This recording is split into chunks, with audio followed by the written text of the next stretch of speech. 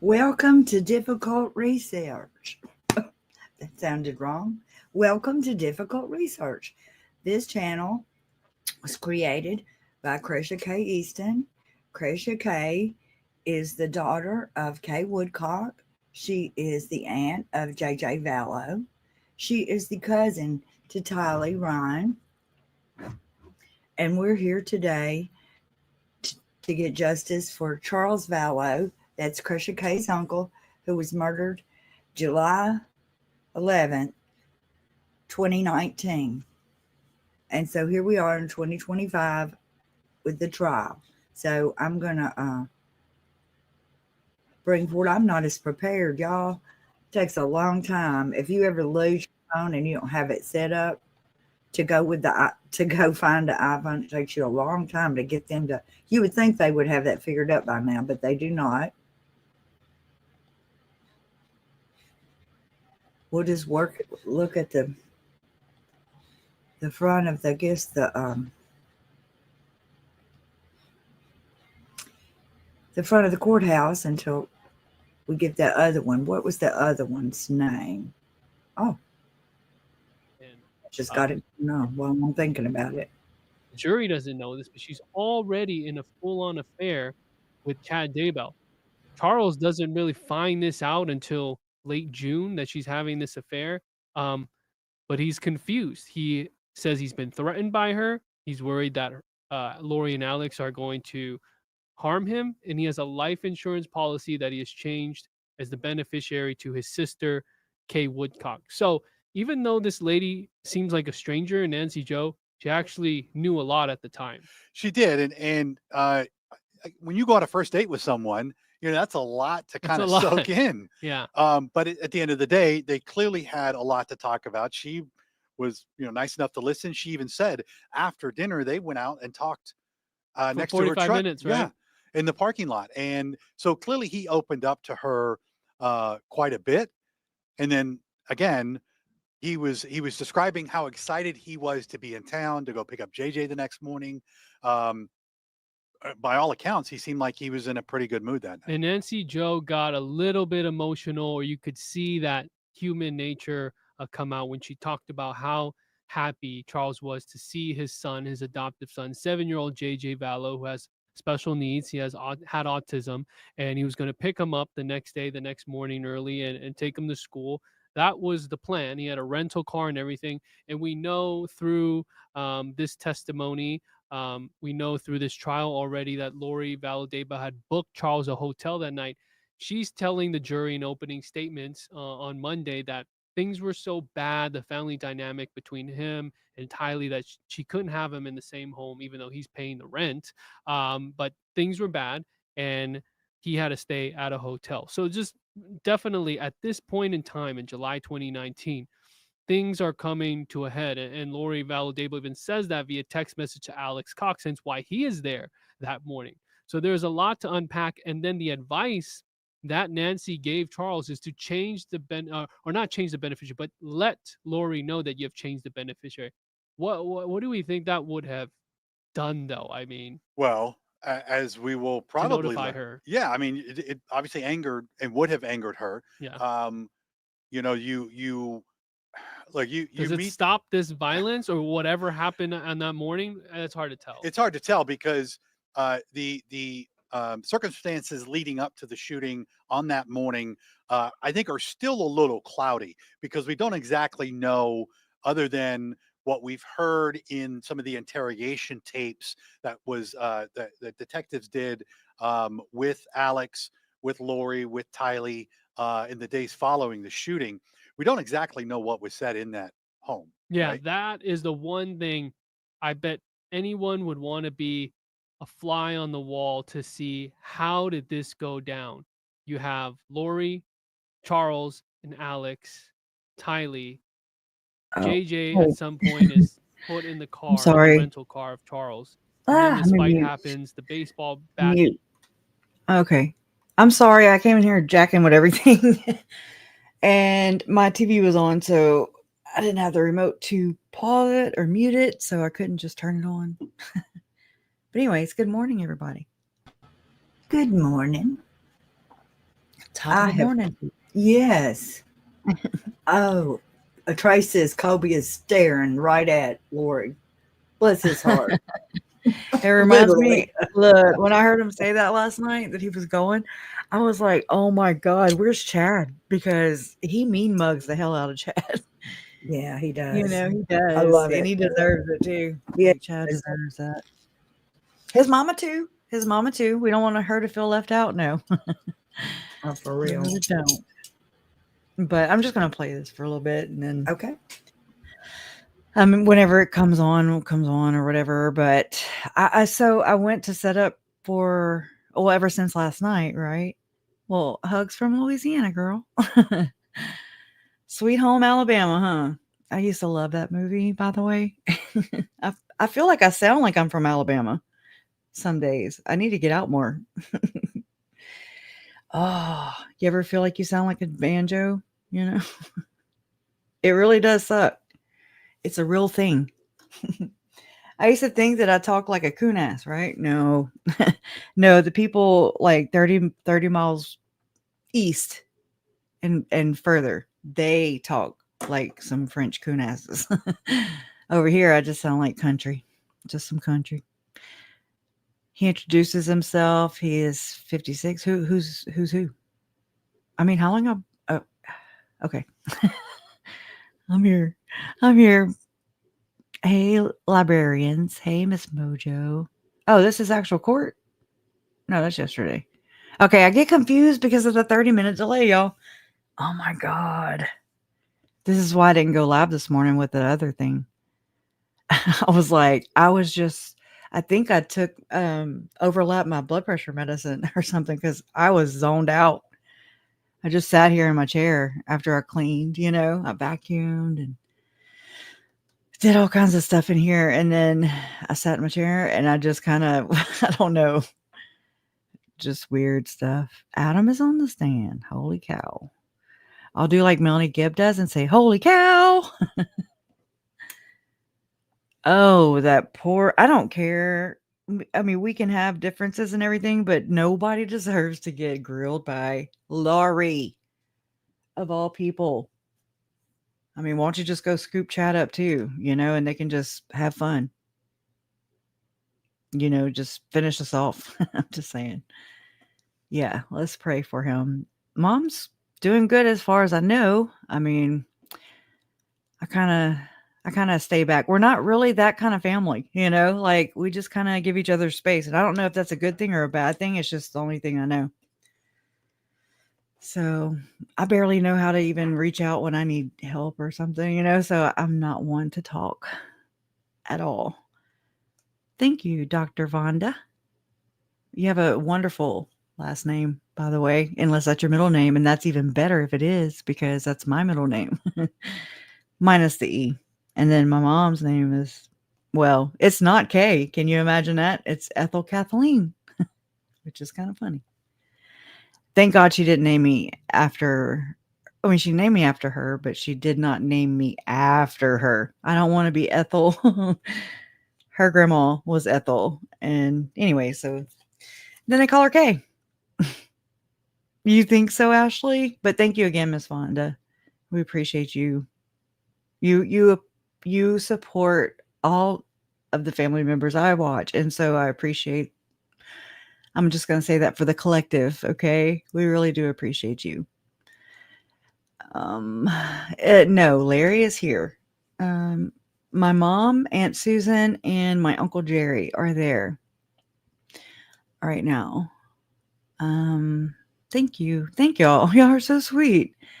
I often I'm like, why are they saying that? But then I realize that, it's trial. And it's like, I guess I'm kind of wore in or whatever. What do you call that? Let's see. This is the third trial in a row. And 3 years in a row, 3 Aprils in a row, usually my birthday. But and Tammy's birthday would have been. Well, not today, but I'm talking about it usually runs through my birthday. uh, let's see. And then anyway, so it just feels like another day. It really does. It's like the same. The only thing that kind of changes a little bit, y'all, is it feels like, you know how whenever the document dump came in, which is what we call it, right? The FOIA request, they just unleashed them, and it was like it's kind of like shell shock like that a little bit. Like to where there's so much information coming in every day and you can't possibly put it all. Like I sat, that's probably why I'm so spaced out right now. I sat there last night before I went to sleep, and I was like, okay, well, I need to do this. This goes here. And then something will play on TV that, and I've seen this clip, I don't know how many times, about 50, 11 times last night. And I mean, which is, I'm used to this, so I totally nerd out on it. And I mean, it's a must if I do, because I go and find the creators to watch, and, so it's in my algorithm. So it automatically plays most times. And it's helpful. It helps me catch things. It helps, me to see other people's perspectives and trace on the case, sending great energy your way so you can share it with all the family and friends. I need to learn how to stop these things. They just keep on trucking. Mm-hmm.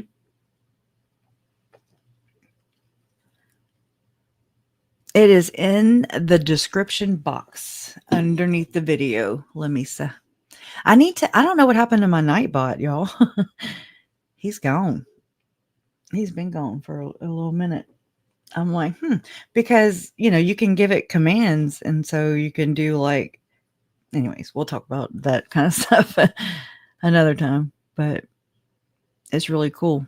I didn't realize that at first. So I saw it on somebody else's stream, and I was like, so that's what you do? Like all the moderators can like prompt it, but I don't know where it went. So I'll have to go chase that down. Add that to my tasks. Well, let's hear Justin then. I'll turn it down a little bit. Yeah, Chad Daybell, who's on death row now, and you guys know the whole backstory there in Idaho. You have Melanie Gibb, Melanie Pulowski, Lori's niece, Zulema Pastenis, and then you have other people like Christina Atwood, Serena Sharp is a witness that's going to be called. Speaking of. And Alex Cox, obviously being Lori's brother and well, the protector in this case. They have. Hey, yeah. So last night I grabbed a stack of papers from in here, or folders or whatever, and I went into my room and I was kind of going through them this morning.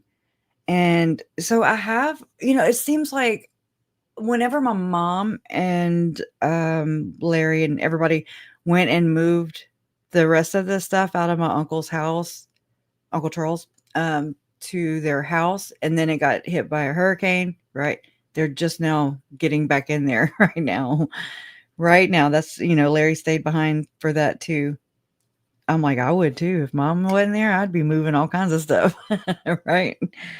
But, so anyway, so I have it's like I have a stack of Uncle Charles's stuff. I mean, it's ranges. Okay. It ranges from like Lori's credit report from 2015 to, I think, I've told Colby this too. I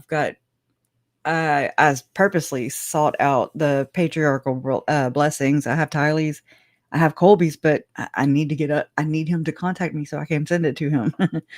And his like school transcript, even just random stuff that, I mean, again, like I said, I grabbed stacks of paper, have like, anyway, I don't have it all together right here because that's why I'm like a chicken right now. But anyway, so I found and it didn't make sense to me before, but then it just, you put two and two together. I've learned since then, since I found these, business cards amongst my uncle's business cards. I even, he had like a note, planner or whatever, and but it's from like 2016, and around the juice business time, if you know what I mean. Anyways, so there is a Gathering Humanity business card, and I'm like, well, mother cracker, you know. And let me grab it and make sure. Let's see. I think I have. Hold on. Let me not talk while I'm trying to do stuff. You know, I have like where he paid for tithing.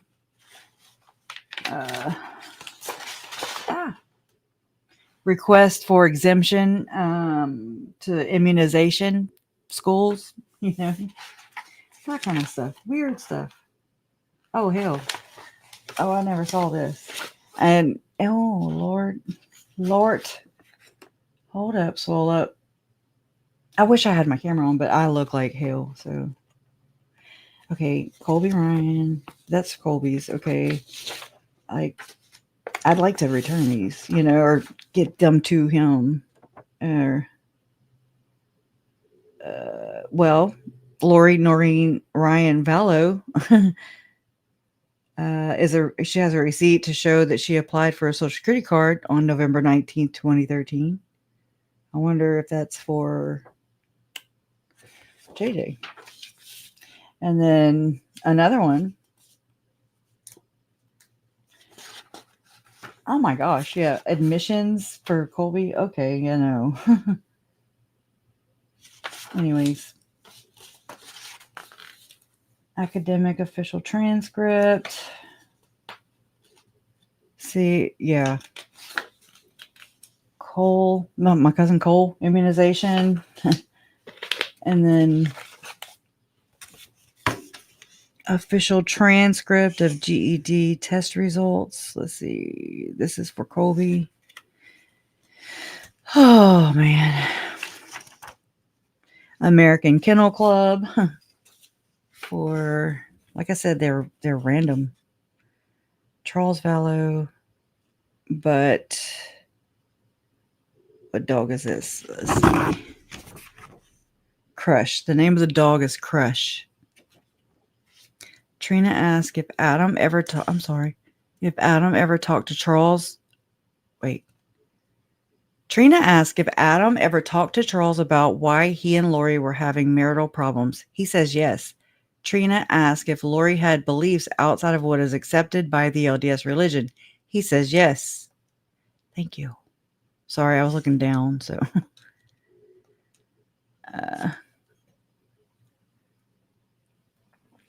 Donna, your picture's pretty. How you got two of you, girl? That's pretty cool. You are very, very, very talented. Oh my gosh. Okay, so Donna put up here, Lori told me, this is Adam. Lori told me she was in the process of translating from a mortal human being to an immortal human being, a celestial state. Trina asked if the LDS religion supports that. Adam says he has not heard of that happening on Earth. Right. Tell your sister right now. Or go get Nancy Joe to tell her. Right? Y'all, I love that lady. I do. I sent her a message via Instagram. I sure did. I just thanked her. Lori, oh, thank you, Trace. Lori told Adam she had more priesthood power than Mormon males. Well, that is called the patriarchal order, my friends. Melchizedek. And then there's the holy order of the priesthood. And that's where my research has brought me all these years. Isn't it so fun? Sorry, doesn't help much, but hey, Shemal.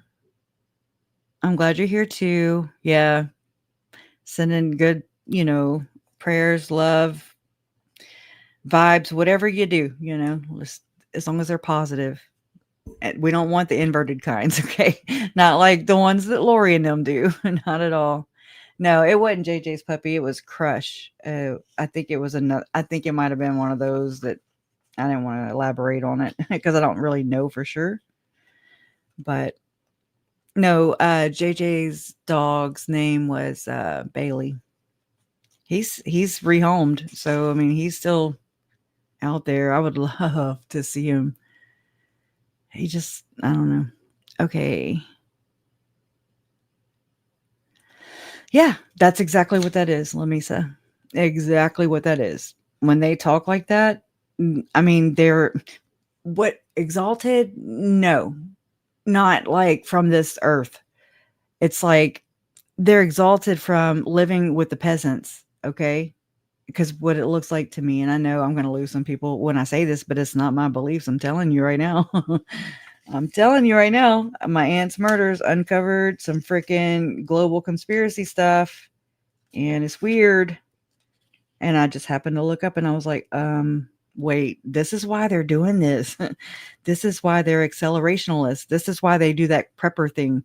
This is why they write the books that they do and scare people. This is why they do this, is because it's this, I don't know. I feel stupid for saying it. So I'll just wait. Adam told family about Lori's delusion. Family said, leave her alone and she'll come out of it. Then Adam was cut off. I mean, like, so the time before, right? And then he came in and then he was cut off again. I think maybe. Let me know if I have that wrong. And then Donna put, Justin says Trina continues to question Adam about the beliefs he says Lori held. He says he never confronted her and let her say whatever she wanted to say. See, now this is where, Uncle Charles would have done a lot better, maybe got out a lot faster with the kids and saving some lives, all of theirs, possibly, if he would have known, what to look for with manipulation, narcissism. It's not just extremist beliefs, I don't think so. I think they feed into each other, though. So, I mean, instead of just ignoring things, and it's just better off to confront them. And again, I'm saying this from somebody who's put things off, and then I'm in a real pickle, so it really sucks. I'm not very confrontational either. I don't like being confrontational, but I will, I will. Hey, Fancy Nancy, how are you doing? Hey, Lori C. Hey, Carolyn A. Hey, Eliza. Gifted one, difficult research membership. Thank you. Hello, Cresha and Donna. Hello, Gloria. Elizabeth. Any reports of Lori's reaction to Adam coming in? She fell down and melted. No. Oh, man. She'd be like, I'm melting. No, she didn't. She didn't melt today, but her face is. Okay, I'm sorry. I'm sorry. It's her Botox is really melting, okay?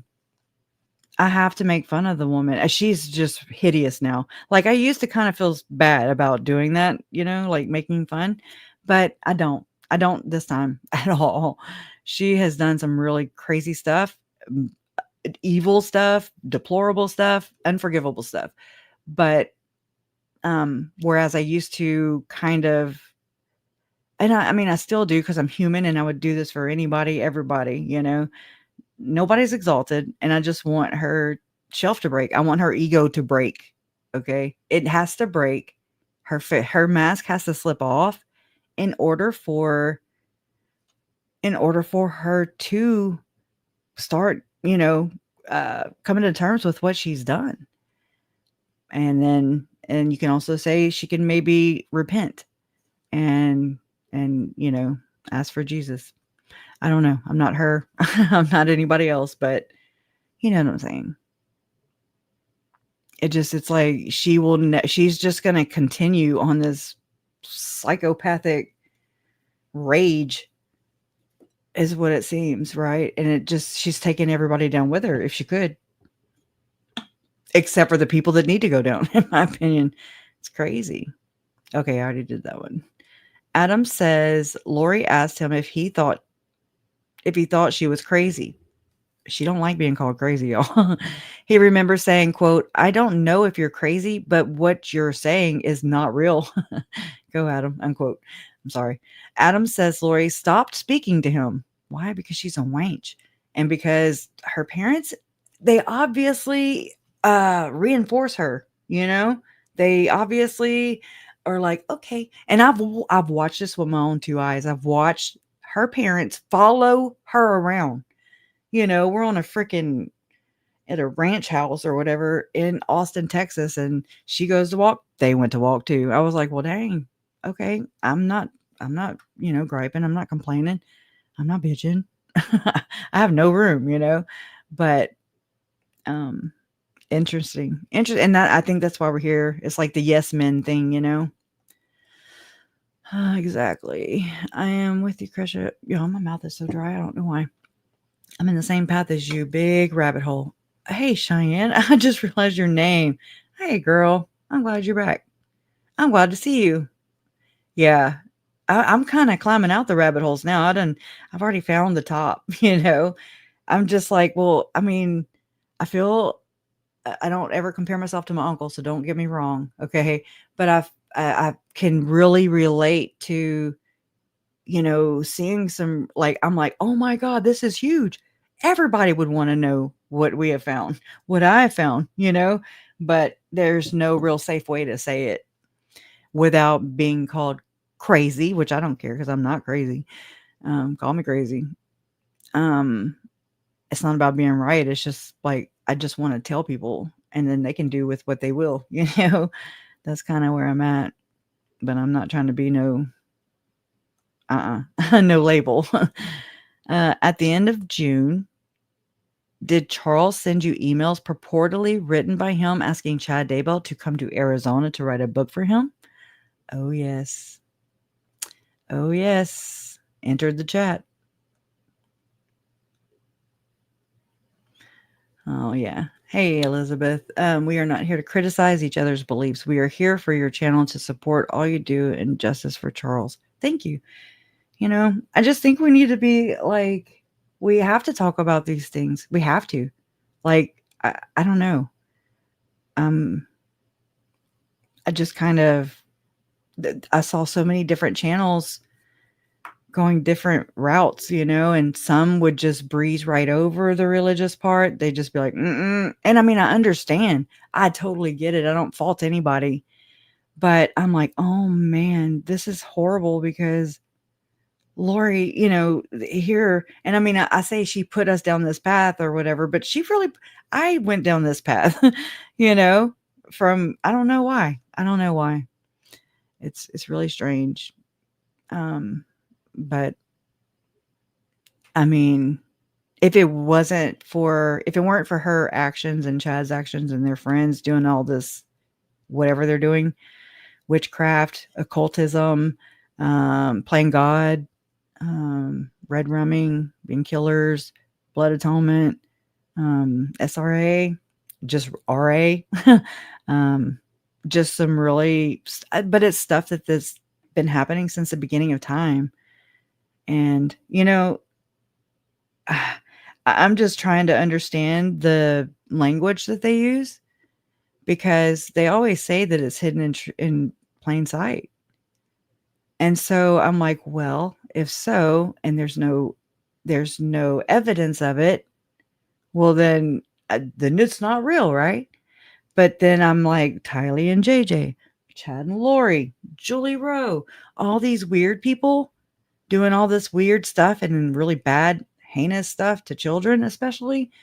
I think we ought to look a little further in there without, like, don't call me nothing. I'm just going to take a peek in, like I'm going to look, I'm going to clear it. I'm going to do a sweep. And I don't think it hurts anybody. I think it's a lot of people with a lot of different motives who maybe don't want us to find things out. One or a bunch. I don't know. I'm not here to, decipher the numbers, but they made the narrative fit what they wanted. Lori and Chad wanted to be together with no kids and lots of money, so they made it fit their religious beliefs. Exactly.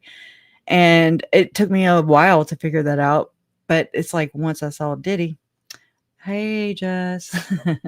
Once I, that's why I dove into Diddy's case so hard. Like I did because I was looking into Tim Ballard, and I mean, it's a trafficking operation, allegedly, and I wanted to kind of see what that looked like, from just a whole different lens. And then turns out they're connected. So there's that part.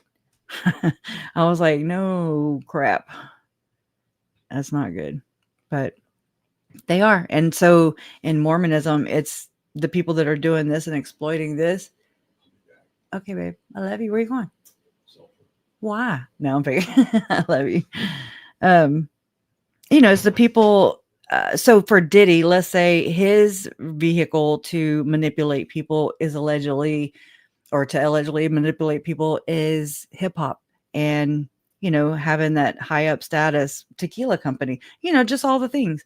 And then, he has people allegedly like surrounding him, and a lot of people will kind of get pulled into things without even knowing, like not really making a conscious, or they're just kind of put into some weird, not positions. That's horrible. I'm sorry. Weird predicaments, weird, places. Hey girl. All right. Thank you. It's not on yet, huh? Or am I tripping? Oh, girl. We need like another screen, huh? We can do like, I almost put my TV behind me today. I ran out of juice right about that time. After seeing the emails, Adam believed Lori was having an affair with Chad Daybell. Adam and Charles talked about it in the courtroom. Lori is taking notes. She's drawing again. Stick figures with little demon horns. Good afternoon. Good afternoon. Adam talking about the intervention. Adam brings up the affair regarding Chad Daybell. Woot woot. Hey, Festus's mom. Yay.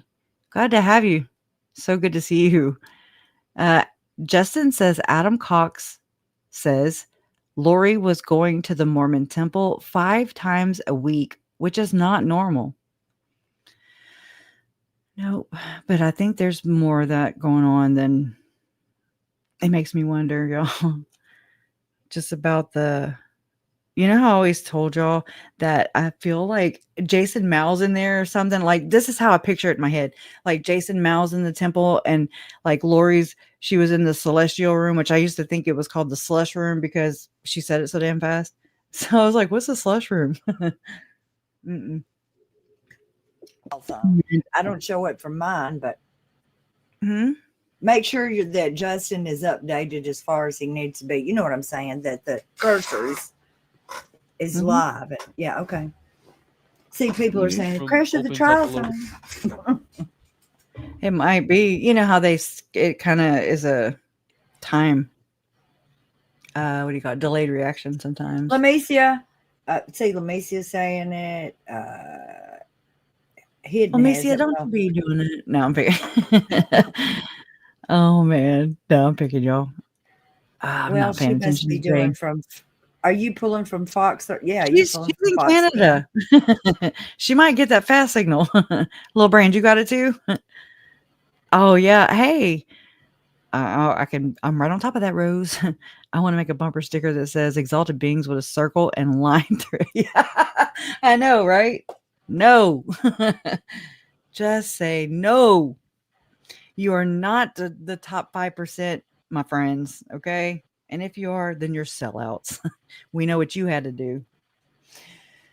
Anyways. Okay, I'm doing a stretch. I'm sorry. All right. It felt great. If anybody wanted to know. So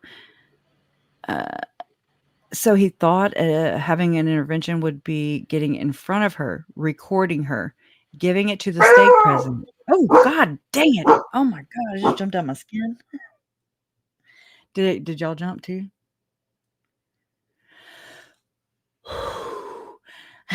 You probably saw a cat or something. Sorry. Okay. Whew. So he thought having an intervention would be getting in front of her, recording her, giving it to the stake president, and having him hear the crazy things she was saying. The intervention was a way to get her back to the mainstream LDS beliefs. Charles asked Adam to help him. Yeah, we're gonna work on this bumper sticker. Hey, love, how are you? All right. Well, so why you work? Justin, the plan was to have an intervention and get Lori to come back to the mainstream LDS thinking. Charles wanted Adam's help with this. Elizabeth says, I'd rather be the black sheep of the family for standing my ground. Yeah, I didn't know that till all this happened. And then I was like, oh, yeah, I am a black sheep. Let me embrace it. This is unfortunately what that happens in narcissistic families, in my opinion. They thrive on people not holding them accountable. Enablers and flying monkeys help them continue. Oh, yes. Oh, yes. Y'all. That's on point. Yeah. And I think there's a lot of families just like this, just maybe not to the extent. Yeah. I don't know why that one's not showing, because he is talking over here. Let's see if you he's put talking. one up and then you took it away. I'm going to put it back up on the stage. I'm trying. It's not pressing. I guess we're both working on it. Okay. I'm going to remove this one. How about that?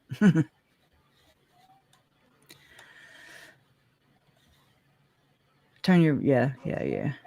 You boss it. Sounds like Lori, but it's not. Okay. Walk around the court reporter here. Have a seat to my left.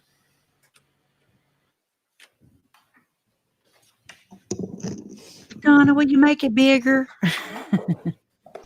Thank you, ma'am. Thank y'all. Thank you. Jeannie. Okay. Sir, would you please introduce yourself to the jury? My name is Adam Cox. How old are you, Adam?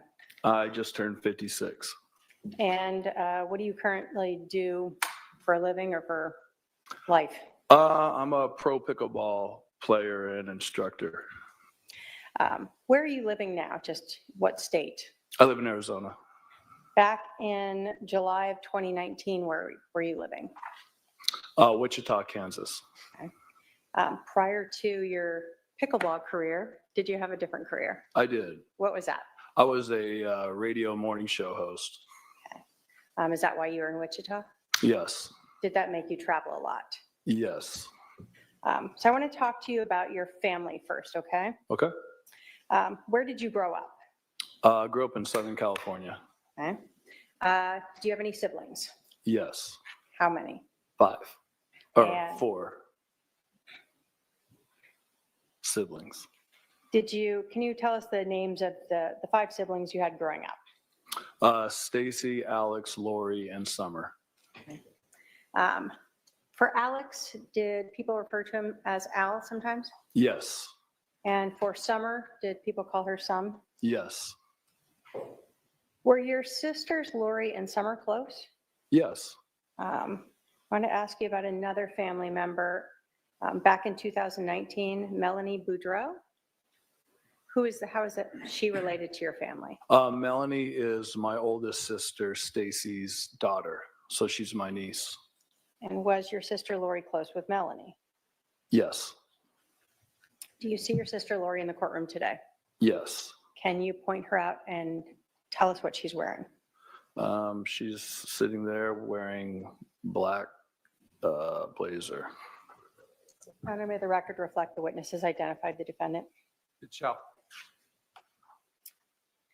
In July of 2019, was your sister married? Yes. Who was she married to? Charles Valow. And so in July of 2019, was your sister known as Lori Vallow? Yes. Do you know approximately how long Lori and Charles were married? I think over 10 years. Okay. Do you know if your sister, since the passing of Charles, married Chad Daybell? Yes. Did your sister Lori, have any children from prior marriages before she and Charles got together? Yes. And who were those? Colby and Tylee. Okay. And were they from the same marriage? No. By July of 2019, was Colby an adult? Yes. Do you have a son, Zach? Yes. Did your son, Zach, ever live with Lori and Charles for a bit? Yes. Did he move in there after Colby moved out? Yes.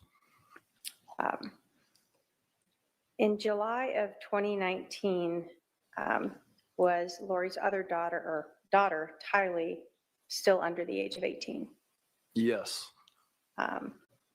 Do you know whether or not Charles helped raise Colby and Tylee? Yes. Did you know if Charles had any children from prior marriage? Yes. Do you know do you know how many children he had from a prior marriage?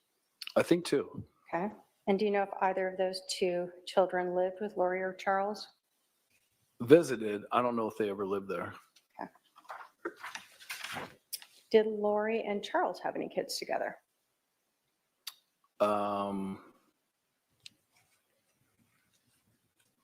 JJ? Was JJ adopted? Okay. So did they adopt him together? Yes. Okay. So in 2019, did Lori and Charles have just JJ and Tylee as their kids living with them? Yes. Did Lori and Charles always live in Arizona? No.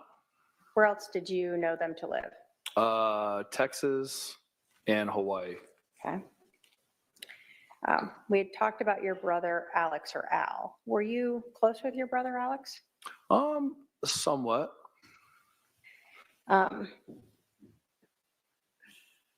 you know where Alex was living in July of 2019? What state? Arizona. And can you describe your brother Alex's relationship with your sister Lori? Were they close? I mean, I don't know if close is the word I would use growing up, but Describe just for us. normal brother-sister relationship, I guess. As they became adults, did they continue to be close, or what do you recall of their relationship? Yeah, over the last, I guess 4 or 5 years. The last 4 or 5 years between them was what? They were closer, they were close for like a year and a half, is what I remember. Before this happened? Yeah, they became oddly close for a while. How about the relationship between Charles and Alex? Do you recall what that was like? Just a normal brother-in-law relationship, I guess. Did you ever know them to do things just the 2 of them? No, I don't have any knowledge of that. Okay. Did your family sort of do a lot of big family events where everyone might be together? Yes. Yeah. Birthday meals, holidays? Yes. Adam, did you grow up a member of the Church of Jesus Christ of Latter-day Saints? Yes. And are you still a member of that? Yes. At some point, was your brother Alex excommunicated? Yes. Do you recall when that was? I think he was excommunicated twice. So I'm not sure the dates or when that happened, but when he was an adult. In 2019, was he still excommunicated to your knowledge? Yes. What does that mean to be excommunicated? It means that you do certain things to where the church it takes away your membership from the church. Are you able to go to temple if you're excommunicated? No. Is that important? Going to the church in our faith is important, yes. Let's talk about your relationship with Charles Valow. Did you and Charles ever text? Yes. Did you and Charles ever talk on the phone? Yes. When Lori and Charles were married, were you aware that Charles would pay for things for the family, like cell phones? Yeah, I heard that there's people in our family that they're on his business cell plan. or car insurance? Don't know about car insurance, but You knew about the cell phones. yeah. Did you know what Charles did for a living? Yes. What was it? He sold insurance. Okay. Did you know what kind of insurance? No, he explained it one time, but he was doing something with school teachers or helping them with their situation. Okay. Did you know whether or not Charles traveled a lot for work? Yes. Was he traveling to other states? Yes. And was that sort of throughout his marriage with Lori? Yes. Okay. Were you aware of whether or not your sister Lori worked prior to marrying Charles? Yes. Do you know what kind of work she did? She was a hairstylist. Okay. After she married Charles, did she continue to work outside the home? At a hair salon? Yeah. No, not that I know of. Was it your understanding Charles worked so she could take care of the children? Yeah, for the most part, yeah.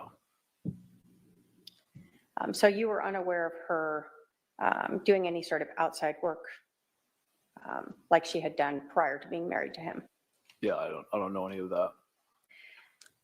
At some point, did you learn or become aware of the fact that Lori and Charles were having some marital problems? Yes. Just yes or no, did you ever talk to Charles about why he and Lori were having marital problems? Yes.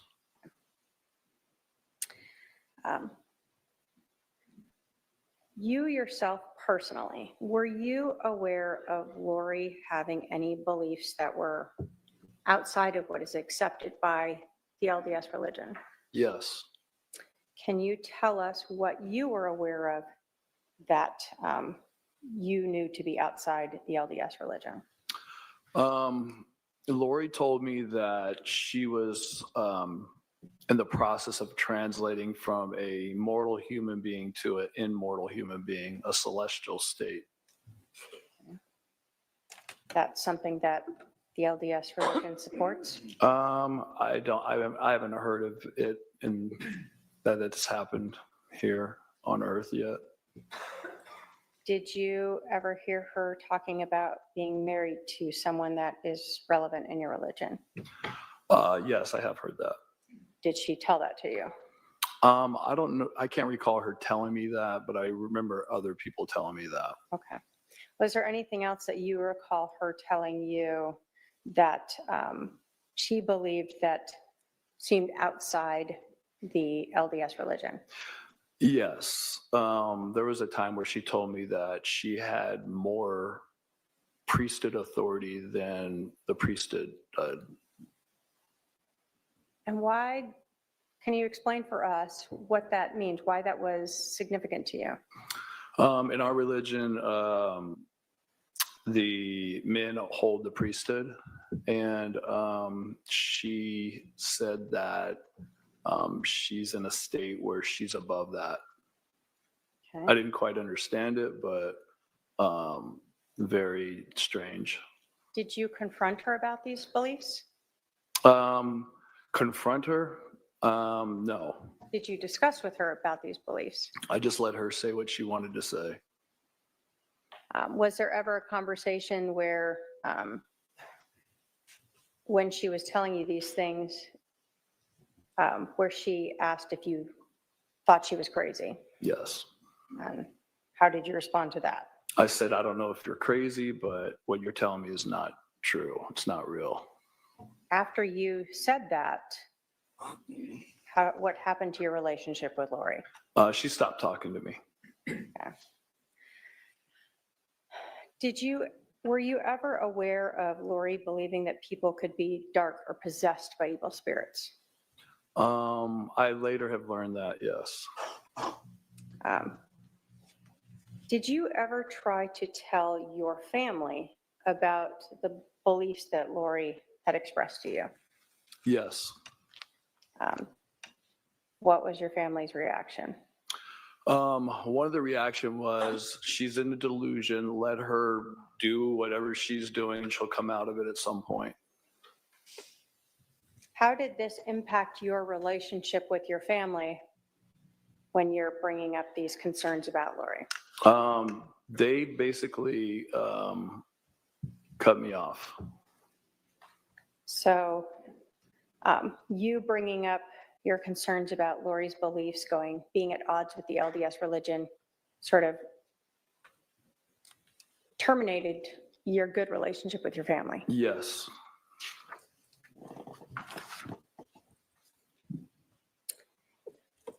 At the end of June of 2019, do you recall Charles sending you some emails that were purportedly written by him asking Chad Daybell to come out to Arizona and write a book for him? Yes. And did you, without going into it, did you review that email? Yes. Did you know Charles, what he had done in his life prior to selling insurance? Yeah, I know that he played minor league baseball. And in this email was the person pretending to be Charles, asking about writing a book about his career. Yes. Was that something you knew Charles was not interested in? No, he's not, or wasn't. After you saw those emails that Charles had forwarded to you, where someone was reaching out to Chad, were they inviting Chad out to Arizona? Yes. After reading that and getting that forward and talking with Charles, did you believe that Lori was having an affair with Chad Daybell? Yes. Did you and Charles spend time talking about that? Yes.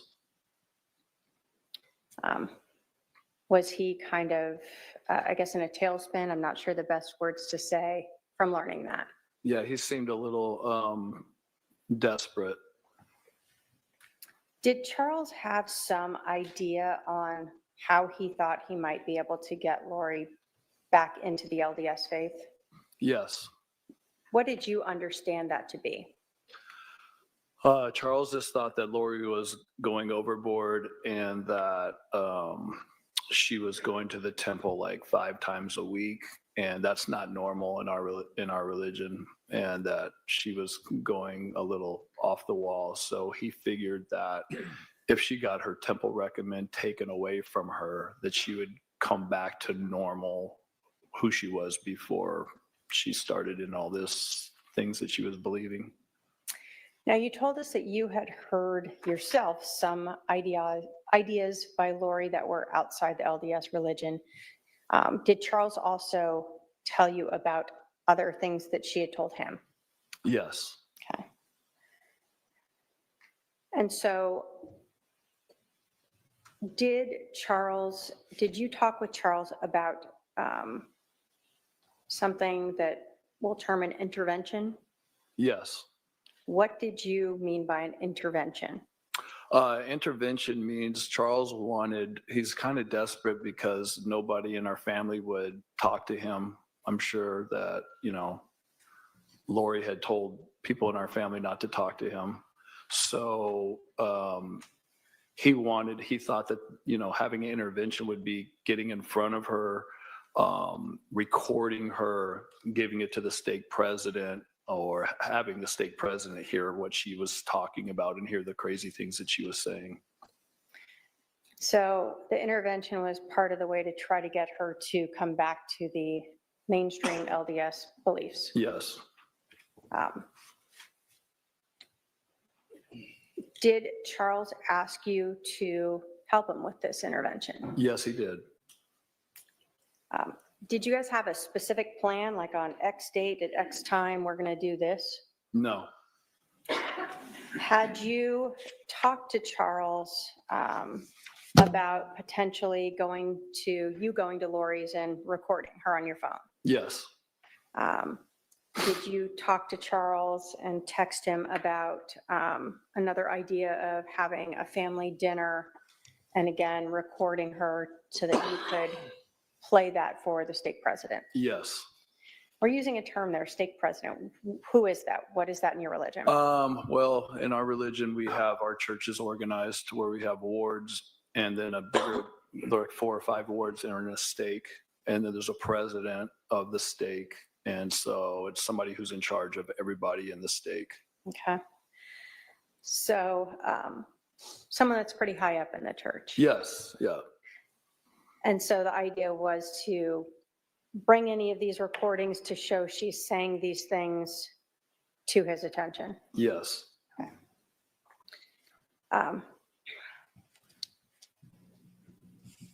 And again, the point of that whole was to just try to take away her temple recommend.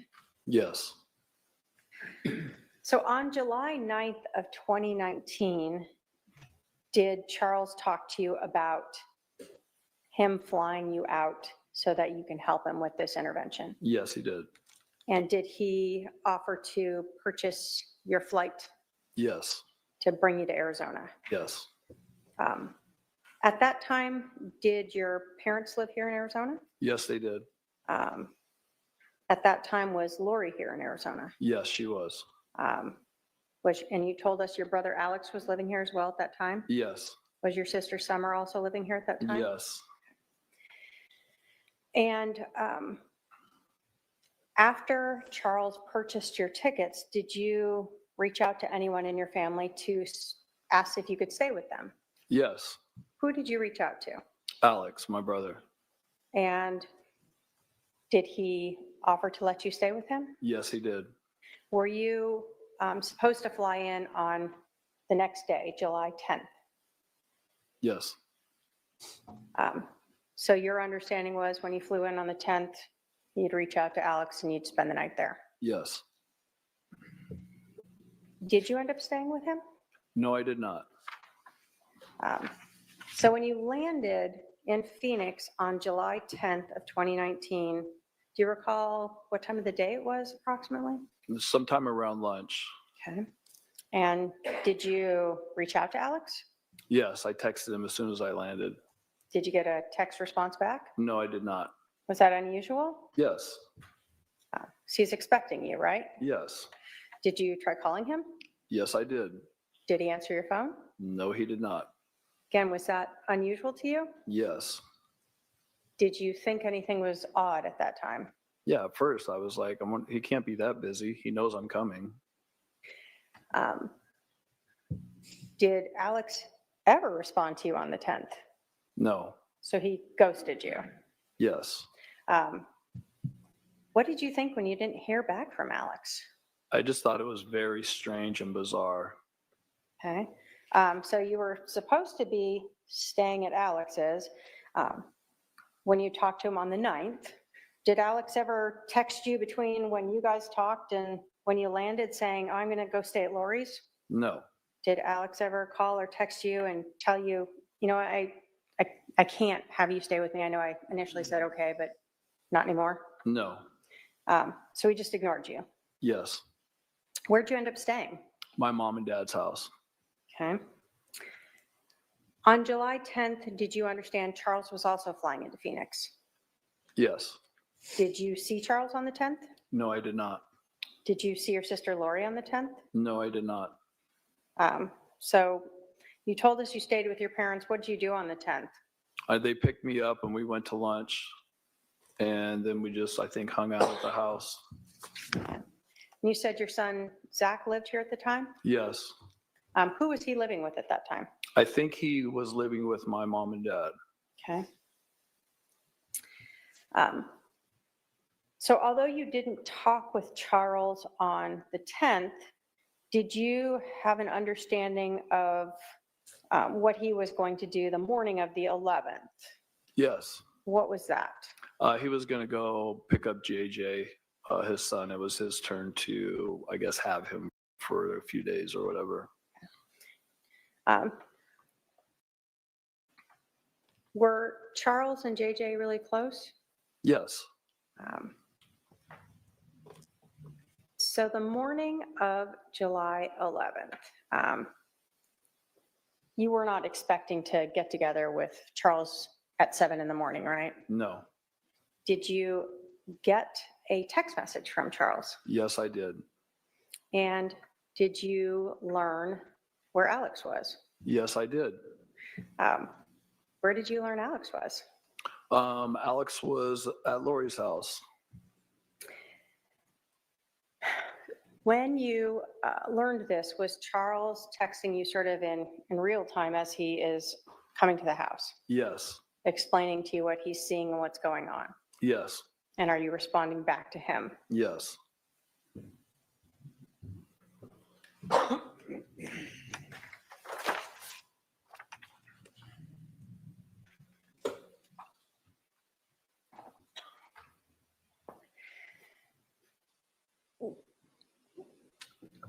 So you're at your mom and dad's house when you start getting these text messages from Charles? Yes. When you learned that Alex was at your sister's, what were you thinking? I just thought something weird is happening because he never answered my text the whole day I was there, never returned a call. And then all of a sudden he said he's at Lori's house. And I didn't even know what to think at that point. I thought something was off. So immediately you knew something was off. Yeah. From the prior day where Alex ghosted you to now he's at your sister's that morning when Charles was going over to pick up JJ. Yes.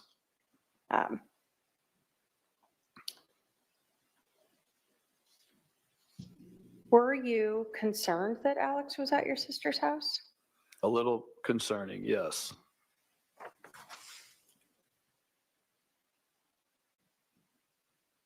Have you seen text messages that you and your brother-in-law Charles had sort of making the flight reservations and leading up to the morning of the 11th? Yes. And were those all messages that you two had as you're trying to figure out how to have this intervention? Yes. And then ultimately, what you are seeing and saying that morning at 7:30 in the morning? Yes.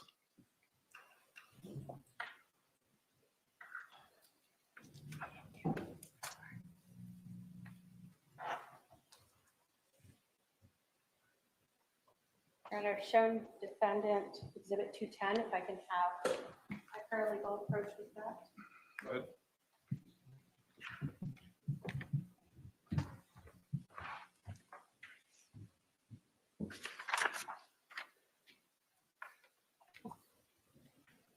Adam, if you can take a look at those and let me know if you recognize those as text messages that you had with Charles, sort of the 9th, 10th, and 11th, as you are interacting leading up to that morning and including the morning of the 11th.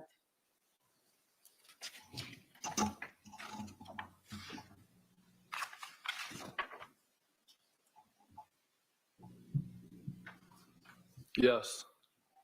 Your Honor, the state will move to admit exhibit 210 pursuant to 8031 as present sense impressions. Yes, Your Honor, we object in lieu of that is a report and not the full extraction. All right, well, may I see that particular objection wouldn't prohibit admission, it would go toward weight, but give me a second here.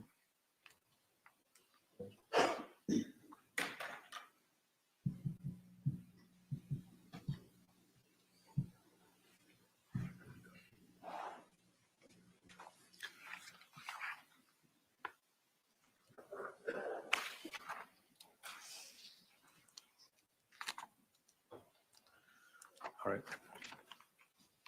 I'll admit 210. And if I may publish it then, Your Honor. If I could have the album, thank you.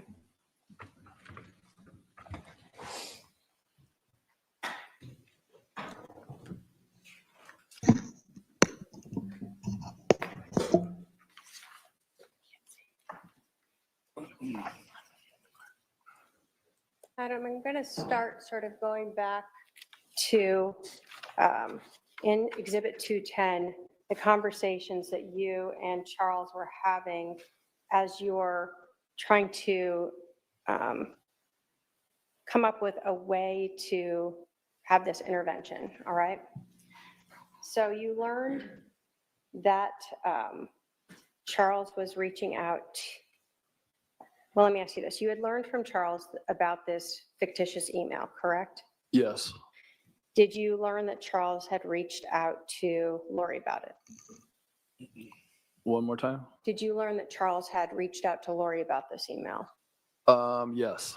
Did you learn that he had reached out to Chad Daybell's wife about it?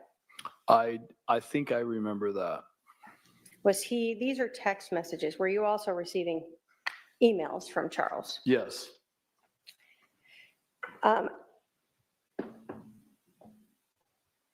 Does this sort of array of messages start to involve where you and Charles are talking about having you come out to Arizona to help with this intervention? Yes. And so do we see on the 9th, you letting him know that you could fly out tomorrow and come home Saturday or Sunday? Yes. Do we see as you continued on, he tells you that he could fly you in on Southwest, and he's telling you he's just right now landing in LA, right? Yes. And you knew he traveled a lot for work. Yes. When we get to the 9th at 9:11 a.m., did you get a message from Charles about how you were going to get everyone together without Lori knowing that you're going to have this intervention? Yes. And is that one of the ideas where you indicated that I'll go see Lori at her house and have a talk with her and keep your phone on record? Yes.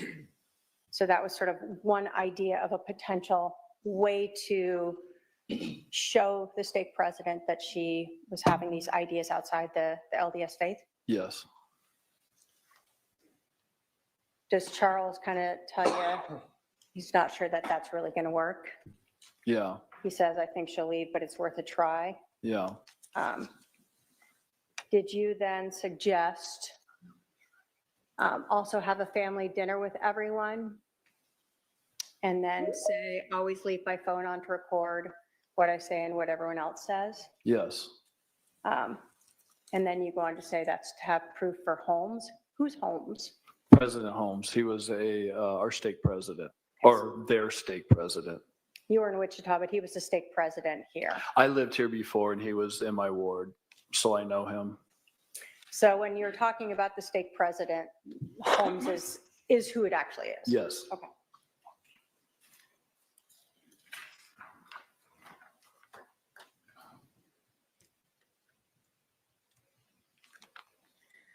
On the 9th,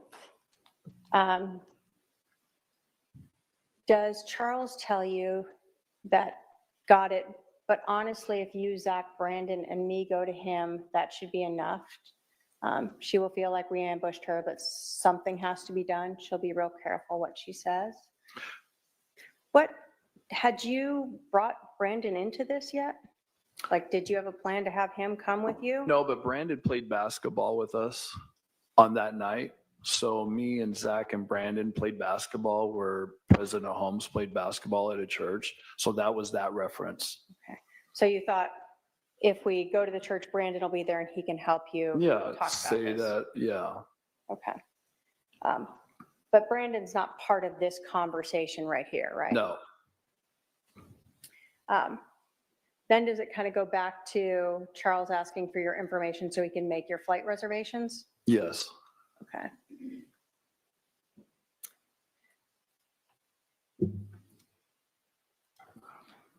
Then at 1:13 p.m., does Charles let you know that your flights are booked and that he emailed that to you? Mm-hmm.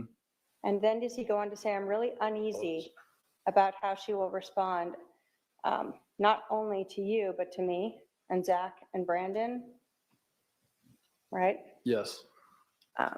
In talking with Charles, And this intervention, was there a constant concern of how she would respond to trying to take away her temple recommend? Yes.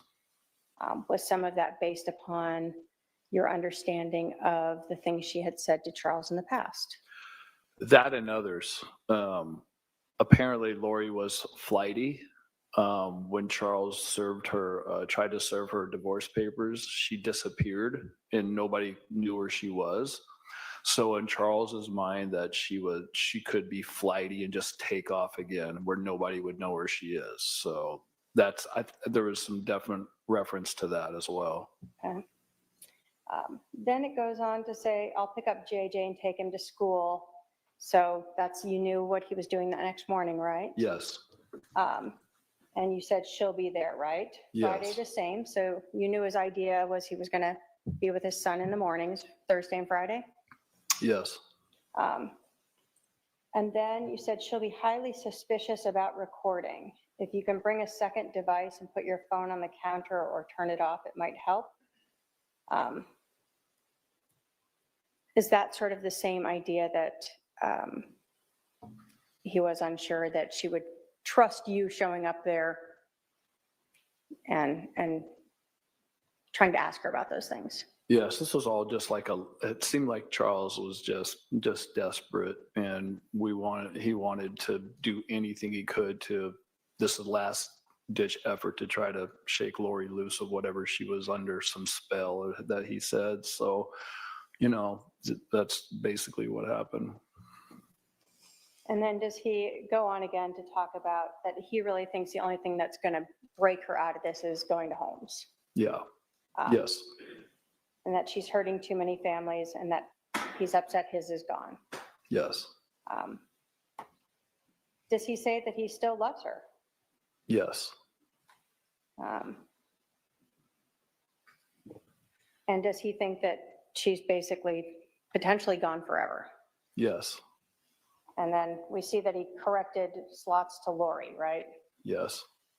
Typo? Yes. Lots of typos. On July 10th at 3:34, do you get a text from Charles asking if you're in Phoenix? Yes. And do you respond, yes, you're going to Summers, and that you'll call him? Yes. And then does Charles let you know he's got a meeting, but he'll try to call you before he goes to see Lo? Who is Lo? Lo is Lori. So people would call her Lo or Lolo? Mm-hmm. Yes.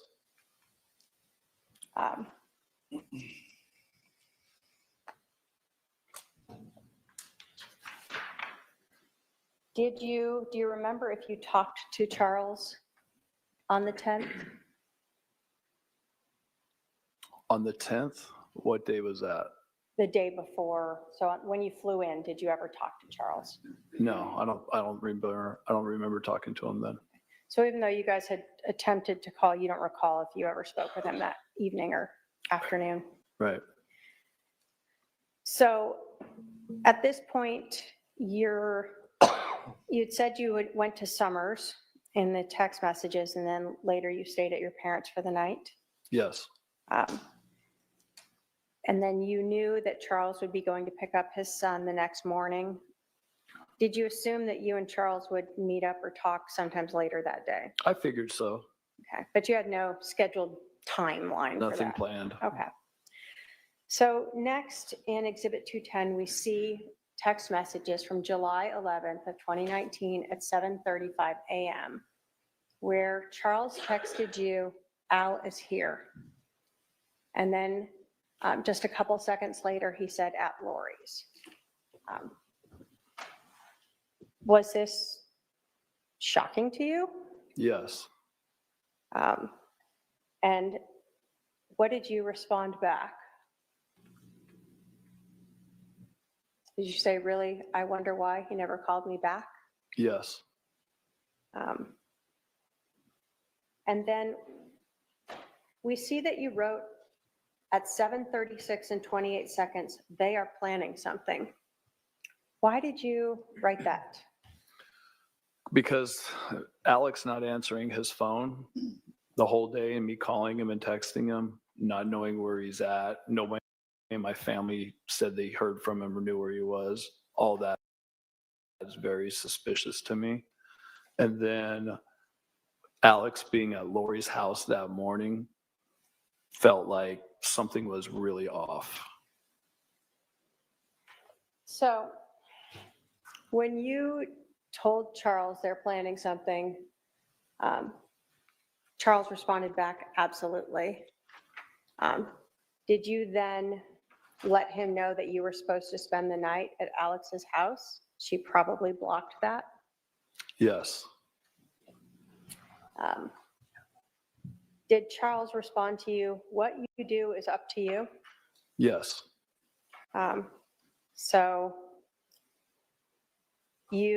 were you kind of upset at your brother for telling you you could stay with him and then ghosting you, ignoring you? Yes.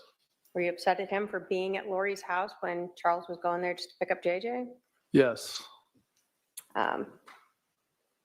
Did you then text him, I'm going to put the pressure on to have him come get me right now, see what he says? Yes. Did you in fact text your brother? Yes. Did he respond back? No.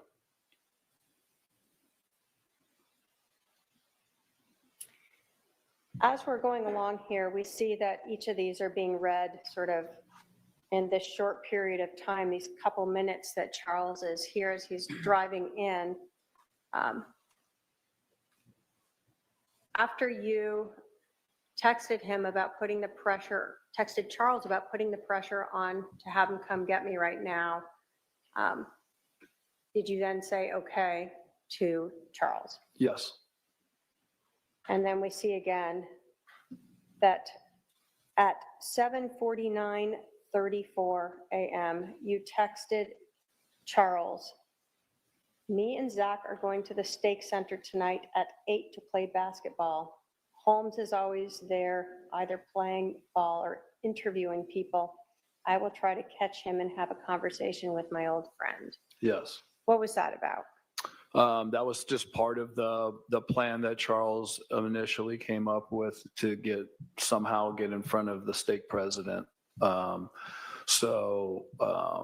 night, he's the stake president. He interviews people for Temple Recommends and also plays basketball afterwards. So that was just a thought of maybe this could be something that we could do to help with that situation. Okay. Now, up until 7:37 and 7, you had been interacting with Charles, right? You would respond and you were getting some text messages back from him. Yes. We see after 7:37 where he texts you, what you do is up to you, that he didn't respond back to any of your other comments, right? Right. So when you sent him at 7:37 and 29 seconds that you're going to put the pressure on him, you meant Al? Yes, Alex. To come get you.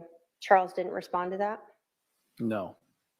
And in fact, it shows that that message was read at 12:13 p.m. versus the earlier messages that were read sort of right in time. Mm-hmm. Is that yes? Yes. And when you told Charles that you and Zach were going to go to the Stake Center to play basketball and see if you could find Holmes, did you get a response from Charles? No. And again, we see that that was read at 12:13, correct? Yes.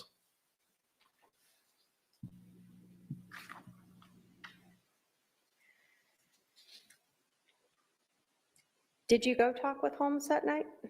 I went to go play basketball, but he wasn't there. Was it just you and Zach? Yes. During the day of July 11th, at any time, did you learn that Charles Valow had been shot? No.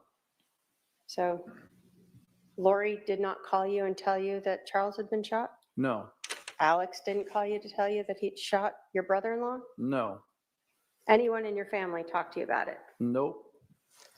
How about the next day, Friday, July 11th? Did Lori tell you Charles had been shot? No.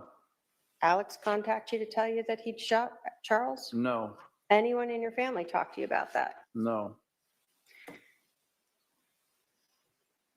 Did you decide to go visit a friend in Tucson on Saturday the 13th now? Yes. What were you going down there for? Going to see my friend Eric. And did anyone come with you? Yes, Zach did, my son. Okay. When you went down there, did you talk with Eric about what's going on? Yeah, I just thought it was really fishy that I heard from Charles. And I didn't know if he took JJ and just was having one-on-one time with JJ. I didn't know if Lori and him were getting back together and Lori told him not to talk to me. Or my mind was spinning. Like I had no clue what was going on. Had you talked to any of your family about it? Were you still keeping that intervention thing secret from them at that point? No, at that point, but I think my nobody had heard from. I asked if anybody had heard from Alex, and nobody said that they heard from Alex in my family. But at that point, I was there spending time with my son Zach. Also to help Charles with what he wanted to try to get an intervention with Lori, and also to see my friend Eric, because I live in Wichita. So I was trying to do 3 things at one time on my short visit. So on the 11th or 12th, though, were you still keeping that sort of secret that you and Charles had been wanting to do an intervention on Lori? Yes. You weren't telling your family, like, I don't know why we're not doing this. Charles asked me not to tell anybody. And was that actually sort of a message you guys had talked about of who in your family might prevent any type of intervention? Yes. And who in your family were you guys concerned with if they learned about the intervention might try to stop it? Mom and Dad, Summer. Alex, too? Alex, yes. So even though you're here and you're seeing your family and you're seeing your son, you don't want to tell them a lot about Charles because you're trying to still keep that quiet in case he does want to go forward with it. Exactly, yes. So you're in Tucson and you start talking to your friend about Charles. Yes. Do you learn at some point that Charles has been killed? Yes. I was talking with Eric saying something doesn't feel right. I haven't heard from Charles, and usually he would text me or send me a message or something. And then Eric asked me, he goes, well, what's his last name? And I said, Valow. And he was on his computer and he just Googled Charles Valow. And he said, it popped up that he's been killed by his brother-in-law. So you learn this. What is going through your mind now? Just everything, chaos. I had a knot in my stomach. Just probably one of the worst feelings I've ever felt in my life. Obviously, you had been concerned that something was being planned when you told Charles that on the morning of the 11th, right? But well, not that. Not that, but yeah, it felt like something was off. Why Alex would be at Lori's house that morning. Did you know your brother Alex to carry guns with him? Yes. Did he regularly go shooting with guns? Yes. Okay. Prior to Charles being shot and killed, did you ever tell Lori that you were going to be trying to do this intervention with her? No. Prior to Charles being shot, did you ever tell Alex, hey, I'm going to stay with you, but we're trying to do an intervention with Lori? No. What about your parents? Did you ever tell them you were going to try to do an intervention? No. Your sister Summer? No. So if your sister told detectives a couple hours after Charles was shot that she was confronting Charles about you and Charles talking and texting, it wasn't something that you told her about? No.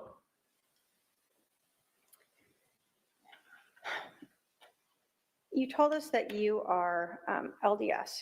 Have you ever taught Sunday school? Yes. Um, Can you tell us about the story of Nephi? Nephi? Mhm. Well, Nephi was a prophet in the Book of Mormon. It's the first chapter. He was a prophet, very humble and faithful servant of the Lord.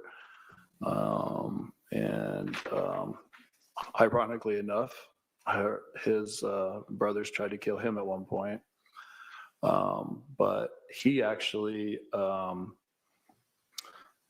ended up going to Jerusalem to get these plates back, and he was run off, came back, and then went back again because the Lord asked him to.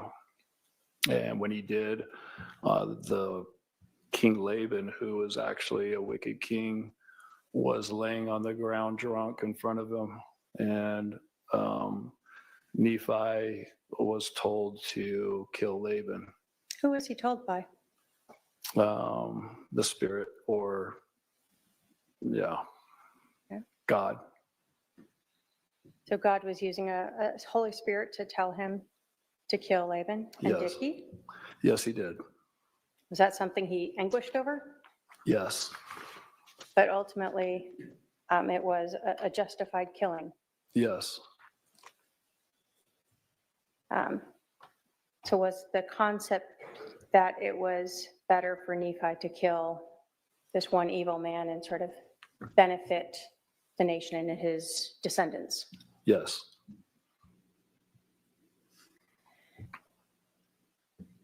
Were you aware that that your sister had told people that Charles was possessed by evil spirits? Yes. Were you aware that your sister had told people that your brother-in-law Charles was dark? Objection. Calls for hearsay. It's whether or not he was aware of it. Whether or Yes not or he's no? aware, he can answer yes or no. Yes.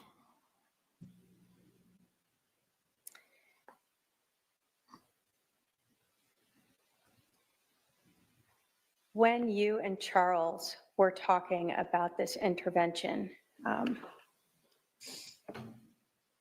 were you trying to help your sister come back to mainstream LDS beliefs? Yes. So it wasn't just Charles, but also her. Yes. You told us that your friend had Googled and learned that Charles was killed. Did you know at that time it was by your brother Alex? That's what the article said. So yes, he told me that. What did you do after you learned that? Freaked out for a little bit, cried, didn't know what to do. Thought my world was coming apart.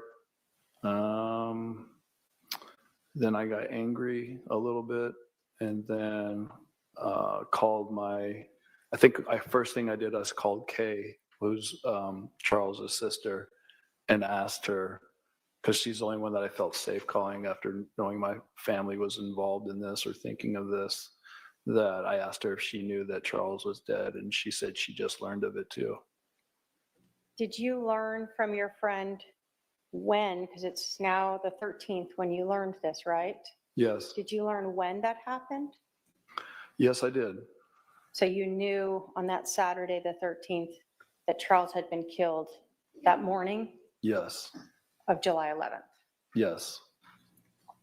Did you ever come back to Phoenix and confront anyone in your family about this or talk to them about it? Yes. After I talked to Kay, then I called my mom and asked her if she knew that Charles was dead. And she said yes. And I said, what's going on? And she said, you tell me what's going on. And at that point, I thought that was bizarre that she would say that. So I said, well, we need to sit down and talk. And she said, yes, we do. And so me and Zach got in the car and drove back to Phoenix. Did you go to your mom's house? Yes, I did. Did that conversation go well? No. Did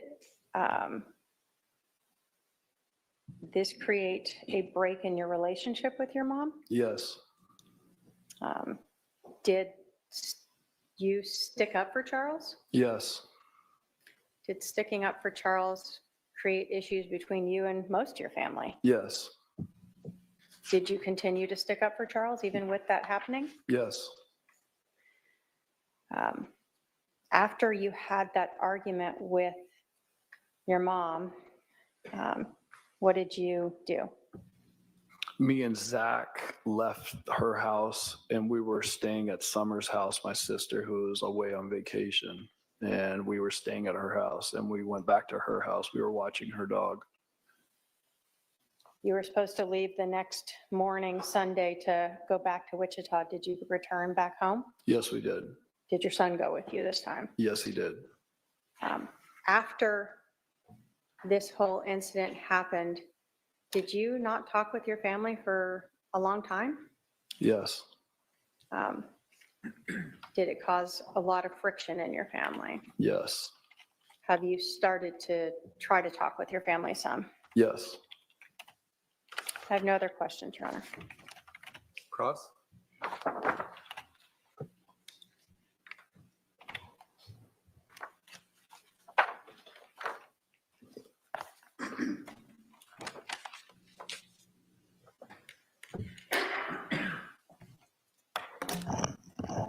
Mr. Cox, how long has it been since we've seen each other in person?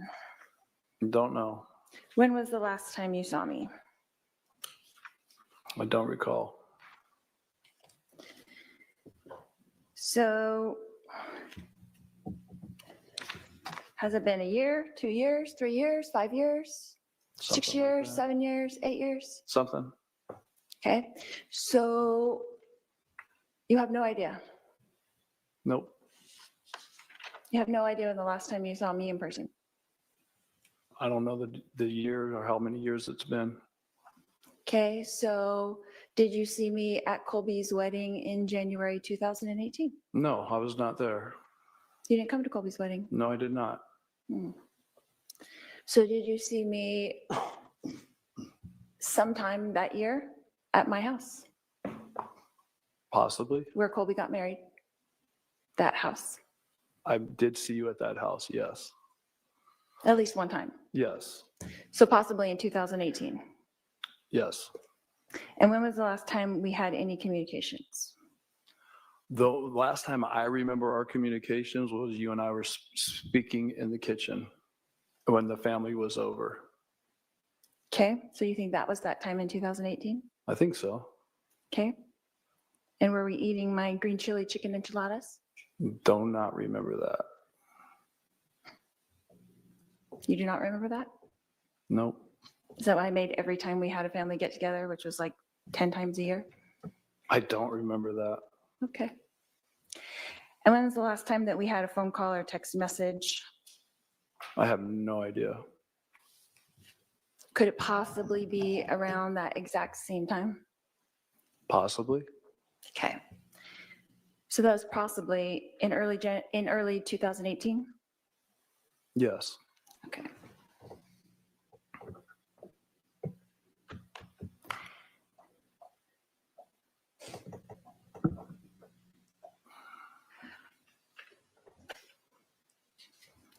Who do you think initiated the final communication in our relationship? Who concluded it? Yeah.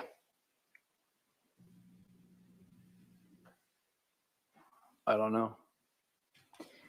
So right now it's 2025, is that correct?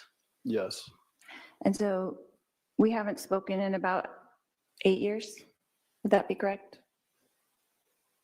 It's probably 7 or 8 years. Okay. So would you say up until that point that how often would we communicate before that? Before what? Before 2018? Probably on a regular basis. Once a month, twice a month, 3 times a month. Like a call or a text message? Yes. Just keeping in touch? Yes.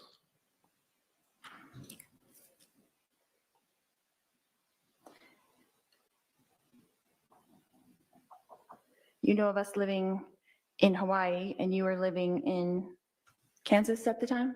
Yes.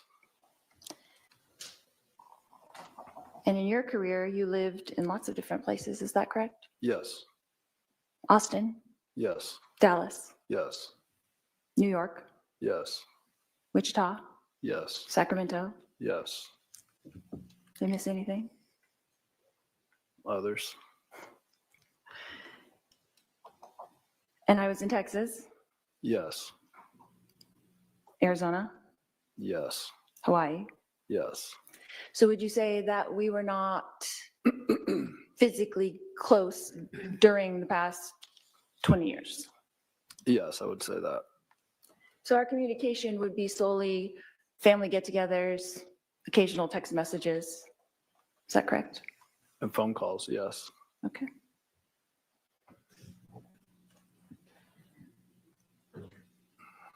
So, Mr. Cox, did you see or hear or personally witness me conspire with my brother Alex Cox to murder my husband Charles Valow?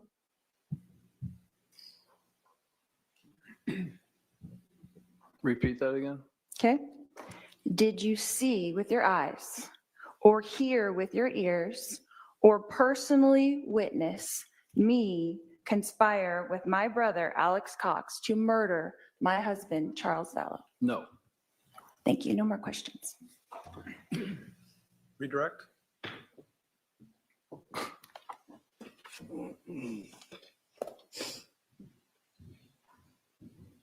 Have you talked to your sister since Charles was shot and killed? No. So since that happened, you cut off all communications with her? Yes.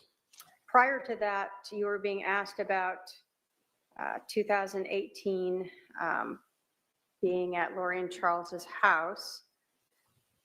Was that the time where Lori told you she was becoming a celestial being? Yes. And the time where she was telling you other ideas that were not in line with the LDS faith? Yes. After you had heard those statements by your sister, you told us that she had asked you if you thought she was crazy, right? Yes. And you had responded back how? I don't know if you're crazy, but what you're telling me is not true. After you told her that her beliefs were not true, did that sort of end your talking with her? Yes.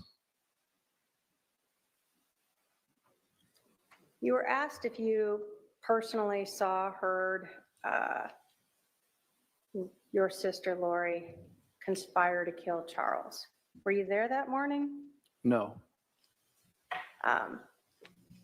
Were you the person who was supposed to, though, be with Alex on the 10th into the morning of the 11th? You spent the night with him? If I would have spent the night with him, yes. So that stood out to you because you had made plans with your brother, right? Yes. And instead, you learned he was at Lori's house. Yes.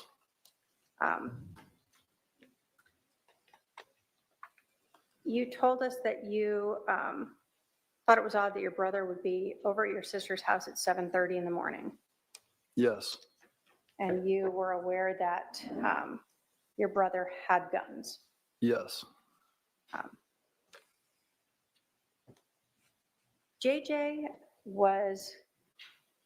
Charles was going there to pick up JJ, right? Yes. And so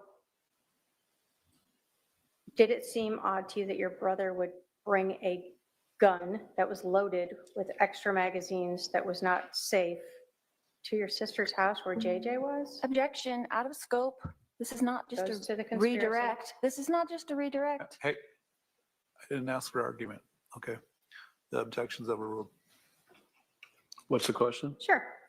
Did it stand out to you that your brother, who knew JJ, would bring a loaded gun and extra ammunition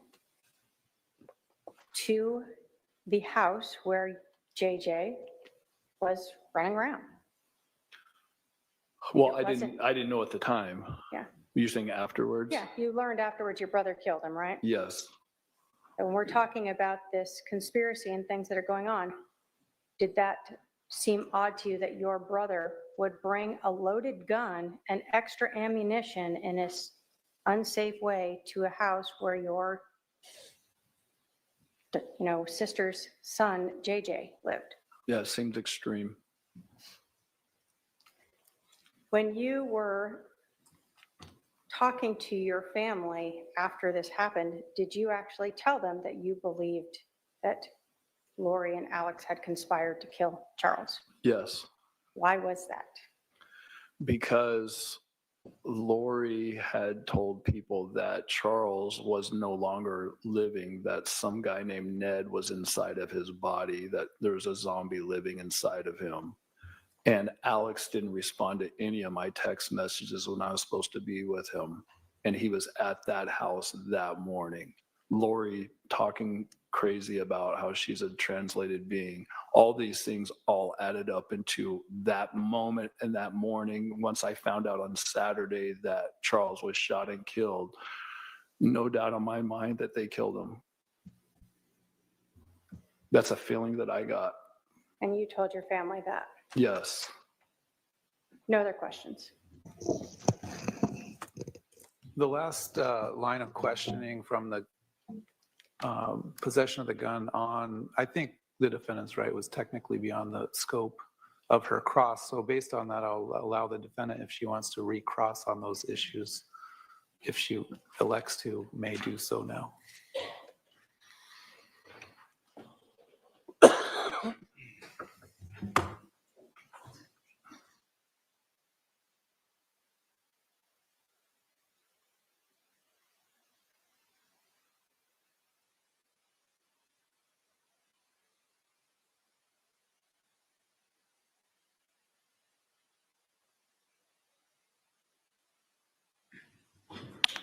No questions, Your Honor. All right, are there any questions from any member of the jury?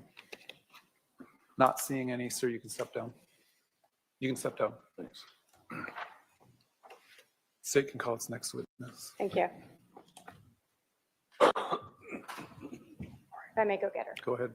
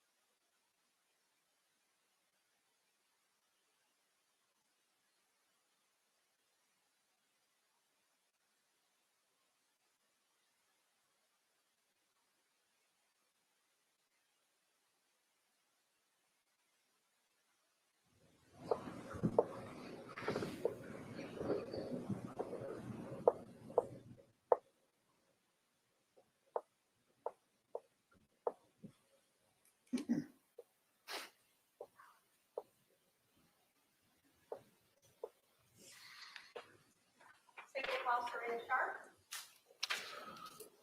All right, you're going to come right up here. My clerk will swear you in. You're going to stand right here.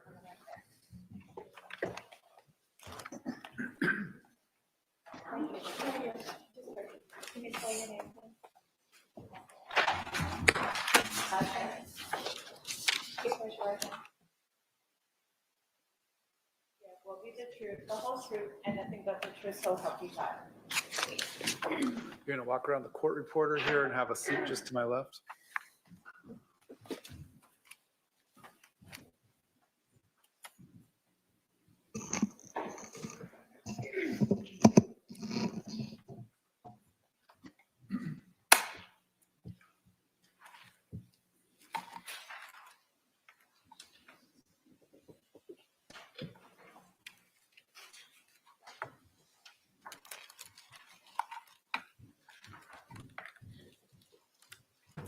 Thank you. Would you please introduce yourself to the jury? My name is Serena Sharp. I'm going to have you pull in a little or move the mic down a little closer to you so we can hear you. Thank you. How old are you, Serena? How old am I? 51. And where are you living currently? What state, what city? Arizona, Queen Creek. And where did you live back in 2019, 2018? Connecticut.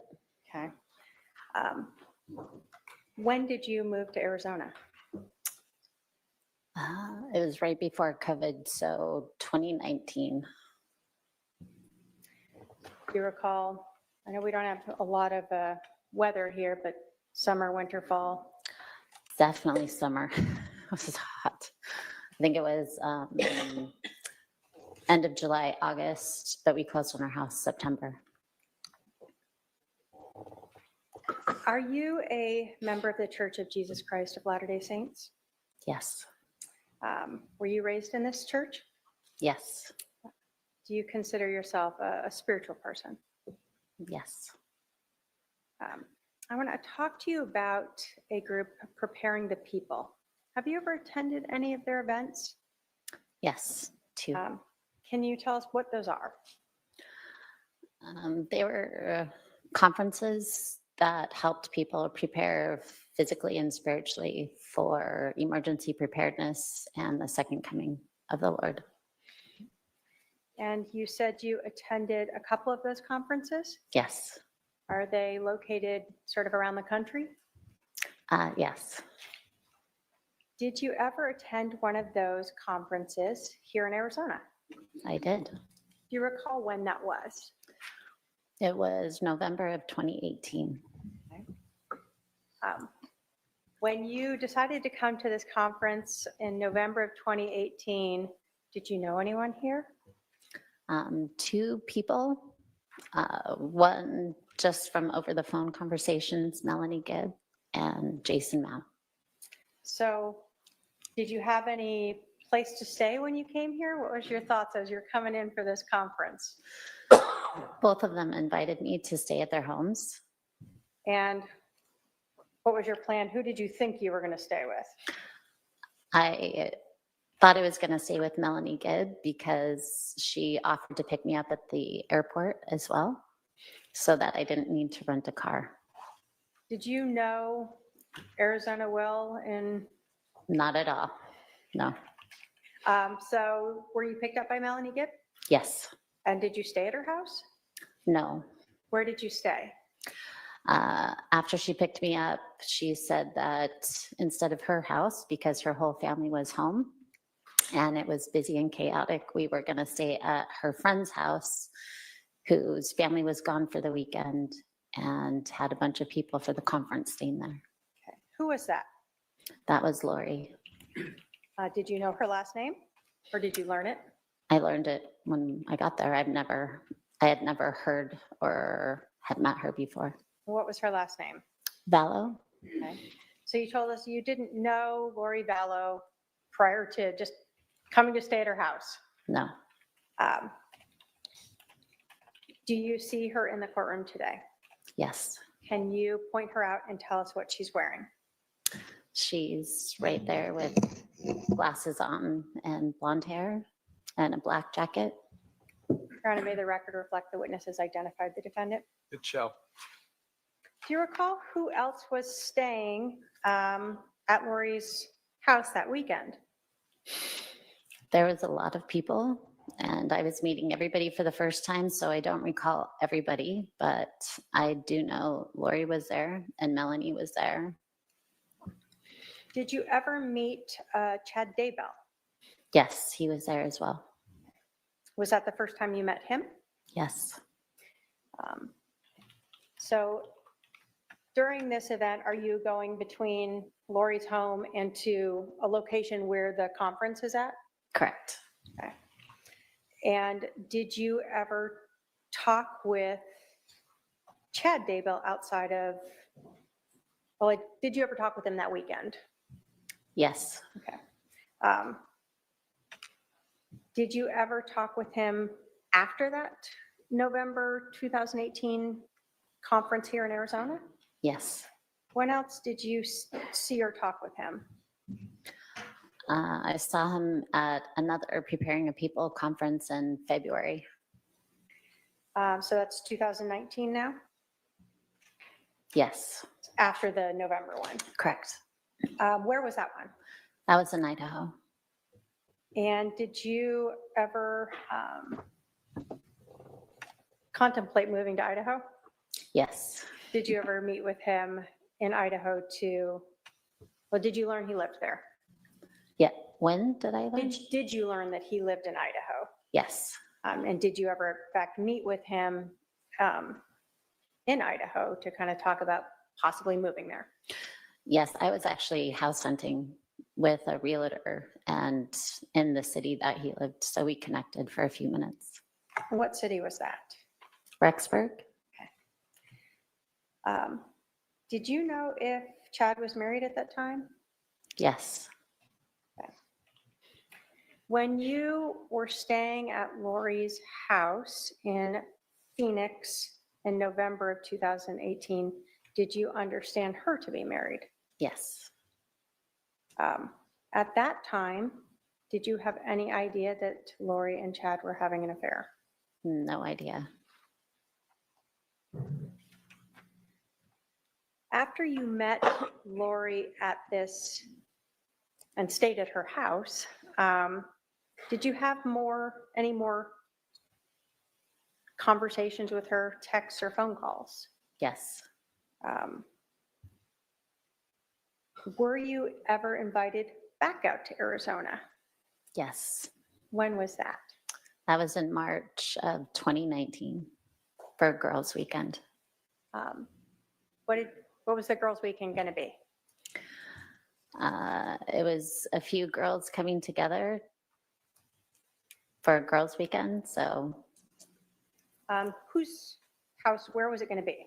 that was at Zulema's house. And I think from my memory, she's the one who invited me and started that Girls Weekend idea. Had you met Zulema before? Yes. Where did you met her? I met, it's vague, but I think I met her at the first Preparing a People conference I came to, which was the November 2018 here in Arizona. Okay. And had you talked with her as well between that November time and when you came out in March? Yes. Who else was part of this Girls Weekend that you recall? It was Lori and Melanie Gibb, Zulema, Christina, Nicole, and myself. I think that's it. Okay. Now, were all of you women members of the LDS Church? Yes. During this time, did Lori ever tell you things about her beliefs that seemed to go against what you understood or what you were taught through the LDS Church? Yes. Did Lori ever tell you that she did not need to repent? Yes, she did.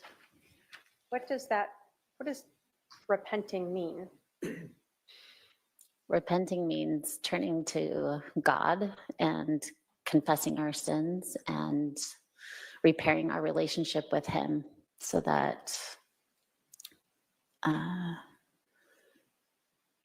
He can take on our sins for us and we can become better people through Him and seek His forgiveness.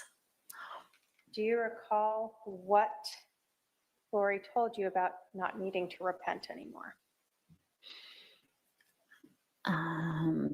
What I remember is she's had a couple of verses in the Bible that she pulled out and read and then said, I believe something to the effect of, I believe we don't need to repent anymore. Did that stand out to you? Oh, yes. Yeah. Was that That was concerning shocking. to you? Pardon? Was that concerning to you? Very. I think you just said you were shocked by it. Yes. It was that against your religion. Correct. Did she ever express to you and this group that all of you might not need to repent? I don't remember the specifics of it. If she was trying to apply that to us or just to her, I don't remember. I just remember she said we, or generally, I don't remember the specific words she used, but that there was not a need for repentance anymore. Do you recall, have you been interviewed by the police a couple different times? Yes. Do you recall being interviewed in April of 2021? Was that was the Chandler Police At the Department? police department instead of at your home? Yes. Do you recall saying to the detectives then that she said, we don't need to repent anymore. We've come to that stage.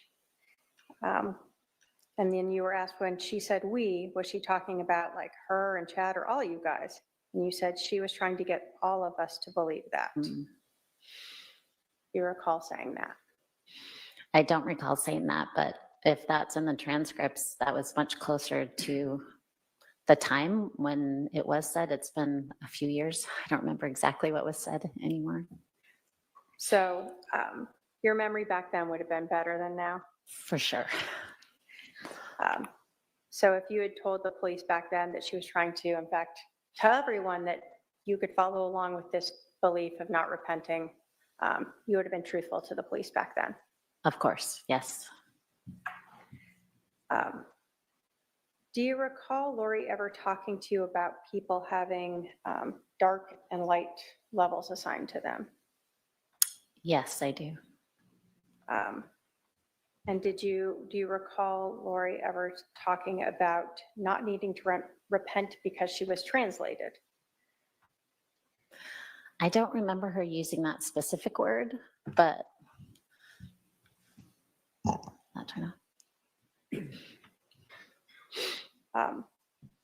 What do you recall her saying with regards to that?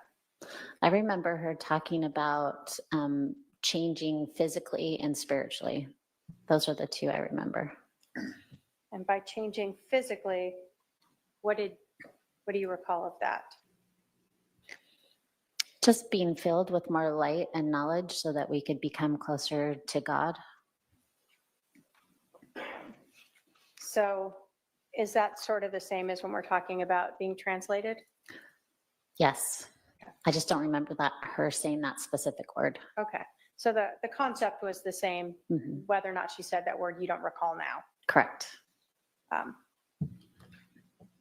Did Lori ever talk to you either that weekend or prior to that about casting? Yes. Do you recall if Lori was the person who brought up casting?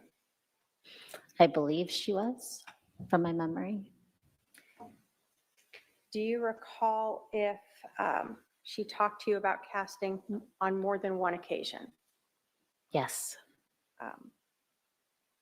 Now, how many times do you recall that she had brought this up? I don't know how many times. It was more than once? Yes, it was more than once. Did she ever bring it up while you were talking or Zoom talking like we used to do in the pandemic? I never Zoom called with her. I don't. Phone call? Phone calls? Yes. So at least one phone call you recall Mhm. that she brought up casting? But I remember one phone call. There might have been others. I just don't remember. What, so was that phone call, to the best of your memory, before this girls' weekend in March of 2019? From my memory, I think it was after, but So then let's talk about the weekend of March, the girls' weekend in March of 2019. okay. Did Lori bring up casting there? Yes, she did. And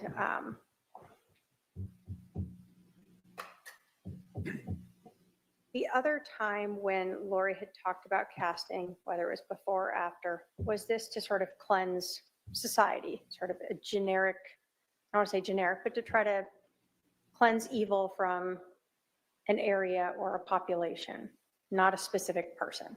Yes, it was like generally a cleanse or casting out evil. Have you on your own sort of prayed to get rid of evil? Yes, I have. Is that sort of a personal casting that you've done, if we want to term it that way? Yeah, I wouldn't term it that way, but yes. Okay. Would you just term it as you're praying for the better of the world? Praying and or casting out evil. Yes, in the name of Jesus Christ. But you said you had never used casting as a term before. No. So Lori was the one using this word casting. I don't recall her using that word. I think she was also saying casting out from my memory. So casting out. Mhm. When you met up on this girls' I'm weekend, sorry, was the last answer a yes?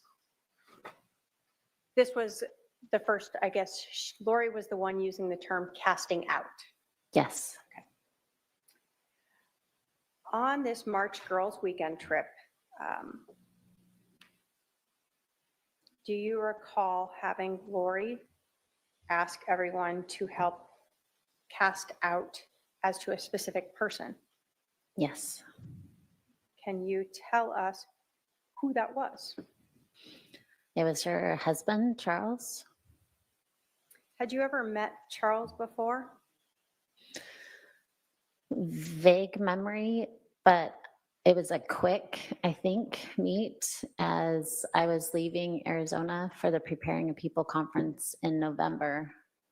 I was going to the airport and I think he was coming in at the same time. Again, it was pretty chaotic. Yeah.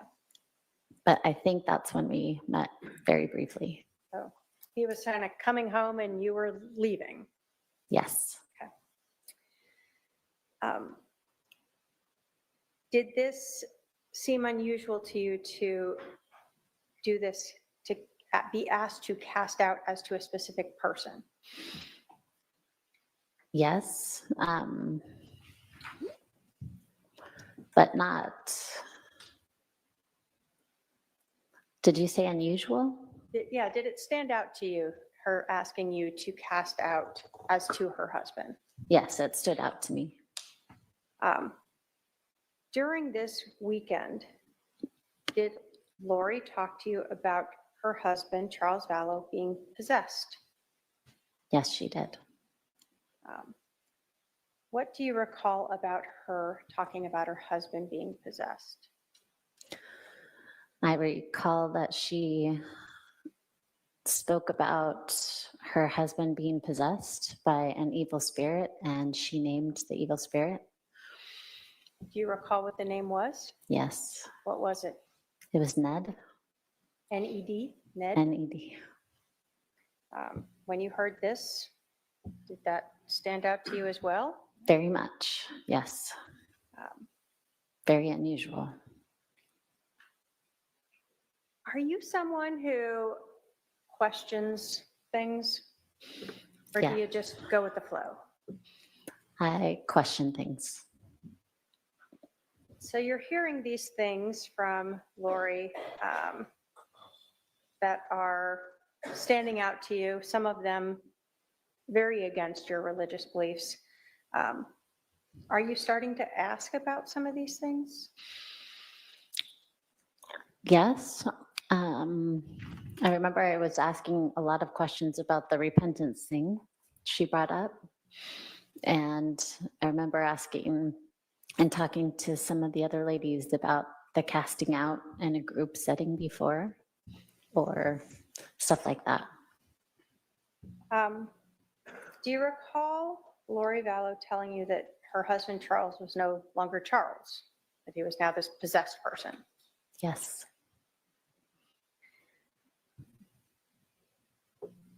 When Lori was talking to you about Ned, was she explaining that this evil spirit was now in the body of her husband? I don't know if she used those exact terms, but that was the impression I got, yes. So the word she used expressed to you that idea that this evil spirit Ned was now in her husband's body. Yes.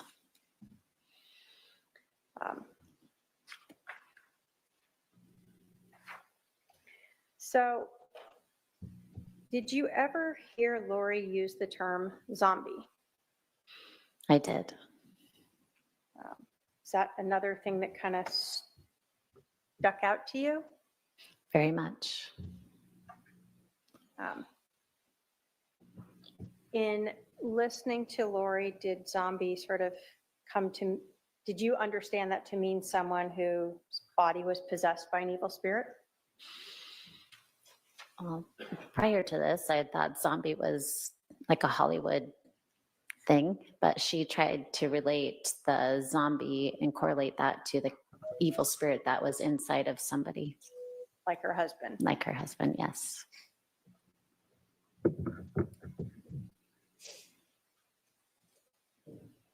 Did you ever start to question Lori about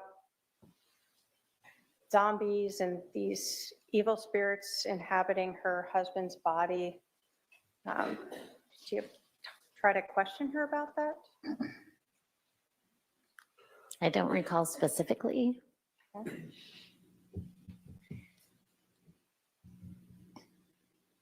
When you started questioning her, at least about repenting that you recall, did you see a difference in how you were treated? Soon after that girls' weekend, yes. So let's talk about the group casting. What happened? What did you guys do for this group casting for her husband, Charles? All the ladies came together and we were all in the same room just talking. And I remember coming together.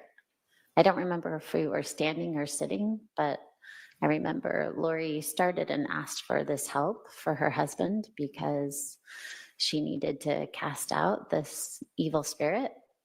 And she asked to just go around the room and each of us take turns casting out to see if we could get rid of this evil spirit within him. Ned. And this was the first time you'd ever had anyone ask you to be part of some group to cast out? Yes. And a group to cast out a evil spirit as to a specific person? I've never done that in a group setting before.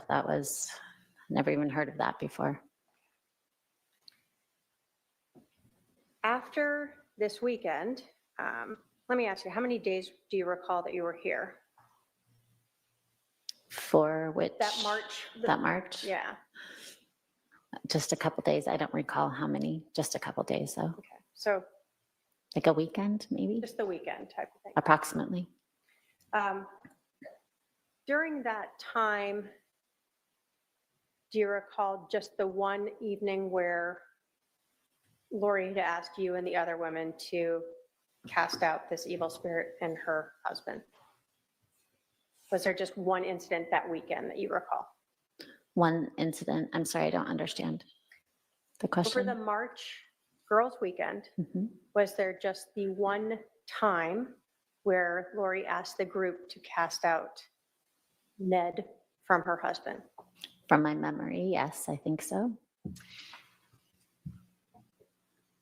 had you heard on though more than one occasion, Lori saying that her husband was possessed? More than one occasion on that weekend, or like, Or either that weekend, or had you previously heard that? I don't recall previously hearing that.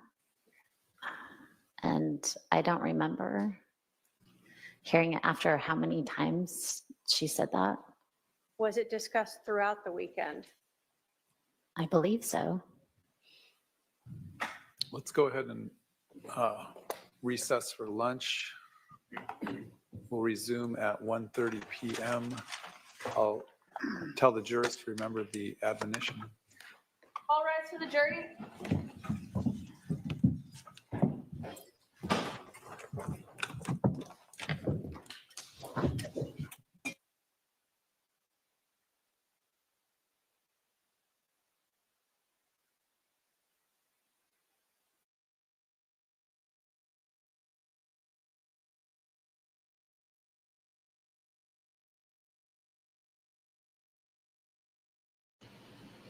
Yeah, they're weird. Yeah, I've tuned them out. Oh, hell. Oh, come on now. Donna, you have it. I don't know how to shut it up. So they're Okay. talking about me. Nobody's talking about you. Girl, hush already. Y'all, I tuned out. Oh, hell. Donna. I'm just going to remove it like that. That's what I'm going to do. I hope I didn't jack anything up. Coven with a dude. Y'all, I had Jason showed up with enchiladas, so you know I went and helped him, and I stole 3 of his his fried pickles. I sure did. And he came back in here, and I don't know. I just can't. I can't. She did not look comfortable though. But then I was like, oh, she's leaning forward, and then, or was she? You know. I don't know. In my opinion, they all knew. They all know what the hell they're doing. Their grandmas even. They even have grandchildren. Okay. She said not in a public setting like that. I've never performed an exorcism, you know, like that before in a group setting. But at home by myself, I, get my portal and I conjure up the Preparing a People Latter-day Media Network television show series, and I sure do. And I I have a portal in my closet, which is exactly what Jason Mowell taught me to do. Sure did. Don't everybody have portals in their closets? I was wondering. There's no room for a portal in my closet until I clean it out a little bit. I mean, it's really a shame. I can't see good anymore, just generally. And You don't got to see the portal. Just picking. well, I got to see this crap to get it out of the closet so I can get the portal straight here. You got to use your spiritual eyes, Donna. Oh my God. I just They're can't blind even. too. How in the world do people actually get around that are missing some of their senses? I just think about that. Just because, Yeah, I think it missed them, girl. I really do. They might ought to, try and conjure that. Some common sense or Good. something. Maybe a That's little cool. heart, compassion, empathy. I don't know what it is. It's something. If there's people who are in the jury who are not familiar with Latter-day Saints at all, they definitely will not let the missionaries in when they come by. And also, And we got to teach them to let the missionaries in, feed them and give them something to drink, damn it. But do not. yes, And I've mean, said that. do I've said not. that. Do not be mean to the missionaries. Do not. No, 'Cause I'm they- saying do not accept the Book of Mormon. Okay, don't do it. Excuse me. You okay, girl? I get in my little fits too. Yeah, I'm sorry. I have to, like, I checked out. So what I do is I make jokes, and so that's just, I'm sorry. It's I don't think it's funny, honestly, really, obviously. It's I just saw my way of coping.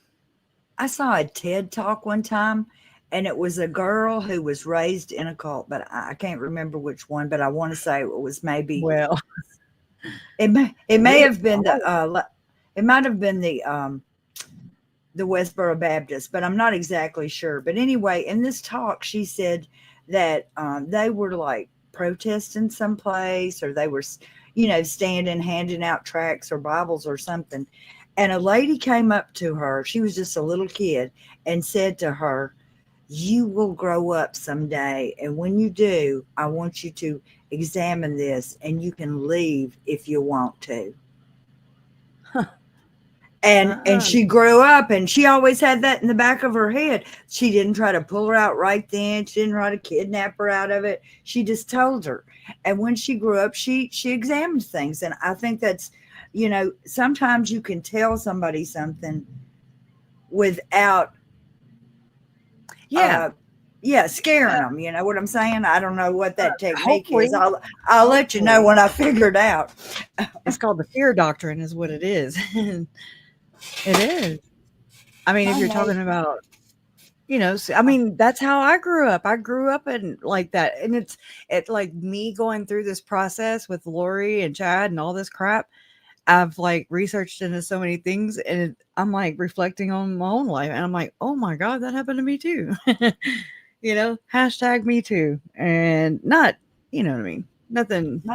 My neighbor. Not yet.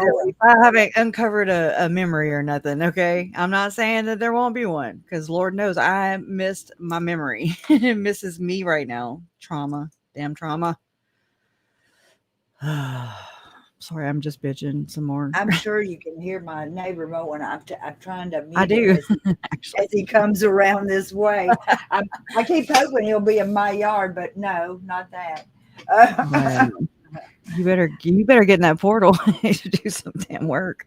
You need an owl necklace, a pendulum. Okay. I'm just saying, if some little Mormon boys come over here and offer to help me in my yard, I probably will let them. Right. Well, if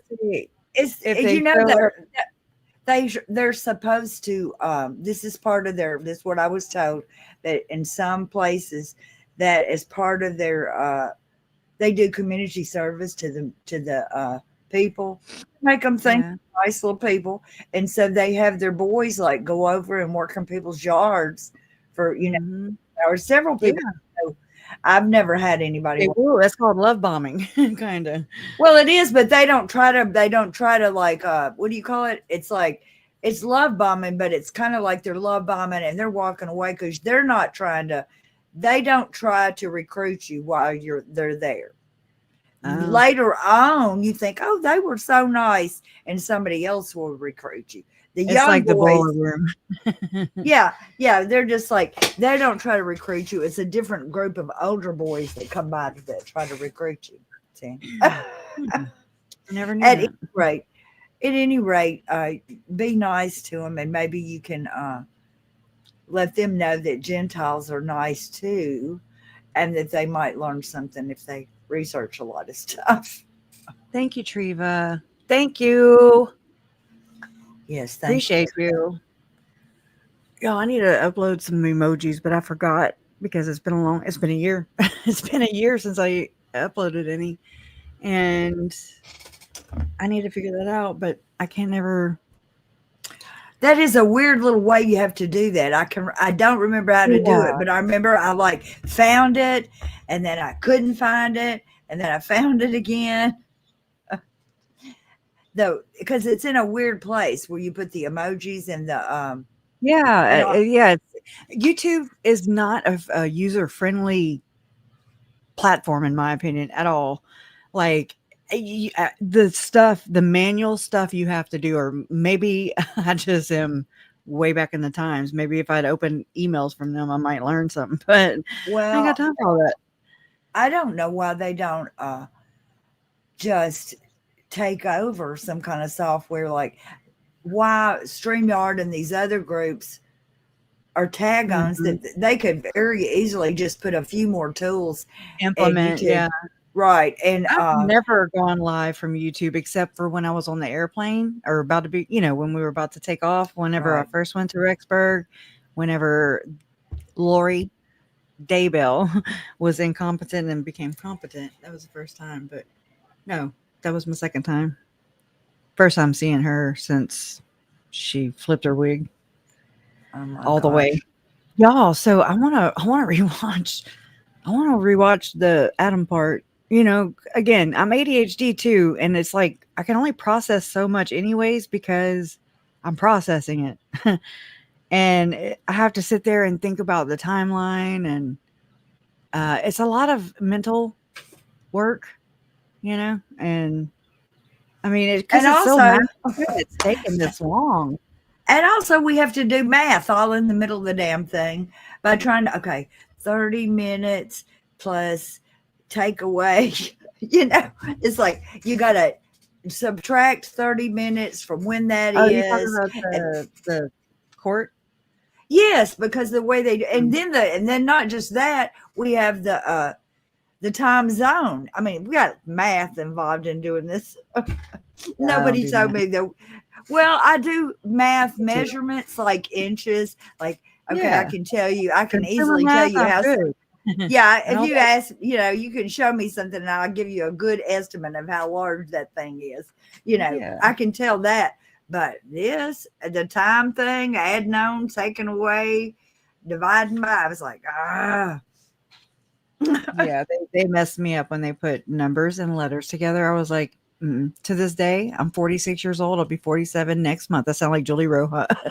Anyways, I have never used numbers and letters to this day. You probably have some formulas though that you use to do things that Girl, that are the mm-mm. same thing. The other people just have to use letters, and you just go ahead and use the whole damn thing when you're figuring it out. You know It's what I probably do use? My fingers, because I'm like 1, 2, 3, 4. I saw Nate do it the other day too, so I was like, I'm not alone. I used Not to be good alone. at it, but it was like, and the kids. I'm not going to start about the kids, but you want to show that and go back and do that, and I will kind of monitor about when they come back. Yeah, Well, no, but let's you see. have I had to eject it from the stage. I can add it back to the stage, but um I mean, I'm gonna pull Justin. Oh yeah, because Uncle Charles's lawyer is on here. I wish they would have called him as a witness. Hold on. Sorry, I'm jibber jabber. Present. Well, I'm going to get Yeah, down. they're very And convoluted. he wanted them to, try to push or That's who he urge her said, to go get the Taylor. help that she needed Love in always Charles's wins. This mind. is who Taylor And is. that's when he turned to Adam and Where he I got told love me, always wins from. Adam is kind of on the outs with the family. He lives away from the family. Who isn't? And maybe he will be able to help me. And so that's when the intervention, so to speak, was beginning to be planned. And it never happened while I was involved with the case. Not yet. It was happening just behind the talked about, doors, and that bud. was Charles's goal. So to see Adam testify today and talk about how that kind of transpired right before Charles's murder was kind of interesting to see how it played out, through Adam. Okie doke. And it'd be interesting to see how this all plays out if that does happen. If the Hello. stake president I like that finds little out old man right there. about Lori Vallow He's Daybell's smart. beliefs. We have a good question from our viewer, Brittany Hennick, asked Except he says Susan Lori's what she bright. thinks of Adam's body language on the stand today. I thought he did a great job. He was very credible, very believable. What about Ask and Serena? answer, no pauses, hesitations. All of his responses were straight on. There wasn't any, searching up into some sort of files up somewhere in the subconscious and trying to pull things out of the air. That's None me. of that. I mean, I thought he was very credible. I think his tonality, he was very regulated in his mood. He didn't get frazzled.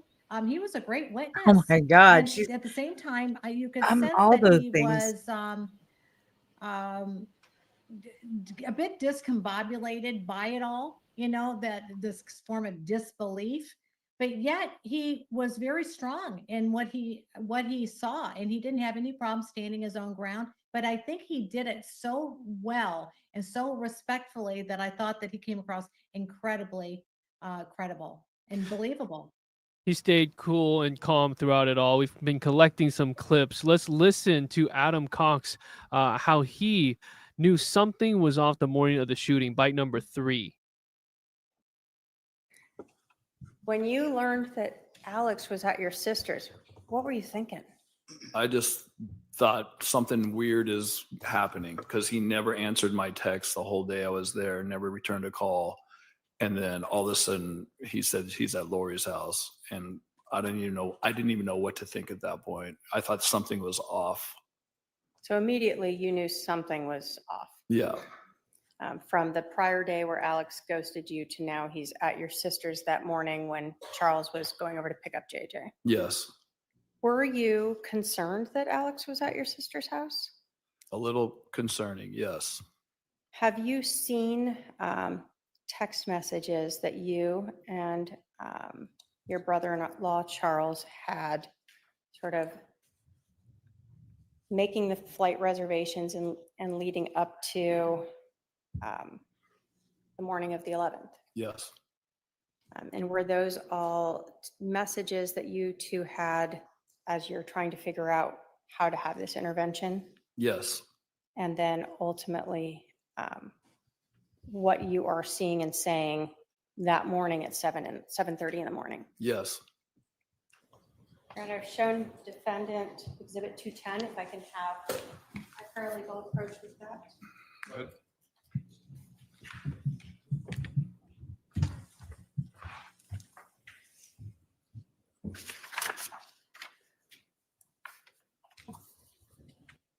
Adam, if you can take a look at those and let me know if you recognize those as text messages that you had with Charles, sort of the 9th, 10th, and 11th, as you are interacting leading up to that morning and including the morning of the 11th.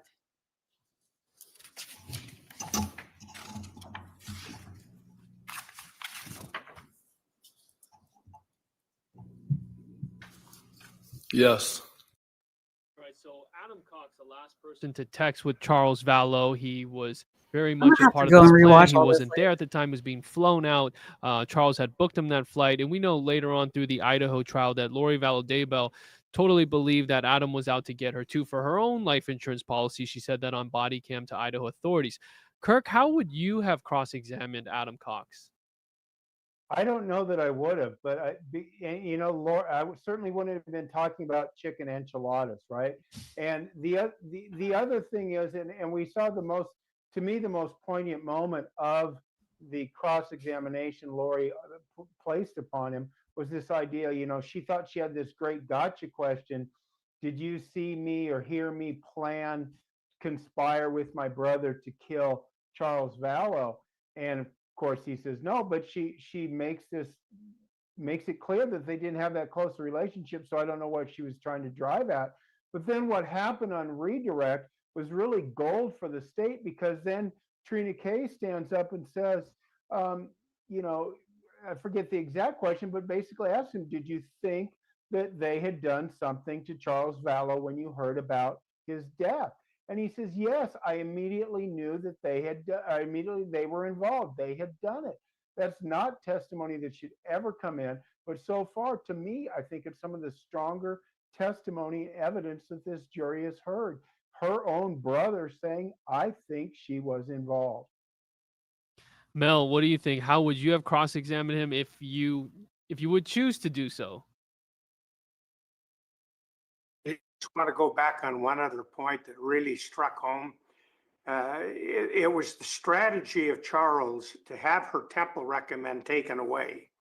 For those viewers that don't know the process, to even get a temple recommend, the temple is the most sacred part of the Mormon faith. It's a place where members of the church go, where people can be sealed to their spouses for time and eternity. You go through an interview process with the bishop and a state president. Well, part of those Gabe rules Bonilla. before you can get a recommend, and not anybody can go in the temple. If a layperson goes and says, I want to go on a tour of the temple, the answer is going to be no once it's been dedicated. His strategy was to have the temple recommend taken away. Why? She was going every day to the temple. The fact that she was having an affair with Daybell would make her not qualified. And from the standpoint of the doctrinal teachings, she was not following the doctrinal teachings.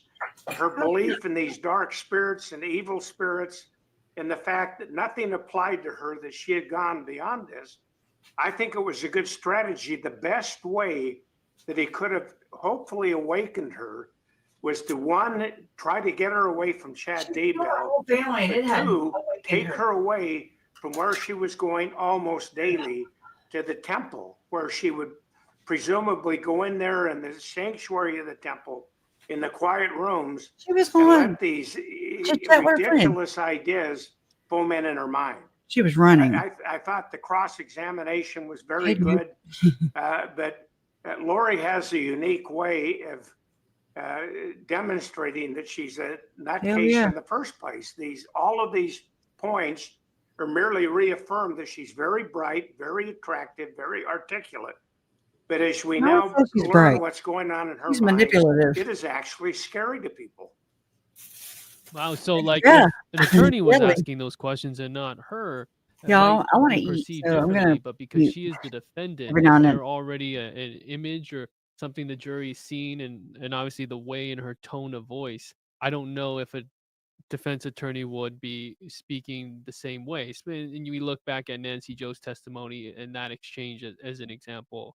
Taylor, I have to ask you, if this plan had worked, if Charles would be able to do something and get that proof out there, I mean, would we still end up in the same place though? Because that was her life purpose, right? How To much more could he have done be besides doing his own spiritual and to be, exorcisms I on guess, these the goal being assholes? exalted and all of that stuff. Right. Frustrating. Her mission, as she kept telling Charles, and as we put in the divorce papers, was to get ready and prepare for the second coming of Jesus Christ, right? And to usher in the 144,000 that's talked about in the book of Revelation in the Bible. So What's she doing if now? Charles and I had spoken with Charles about his plan I wish they to would go have to her called him to testify. ecclesiastical leaders, he started by going to the bishop and trying to explain that Lori was doing these things. I mean, as you saw in our paperwork that we filed, she claimed that she was married to the prophet Moroni, who was a prophet of the Book of Mormon, much like the prophet Nephi, who was talked about a little bit today with Adam Cox. And so she Charles told me that she would go to the temple, 4 or 5 times a week, and she would be there for almost 8 hours at a time, which is very unusual for members of the church. When we go to the temple, we're there for maybe an hour, 2 hours, not all day like she was going and being in. And she would tell Charles, I'm going to go meet with my husband, because she would say that she was going to go to the temple and speak with Moroni, and he was trying to cut that off by getting the recommend taken away, like Mel talked about. And I think that if that would have happened, it may have just only escalated towards Charles's demise. I think Chad and her would have escalated their actions to get rid of Charles, because he was then becoming a hindrance to their plan and completely blocking her from completing her mission. He was already being called Ned Schneider as a dark spirit Yeah, I possessing just put that Charles's up there. body, and You then know, later on Hiplos, and that they had to do all these it's crazy. castings Let on me him. He move was that. already a target. And this group that So met gross. together, that included Serena Sharp, a witness that's on the stand now, talks about Lori's idea that she didn't have to repent. Let's listen to bite 6. Can y'all hear that? Oh, never mind. I was gonna do an overlay. I'm Did trying not to Lori get ever struck. tell you things about her beliefs that seemed to go against what you understood or what you were taught through the LDS Church? Yes. We have the cross. Did that Lori redirect ever tell at you 7, that she did which not is what need to memory was repent? really. Yes, she I did. think they're talking. What does that, what does repenting mean? Repenting means turning to God and confessing our sins and repairing our relationship with Him so that He can take on our sins for us and we can become better people through Him and seek His forgiveness. Do you recall what Lori told you about not needing to repent anymore? What I remember is she's had a couple of verses in the Bible that she pulled out and read and then said, I believe something to the effect of, I believe we don't need to repent anymore. Did that stand out to you? Oh, yes. You know what Yeah. pisses That- me off that is was they never shocking. say the Book of Mormon is Pardon? what Was that pisses me concerning off. to you? Very, I think you just Ugh. said you were shocked by it. yes, It was that against your religion. correct. Did she ever express to you and this group that Love always. That's hilarious. all of you might not need to repent? I don't remember the specifics of it. If she was trying to apply that to us or just to her, I don't remember. Yet, wait, hold on. But yet they're exorcising quote unquote demons from my family's bodies. But she's I just remember she said we, or generally, I don't remember the specific words she used, but that there was not a need for repentance anymore. She's like a hairless dog. No need for repentance. And from day one, we know that this is a person, Lori Vallow Daybell, with this mindset. And even in her sentencing in Idaho, she did not admit to any wrongdoing at all. It's obviously a very Absolutely. religious day. Absolutely. Susan, Let how do me you say- think the jury Here, is we're taking getting, we that need to in? What are your spread it. thoughts when they're hearing all of this for the first We need time? to spread it because it's gross. Well, first of all, I think that she comes across as being a very credible witness. And I mean, I'll go I pull that think damn, her I'll go pull it from the demeanor, FOIA her file right now. posture, her Were they talking appearance, about what it, her thoughtfulness to her sacrificing a virgin responses. female She's for very meek. a freaking She has a very sense of Church of gentleness the about Firstborn. her. I think she's going to resonate really well with the jury. But also at the Sorry, same I'm time is stuffing my that face too. what she's saying to that jury is that she was concerned and that she didn't agree with all of these things. She heard all of these weird things, but she didn't follow the same belief system as Same what point. Lori Daybell does. So she's I separating herself. even though hate she's a this, friend, y'all. but I hate it because were you there, lady? Were you there? I wasn't there. Okay. Sorry, I'm eating. But do you know what I'm saying? Like people always vouch just because somebody says that, oh, they believe differently than me. I don't believe what they believe. We don't practice that. Really? Okay, well, how are we here? Okay, something's gone amiss. Okay. And if people like, what we've been dealing with for the last 6 years, if they're not, they are just I don't know. It's backwards. It's upside down. It's left is right is wrong. I mean, you heard it from Ruby Frankie herself, even though she's a liar anyways. She just wanted to be better than Jody and not be as guilty as Jody in her eyes. But, and that's what I'm saying. That's part of this. It's not real. It's fake. It's just so we can look perfect and be better than, I guess, the crappiest person in the room. I don't know. But when they always blame the Bible, they don't blame the Book of Mormon. Yet the Book of Mormon, yeah, I don't want to get into that because I don't know how to explain it right now. But it's a convenience tool, in my opinion. And it really pisses me off. And it's something I've noticed throughout this entire thing. Netflix, Dateline, Church of Jesus. They just say Church of Saints or Church of Latter-day Saints. They don't say the Church of Jesus Christ of Latter-day Saints. Say it. At least she is saying it, the lawyer. And And I'm like, well, she's, at first I got so freaking excited. I think I did cut a backflip, 'cause I was like, oh my God, she's freaking said the whole name of the church. I mean, you couldn't get that in Idaho at all. And that's frustrating when people don't want to confront the issue.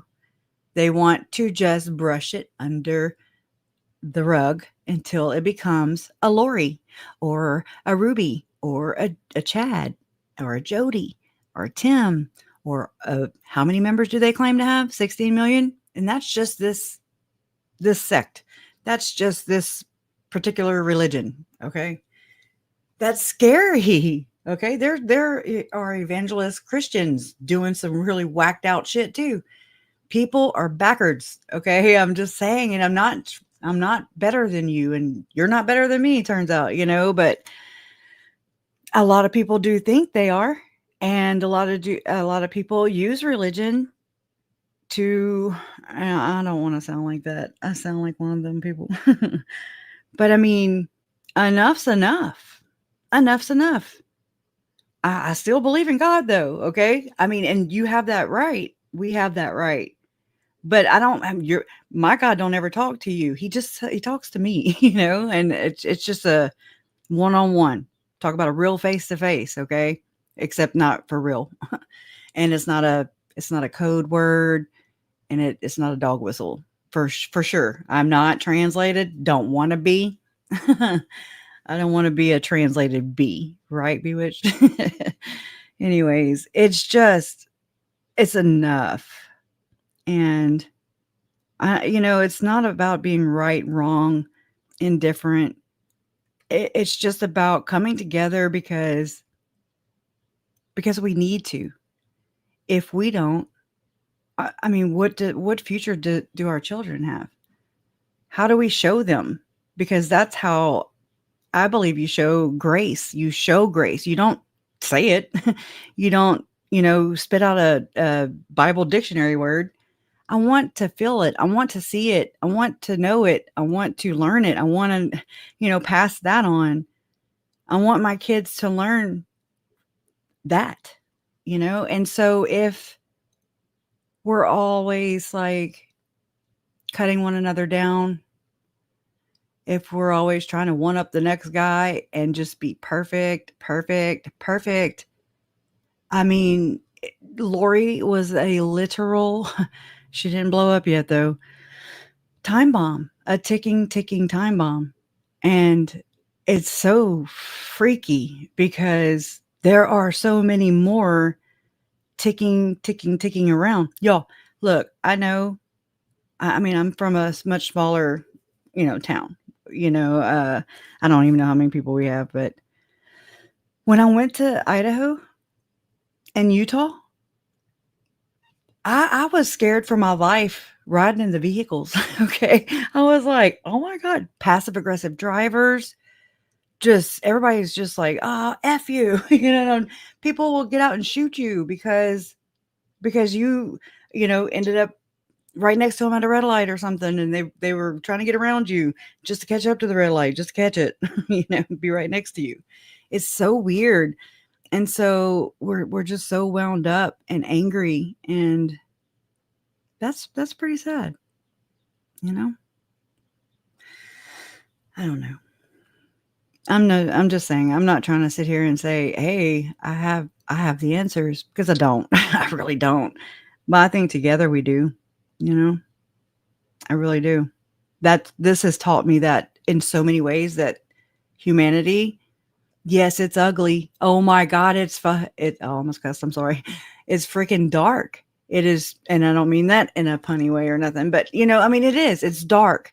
It's gross. It's disgusting. I mean, I stare at it all the time, and I'm sure people are like, "Oh my God, this girl is always digging in the damn dark." Okay, but I mean, that's where this brought me. It didn't just bring me to a courtroom. Okay, it didn't just bring me to their memorial services. It didn't do that. It did, but I mean, that was very, very minimal. According to my time, took up minimal time to do those things. But to be here. And I mean, really, I've wrapped my brain around this as much as I can, and still continue to do, because I want to understand. I want to know why, and how I've learned that these aren't just as simple, cut and dry as we've been led to believe they are. When there's a murder and a murder case, sometimes there's a lot of things, and I'm not accusing you. This is no wrongdoing or anything. I'm just saying the perception, with the media, with what gets covered, how you have the Gypsy Roses and the Casey Anthonys, and if Lori, I think that's what the hell her last interviews were a PR stunt. How many men are already writing her? Okay. And women, I'm sure. I'm just saying, like, how many? Because we as a society, I believe, are becoming a more inverted, perverted world. And whoa, whoa. Scary. Yeah. I wish you would have. I'm gonna have to go back and watch it though. But yeah, that's Charles's attorney right there in the middle, bottom. And that's who Charles went to. You would think they would have subpoenaed him for sure. And that's Taylor. And that's the email I saw that my uncle sent to Taylor Larson, his attorney. And that's when he was taking Lori back, and he said, "What can I say, Taylor? Love always wins." And so that's where I got that from. Okay. Love always wins. It's my uncle's words. And, I just think that I can't bring them back. None of us can bring our loved ones back ever. And I just don't think that we have to lose them over senseless things if we would just put in the work, together, together but separate, like we're on our own journeys. We're not going to the same place. Obviously, we leave this world alone. We came in alone. So I don't know. I just really appreciate you guys for putting on your hip boots when you come over here, and just know that there's going to be a lot of poo-poo to stand in. And I'm sorry, everybody's probably eating, and I'm sorry, but just this is a much larger conspiracy, if you will. And enterprise, whatever you want to call it, till I know that we're all in different places in our learning. Trust me, my eyes were welded shut, okay, until they got shocked open when I heard that my uncle was murdered. Well, they didn't say, "Hey, he was murdered." They were like, "Oh yeah," talked about a fight, knocking down Tylee, baseball bat. But I instantly, I just knew it was murder. And I knew. I was pissed. I've never been that pissed off in my life. And it changed me instantly. I'm just not as fun anymore. I used to be fun. I used to be light, and I don't know. Whew, that's heavy. Let me get out of those trenches. All right. I was going a little too far.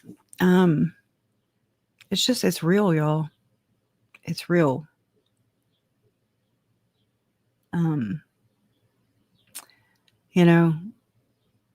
It just helps with you guys being here and reminding us like what to do, how to do. All right. That's awesome, Trace and Janelle.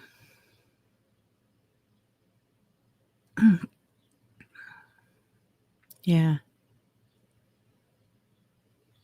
But then what could we have done? Maybe we need to listen more. That's what I'm getting from this right now. Because nobody listened to Charles. Nobody.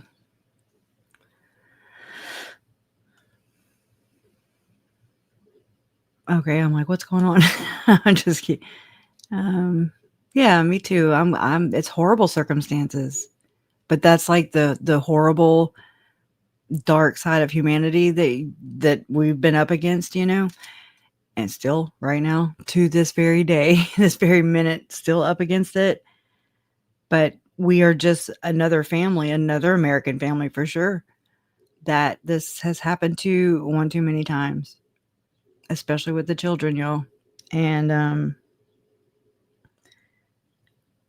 I know a lot of people, we all don't even agree on what this is. That's kind of crazy. um, we all have like our own little idea or impression, I don't know, of what went down, how it went down, until something changes that, But I don't know. I've just tried to like follow my heart. And I know that that's not a brain. I understand. But they all work in tandem. They work together. It's a system. And then I try to check it, I haven't checked it as much as I used to, though, just being honest. But I mean, I'm open to change. I'm open to, I want to keep an open mind. I don't want to, I can never prove it, right? None of us can really ever prove it, so to speak. So it's like, but can we just not judge one another for like to consider all the things instead of just because somebody labeled this as that's off limits now? I mean, because I think that's really, really, really short-sighted. Super short-sighted. I wouldn't want to do that anywhere. One way or the other, or everywhere outside of that, like I would not want to do that. Why? There's so many things that are going on at one time, and two things can be true at the same time. There's your math problem, right?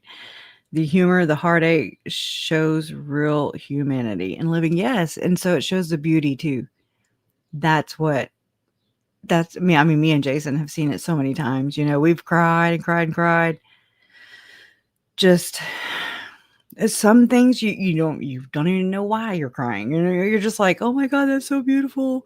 And I mean, not everything is beautiful. Not everything is bad.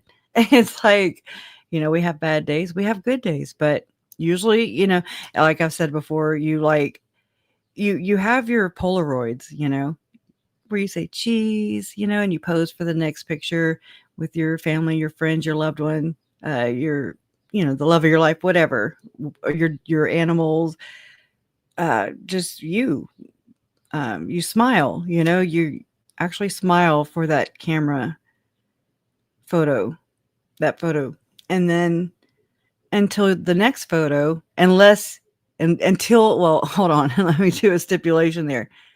Till they made cellular phones, okay? And then, yeah, I was a selfie queen, okay? Horrible.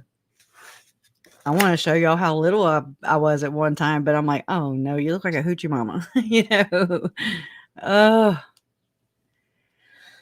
Yeah, we have to be bothered enough to follow through. How many people had a bad feeling? How many people listened to Charles and Lori, who were both shouting what was happening? I know something. It's like it was like a complete failure, a glitch. I don't know. Totally weird, totally just bizarre, right? Yeah, they always do. That this is their game. This is their gig. It's what they do. And it's so gross. I just want people to be fair, I want people to be like, especially these people with my family's blood on their hand. I want them to just be honest, because they are really only shortchanging themselves.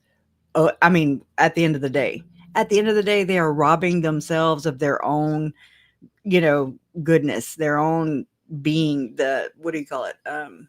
Essence. I don't even know what to call it.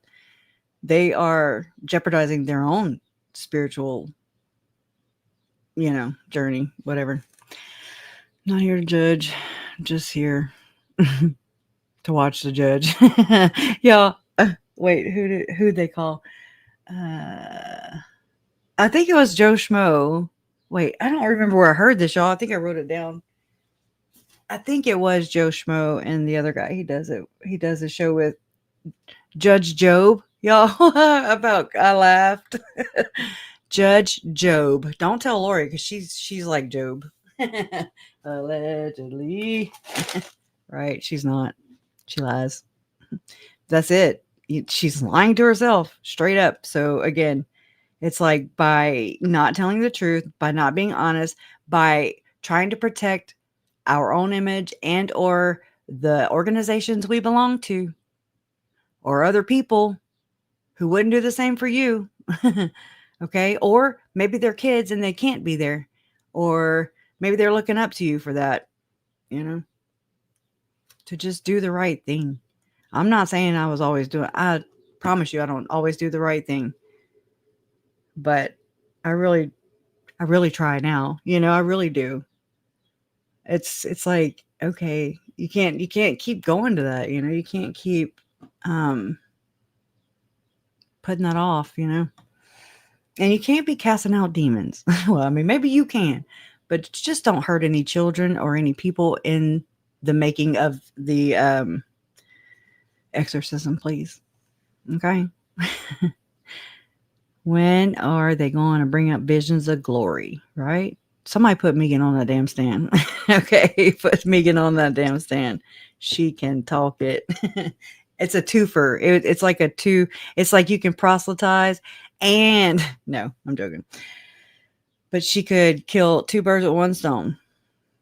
Literally. Just give her the zapper. Just give her the damn zapper. And then pass it along. Pass that along. All right. Did y'all see my zap button? My little clicker up here in the top right corner. Y'all probably can't see it because chat's going over it, but I was doing that earlier when Adam was on the stand. I was like, oh, where'd I put it? There's she is. Okay, in the top right corner. That's Lori L. You get it. Okay. And then you got a zapper. Okay. You got to zap. So as soon as I figure out how to load some things up again into the emojis, then we'll do that again.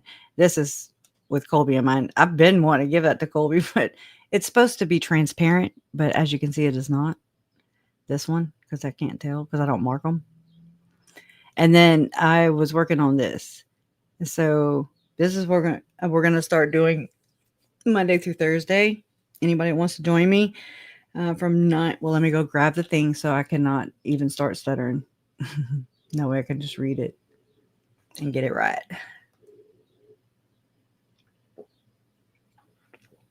Just while the trial's is going on, it's so hard to everybody's doing these shows, and we run over each other, and everybody's trying to watch I stayed up late last night watching everybody's shit. Okay. But I want to, but it also is time consuming. So I am, I'm not usually your morning person here, but we had talked about this yesterday when we were leaving the live stream. And so just anybody who's interested. So I kind of came up with a whole thing, and let me know if you like the name or not. It's just a little segment, right? But let me know. Maybe I'll do a vote. I came up with the legal limit. And so it says difficult research fam. Welcome to the Legal Limit, your weekday morning deep dive into the Lori Vallow Daybell Arizona trial, Monday through Thursday, 9 a.m. Central Daylight Time, except for today. And it says Doomsday Cult Mom, Lori Vallow Daybell, convicted in Idaho for her children's and Chad's first wife's murders. Now faces a second conspiracy trial. We dissect daily proceedings and preview testimony using past evidence, like from the FOIA files. Like that's what my whole intentions were, to just jump on here this morning, good at like 9 o'clock. Okay. But then I was like, okay, I was starting to rush myself, and I was like, okay, just don't put pressure on yourself, Kresha.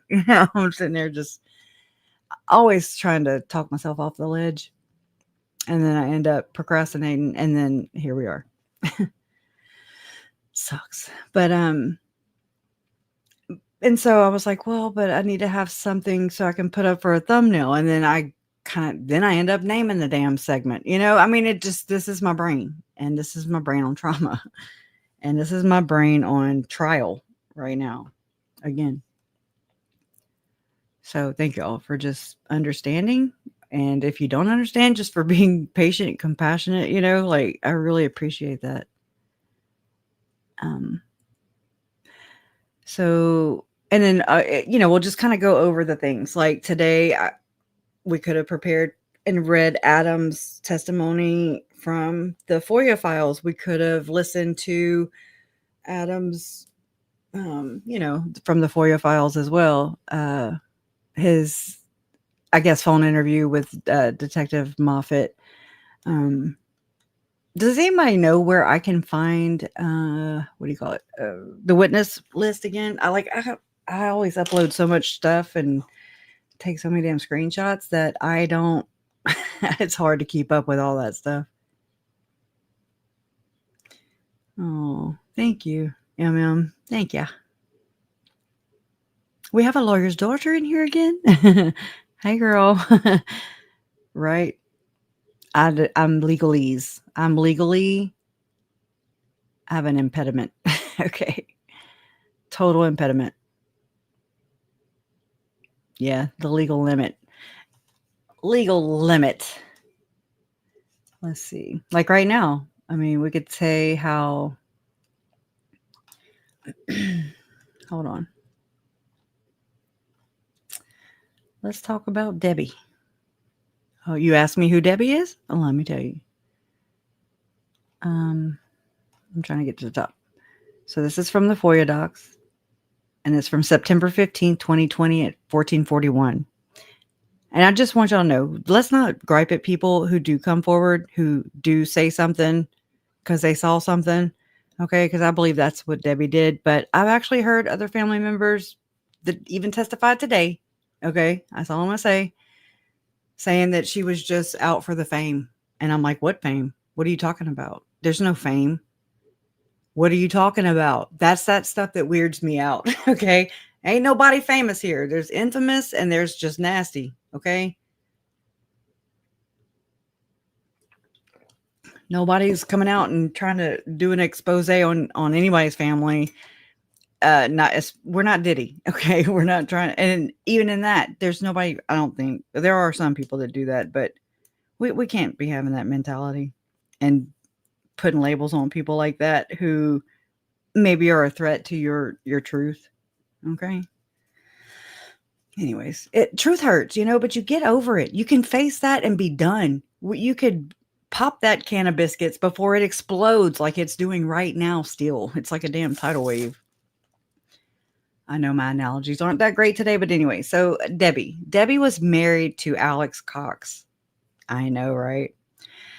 She was married to him for about a year.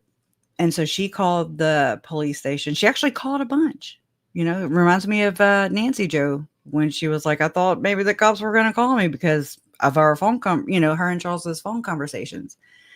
So that's interesting. Oh, I might need to, yeah, let me, Donna, are you here? If you are here, then let me know. Cause I have this on mute back here. Let me, I won't be able to hear it. I'll be over there. How about that? Use their music. Okay. Yeah. Is it too loud? Let me know. Is my mom about to be up there? What? But I'm about to fall out. I just stopped filling into the comments. That was a bad thing to do. I'm checking.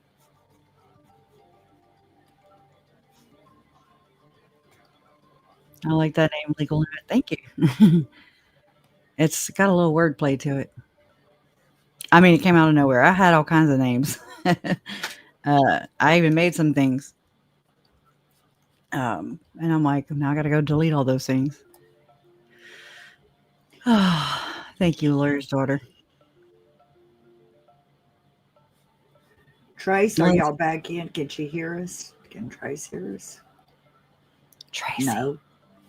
Tracy. No, you can hear us. That's all you got to do is just Whisper into the hot mic. Well, I They do know it all. they're back in court because Nate says that 35 seconds ago he's talking about after Charles died. Serena talks about the girls' lunch with Zulema organized. So I'm not sure Yeah, whether I think that's kind of like right here. Love always. I'm sorry. Debbie did come forward. Who won the world would come forward for fame? Oh, who in the world would come forward for fame to tell what she had to say? Absolutely wouldn't call that fame. I know that's what I'm saying, but I could even kind of hear the hesitation in Adam's testimony earlier in the very beginning of it when he was like, when she asked how close Lori and Alex were. I've seen him do this on the podcast. I'm not fussing him. I'm just saying, like, it is what it is. If it happened, it happened. If you were there, then okay. If you weren't there, then all right. Either way, if it happened to you too, then let's deal with it. Like, let's deal with it. Let's stop brushing it under the rug. That's that stuff. That's the shit that I'm talking about. So, but I actually heard Rex say that. So I'm just saying that only because I don't want y'all to think it was Adam that came right out and said it. So what? Trey says that the jury is perked up at the mention of the word zombie. I bet the hell they are. To wreck my life for a while there. I was like, zombie, really? Yeah, we're doing zombies. We're doing zombies now. Lori's going to ask questions, I guess. She's going to the podium. And I'm going to play Cranberries. I'll be like, zombie. Gosh. She's a wrecker of life, if you let her. I was like, who's that dude? I saw it backstage. Asking her if she took an oath. Yeah, in the temple. She's going to the podium. Y'all, why does she walk like a damn decrepit old lady? She reminds me, look, my Aunt Susan actually has scoliosis. So whenever I see Lori from behind, Trace, you probably know what I'm talking about because you see my Aunt Susan, right? Well, she walks to her side like that. And that's exactly how Lori keeps going to the podium over and over and over again, unless her belt is heavy. Because, I do have a video of that. They did a news report on that video, on that belt. You saw it? I did see it. I meant to play it, but I forgot to get it up there. Not eating can cause scoliosis. Well, damn. My two best friends, they both have that stuff where you can tell who eats. Just kidding. You know what I mean? And it was a good report. I screen recorded it. Lori walks like a frog. Chad looks like one, so I'm just saying.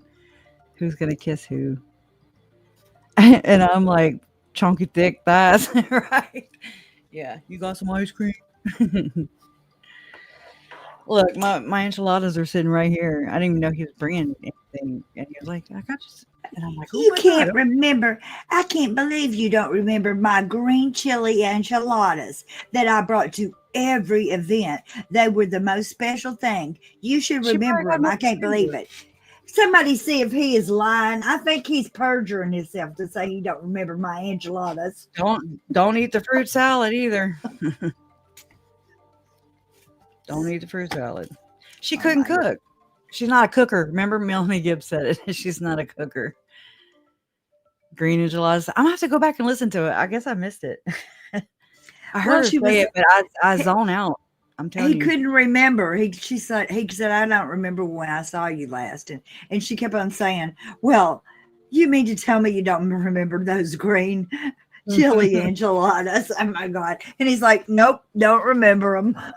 She got them out the damn Fiesta store. You know, those Fiesta stores. I mean, that's yeah, anyway, sure.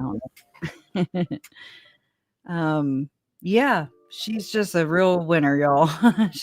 And I mean, Moonlight View shares a frog, and it reminds me of Stacy over Insightful One at Web Sleuths or whatever.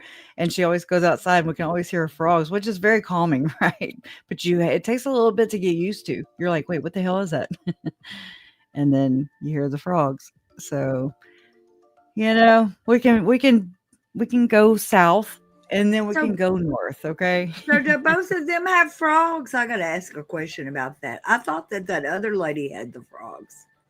Trisha. Ew. No, she has the dogs and the cats. Okay, and the other lady has frogs. Yeah, Stacy. Are they is like- outside frogs or she keeps them in the house? she lives in California. They're outside. Oh, okay. Allegedly. They Look, might go in.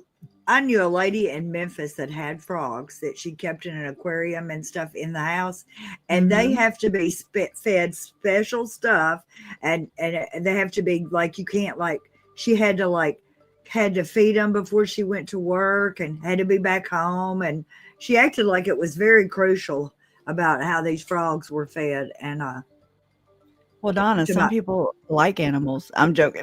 I'm messing with you. I am. well, I mean, Look, I get it. we got frogs outside, and I live in almost a swamp, so Yeah. I Yeah, just I can't know. imagine that. I can't stand crickets after a while. I'm like, okay, damn, chill. Why y'all so loud? Yeah, What I in put the the crusher up here because yeah. What up with that? My friend Victor from like back in, oh my God, we were like, and we were like 6, 7 and up, you know. But anyways, he was one of my really good childhood friends, and he used to say, Crusha, go crush me some ice. And I'm like, shut up. It's just one of those stupid little things, you know? Yeah. My mom named me this. My dad thought it up, but my mom, she executed it, you know? She like wrote it on the paper. Here we are. It's funny. Nobody can ever pronounce it. I don't know what a cicada is. I think that's how you say it. And I remember reading about them a little bit. Yeah, I haven't either. I haven't had therapy either. So, oh, okay. I see what you're saying. Yeah. Let me see what these people are talking about over. Oh no, they're still just talking. Yeah. I'm going to take that down. Just, don't want to be airing business out. Oh, it's That's- fine. No, That I is was fine. talking to her, the comment I had. I think so too. I think that it is the classic SRA ritual abuse case all across the board, if you ask me. But some people don't want to believe, they don't want to believe it's real. And I'm just like, are you serious?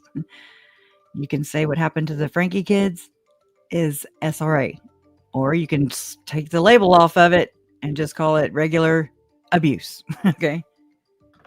Or it's actually like severe. It's actually severe abuse because it's mental, physical, emotional, sexual. It's all of them. Spiritual.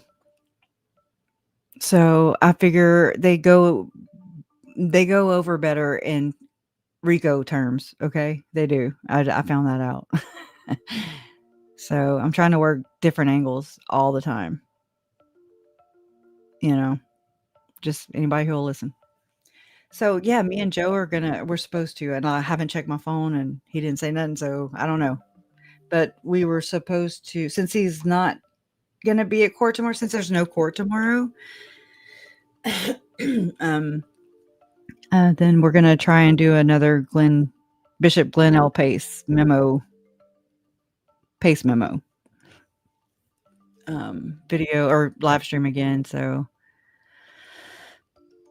attacking Serena. Ruh-roh. Lori asked Serena for specifics about when Lori brought up zombies. Oh shit. What about them Z's though? Lori?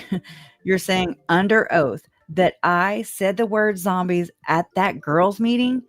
Serena says, to the best of her recollection, it was Girls Weekend 2019. Serena says it was 6 years ago. She doesn't remember verbatim. I will go pull the effing flyer. I know exactly what they're talking about. Girls Weekend. Yep.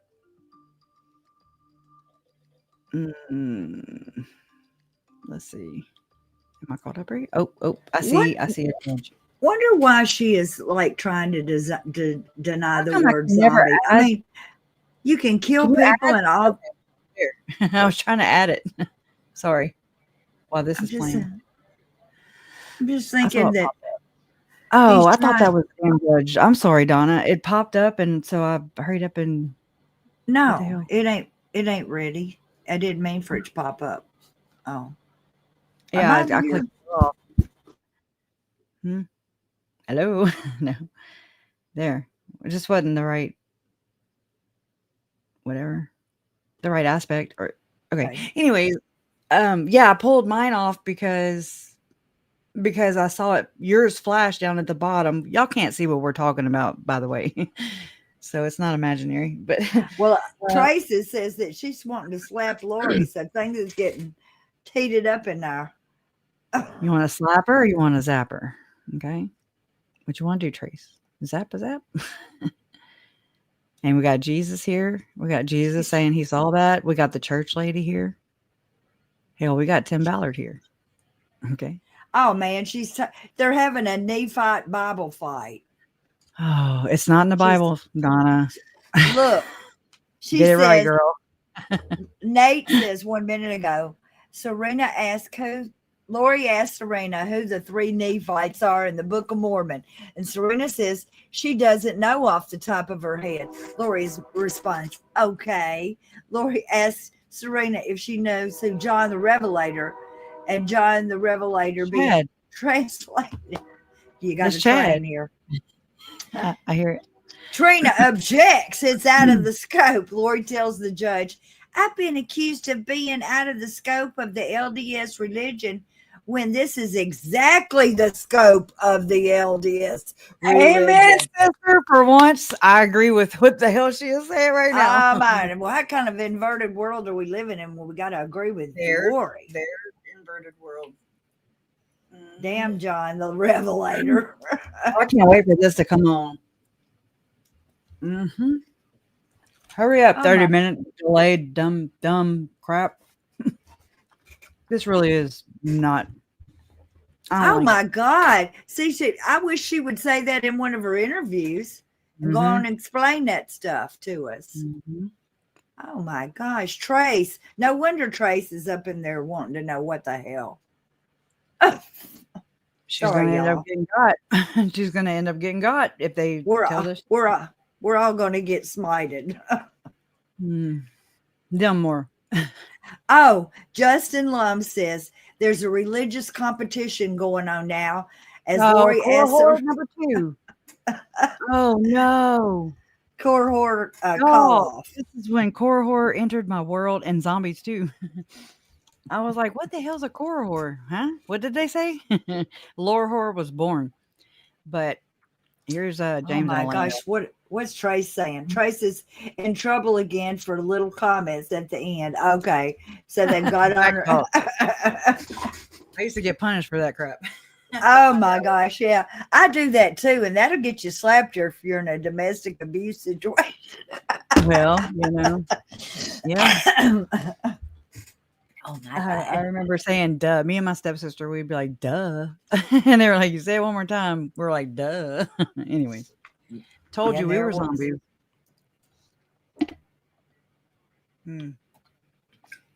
Look, that's James and Elena up in the top right corner. And except for he has blonde hair too. That's John the Revelator. And Elena. Anyways. I'm just being silly. Don't mind me. Thank y'all for putting up with my goofy day. So Lori asked Serena if she's related to Christina now. And Serena says, no. I wonder, I didn't know. Lori says Trina objects because the defendant's testifying. Then she says the judge sustains. Lori asks if Serena is in contact with Zulema. Lori asks Serena if she's in contact with Kay Woodcock. And she about to be in contact with Kay Woodcock. Just saying. She is about to be in contact with her. I hope my mom flies out. Can you just picture like Medea just, like flying over the freaking banister or something? Just, that's how I picture myself. That's why I'm here. Mount up. I never thought of it because I think of all the other ones. Okay. Oh, Trace says Lori's asking Serena how often she sees the other Arizona itches. She sees Christina and Nicole weekly, and she runs into Fib sometimes. They're still doing it, y'all. They're still doing it.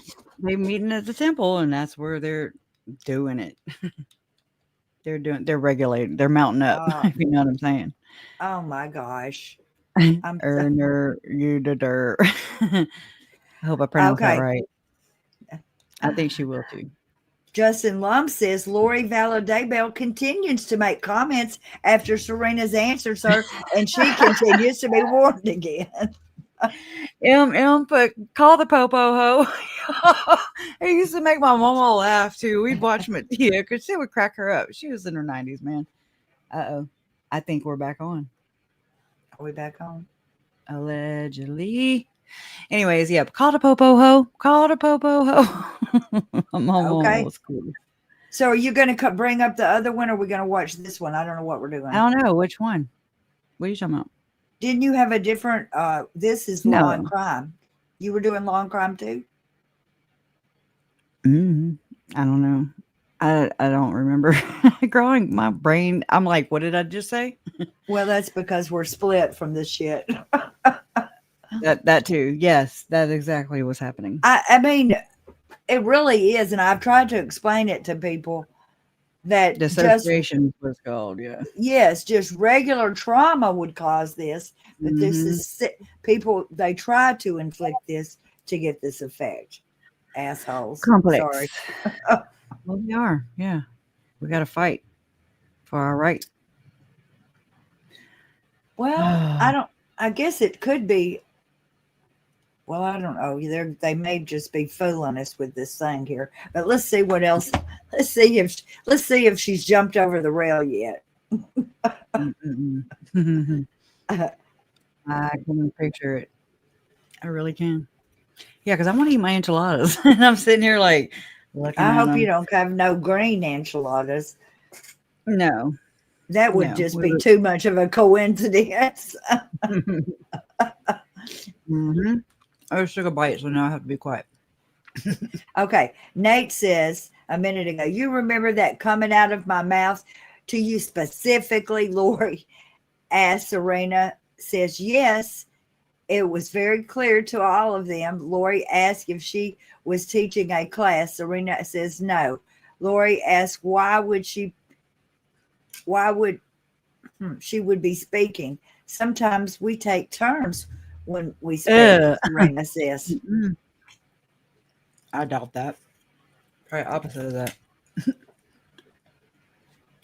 Well, I guess this was before that. Lori asked Serena if she still stays in touch with Melanie Gibbs. Serena says occasionally. Lori says, you said in your testimony earlier, I said, I believed I don't need to repent, and you were shocked. What did I say to you exactly? Serena says she doesn't remember verbatim. It was 6 years, but something to the effect of not needing to repent. So I guess that's what the specifically coming out of my mouth stuff is. Somebody send a priest over there or something, because they all need to repent. You know they haven't. The Holy Spirit activate. Holy Spirit activate. Just saying.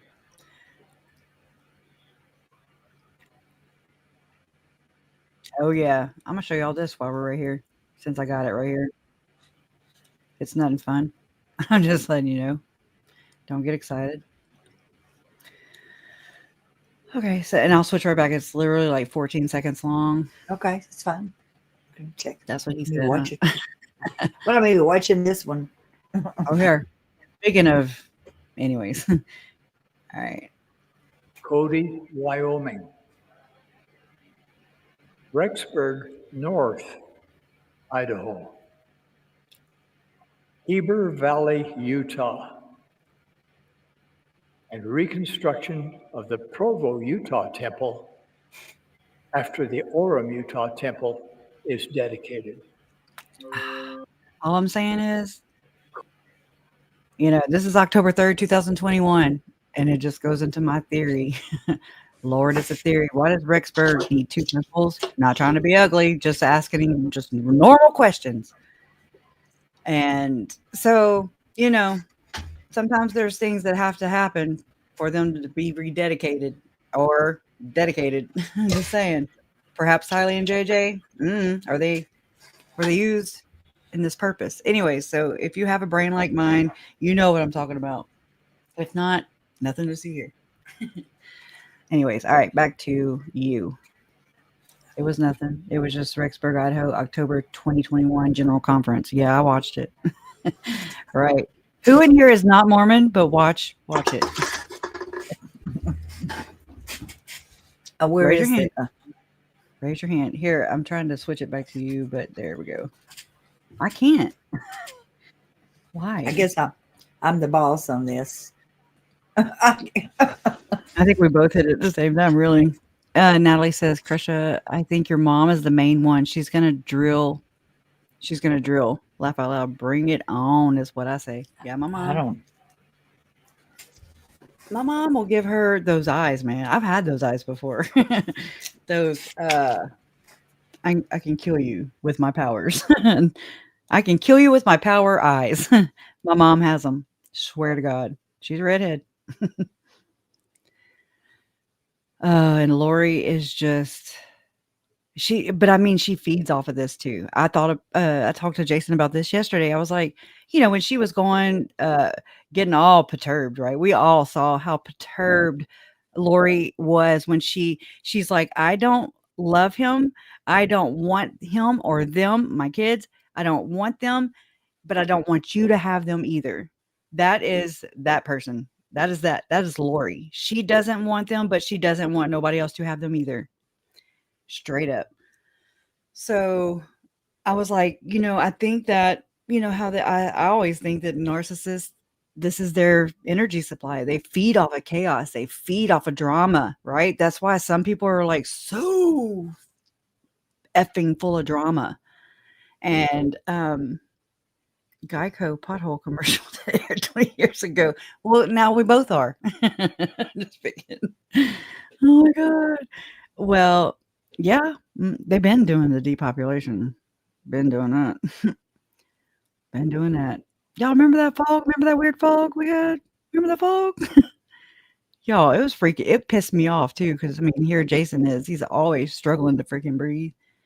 I'm always struggling to breathe, but I just need to lose a little weight. But anyways, I'm just like, that's so wrong. It's so wrong how easy that is. What happened to them aliens or whatever the hell they were showing in the sky not long ago, or not long, like New Year's time? Remember New Year's? I guess everybody was popping fireworks. And so everybody would be looking up. I don't know. What's the point of that? Did you ever drones? see them? Yeah, I didn't see them. I didn't see either. Seeing them on other people's TVs were enough for me. I was like, that's weird. Where'd they go? Did they find a home or something? Did they park them like it's hot? Right. That's Girl, a you good got question, that damn Krisha. song. Yeah, I know, huh? Well, I guess It's everybody's true. there's got some other problems they're thinking about. I don't know what. Heidi found them. Heidi found them. The drones are back in Tennessee, so. Oh no! Shit, Yep. it's close to me. That's where they hang their hat. You You go, think it's girl. I Look was at gonna say her. you grow, girl, but you don't grow, girl. You grow inverted. Just kidding. Yay, Mary.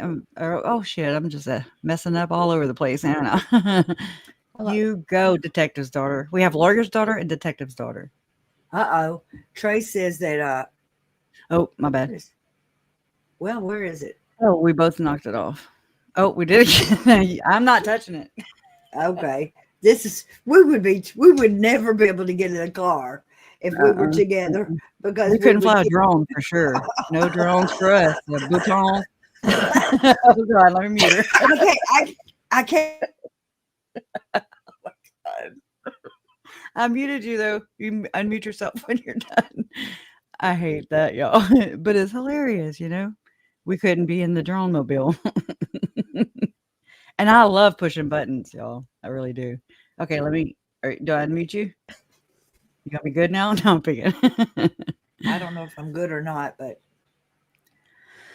I'm joking yeah. with you. Look, you gotta make me laugh. I'm so glad yeah. Trina is snarking her back, but just Here's her. Justin.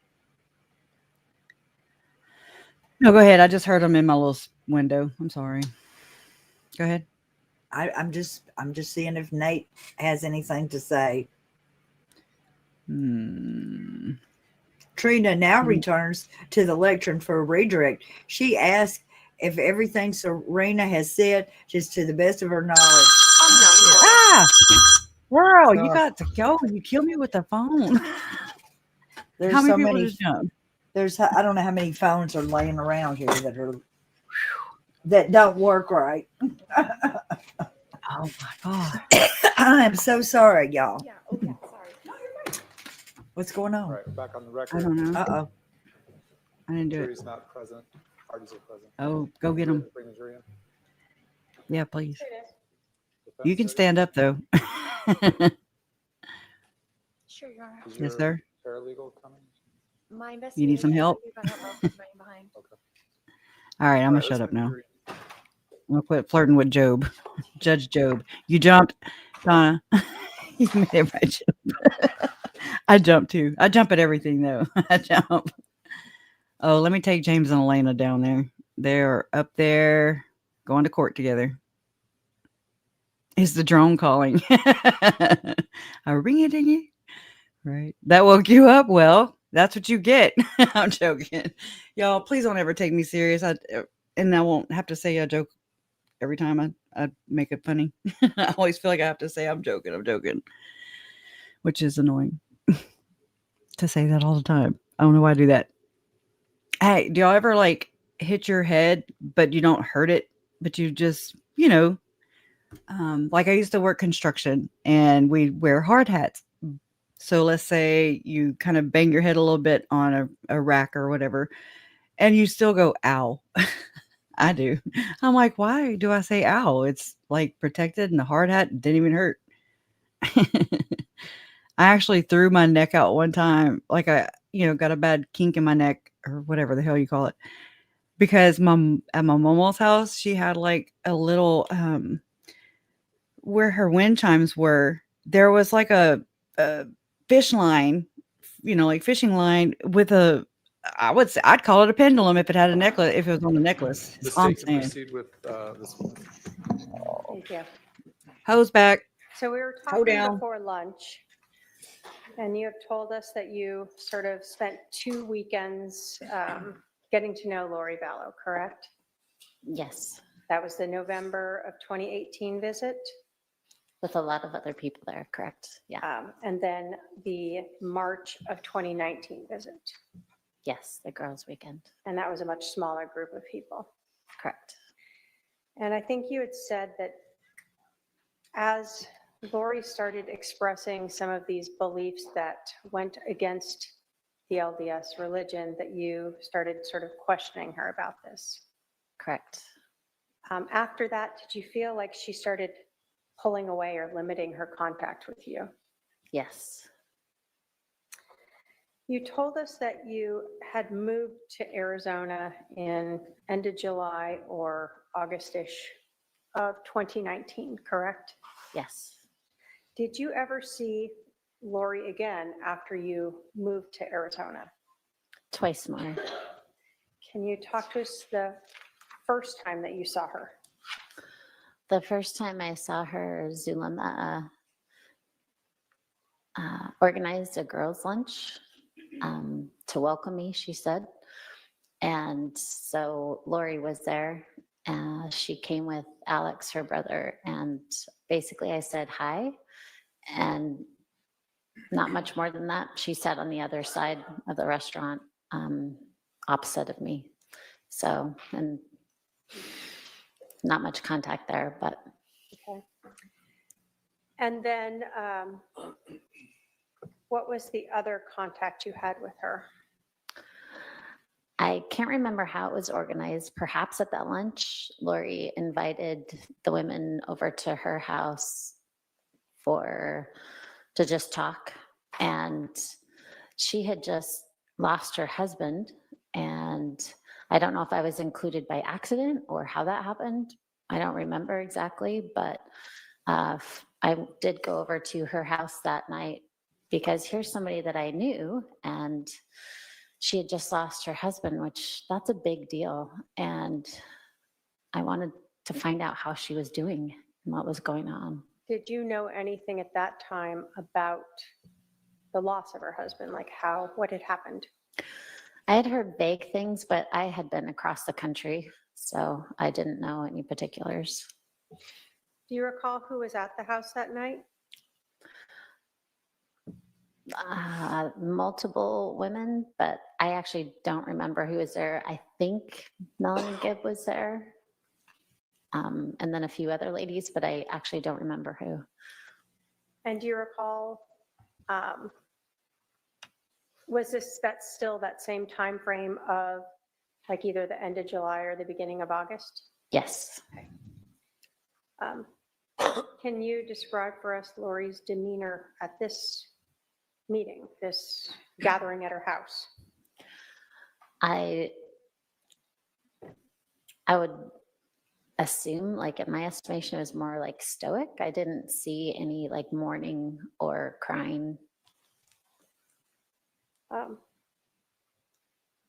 After that contact with Lori, did you ever see her again? No, Did you know that she had moved out of state? no, not till long after she already had. Did you know that she had married Chad Daybell? Nope. So basically, after paying your condolences, that was sort of the end of your contact friendship with Lori Vallow? Yes, I think there might have been a few texts after that just to check up on her and see how she was doing. She had just lost her husband again. So, and I think she was trying to figure out how to move forward, and I was concerned. So, but nothing of substance. Was your interactions with her via text very limited? Yes. No other questions, Your Honor. Cross-examination.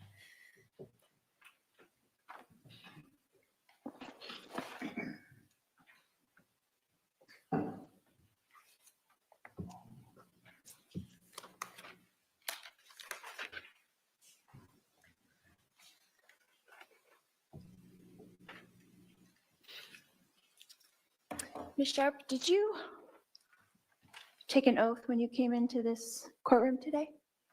Yes, I did. Did you raise your hand? Yes, I did. Did you swear to tell the truth? Yes, I did. The whole truth? Yes. Nothing but the truth? Yes. So help you who? God. So can we agree that this court acknowledges that your testimony here today will be accountable to God? Your Honor, I don't object to the relevance of this. Sustained. Your Honor, they brought up the religion. Ask for a response. It's sustained. Ask the next question. Do you believe that your testimony here will be accountable to God? Yes. Okay.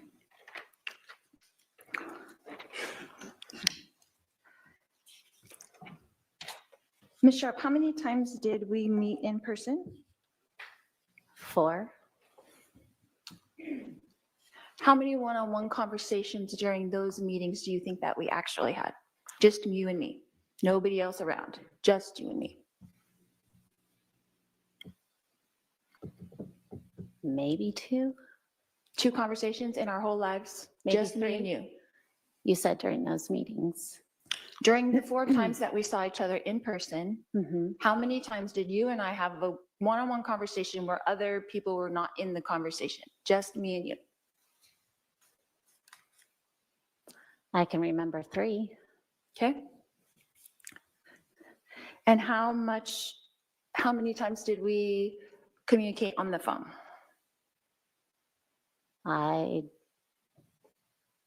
Do you want me to estimate? I don't remember how many times. Sure, just an estimate.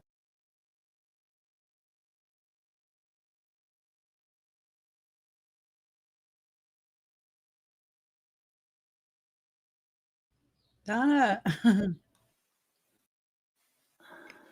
I don't know. I'm not sure how to answer that again. Okay, so Multiple times. Okay. So would it be fair to say that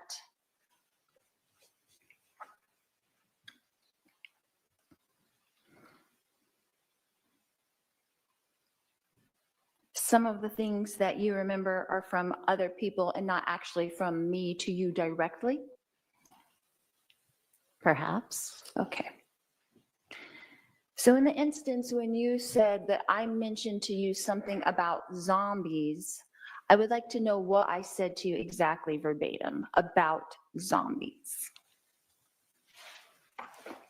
Well, I remember we talked about zombies in 2019 for the girls' weekend. You had Okay. mentioned zombies. I mentioned zombies at that weekend out of my mouth and not someone else, but me. Object to argumentative. Overruled, you can ask, why don't you rephrase that question? Okay. So you're saying under oath that I said the word zombies at that meeting, or I'll go with that. To the best of my recollection, it was that weekend during the girls' weekend, 2019. And Again, that was 6 years ago. So like verbatim, I don't remember verbatim, but I think it was that weekend. So it could have been that someone else was talking to you about zombies, but I was actually there also. Is that correct? I'm going to object that the witness has answered that question and said it was her. Overruled, she can answer. Would you mind restating, please? Is it possible that someone else said the word zombie and not me at that meeting when we were all there with the girls? It's possible, but I don't think it was. I think Okay, it then was what you. did I say exactly about zombies? I want to know the sentence I said to you about zombies. Hold on, Again, ask questions, okay? I Don't make object to statements. asked and answered. So rephrase your question. What sentence did I say to you with the word zombie in it? And I'm going to object to asked and answered.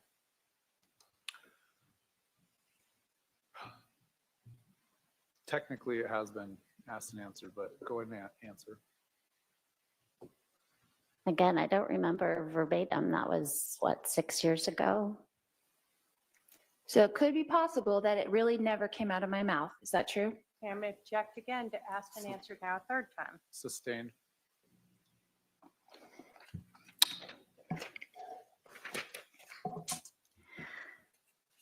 Ms. Sharp, who are the three Nephites in the Book of Mormon? The three Nephites? I'm sorry, I don't understand the question. In 3 Nephi 28, the three Nephites, do you know who they are? Off the top of my head, no. You do not know who they are. No, not off the top of my head. Okay. In the Bible, do you know of John the Revelator? Yes. Do you know of John the Revelator being translated? I don't remember that, but You don't remember that? What about in the Old Testament, Elijah? Was he translated? Your Honor, I'm going to object to relevance.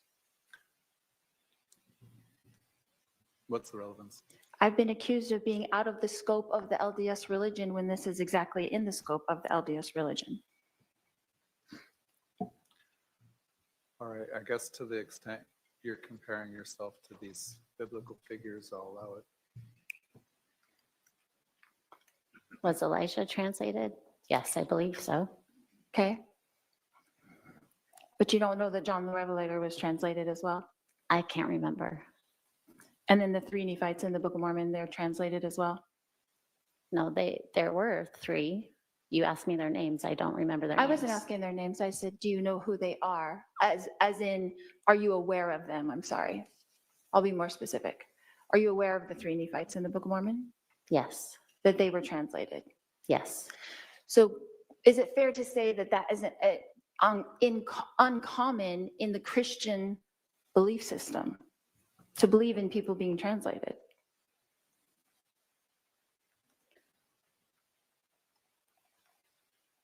I don't know if I'm qualified to answer that question for all of Christianity. Okay. Are you a Christian that believes in the Bible? Yes. Object, Your Honor, to relevance.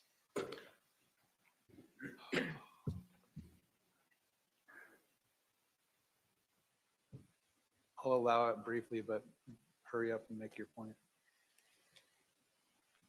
Yes, I believe in the Bible. Of course. And Elijah in the Bible is translated, right? Yes. And you believe in that, right? Yes. And you're a member of the Church of Jesus Christ of Latter-day Saints, is that correct? Correct. So that would not be out of the scope of what you believe. That's all I'm asking. Correct. Okay, that's all I wanted to know. Thank you.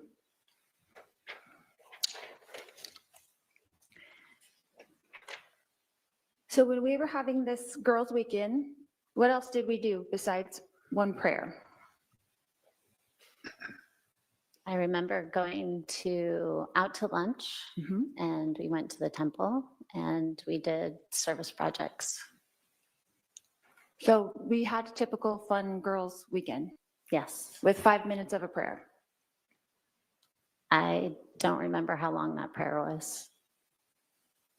But basically, out of the 72 hours that we got together, 5 minutes of it we spent actually praying. Again, I don't remember how long the prayer was, but that was not, from my perspective, the focus or majority of our time spent. Okay. How long would you say that prayer was? 10 minutes? Longer? I don't recall. Okay. But a tiny portion of our whole fun weekend, right? It was a small portion, yes. Okay.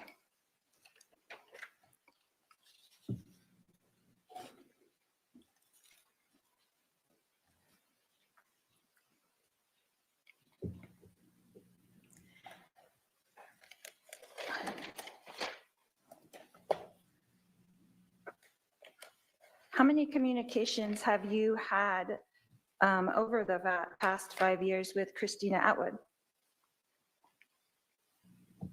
Many. Like how many? Again, I'm not sure how to estimate that. Daily, weekly, monthly? Weekly for sure, sometimes daily. Okay. So would you say over the past 5 years that your relationship has grown with Christina? Yes. And are you related now? To Christina? Uh-huh. No, we're not related. Oh, as in-laws? No. Okay, I wondered. I didn't know. No. Your Honor, again, I'm going to ask that the defendant be told not to comment about the questions and testify. Yes, the jury should disregard that comment after the answer. Are you still in contact with Zulema Pastenes? No, I haven't had contact with her in a while. Are you in contact with Kay Woodcock?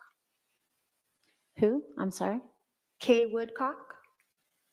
I don't know who that is. Okay.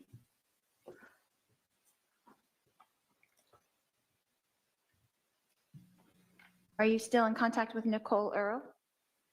Yes. How often? Often.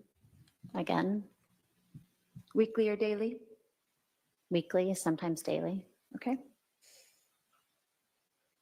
What about Melanie Gibb? Are you still in contact with her? No. I run into her occasionally, but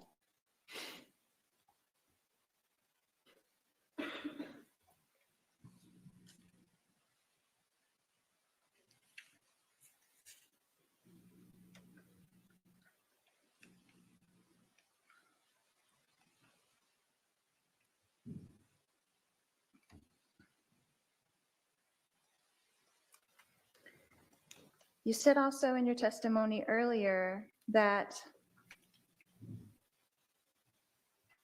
I said that I believe I don't need to repent and you were shocked. Is that correct? yes. What did I say to you exactly? Again, I don't remember verbatim. That was over 6 years ago, but something to the effect of you didn't need to repent. Again, I don't know exactly, but we didn't need to repent, whatever it was, but yes, that's what I remember. What was the context of that conversation? Like, how would that come up? I'm like, how would that come up? I don't remember what we were talking about or how that subject was brought to the forefront, but it was, I definitely remember that comment. You remember that coming out of my mouth to you specifically, not from someone else, but from me to you directly. Yes, and it was, I think, in front of all of us, but I'm not very clear on that. I think it was to all of us from you. So was I teaching a class that you attended and said something in that regard? No, Why would I be the one speaking? sometimes we take turns when we speak. Speculation as to why the defendant would be speaking? I'll let the answer stand. She answered.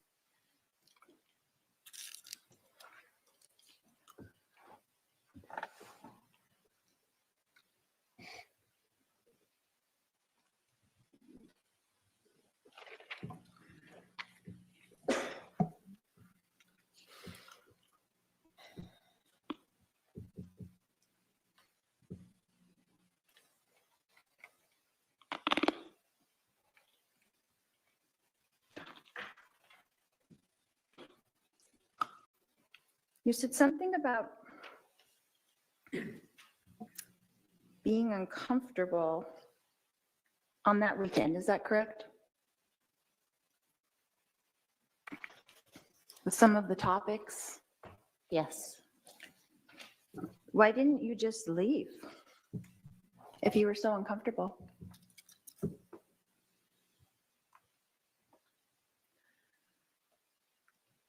I was uncomfortable with some of the topics, but I was still there with friends, and I had flown across the country, so it was not easy to leave, and I didn't feel like I needed to leave at that point. But you're a grown woman, right? You have your own mind and ideas. Yes, of course.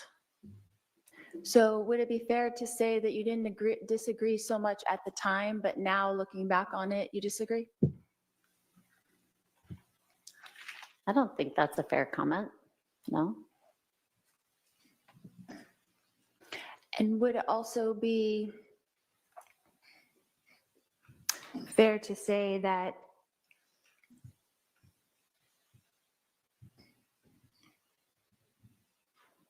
we had a good time of that weekend? Yes, we did have a good time. And that now you've changed your mind a little bit? I'm sorry, I don't understand the question. Change my mind about what?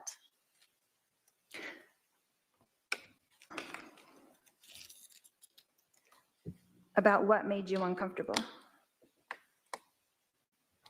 No, I didn't change my mind.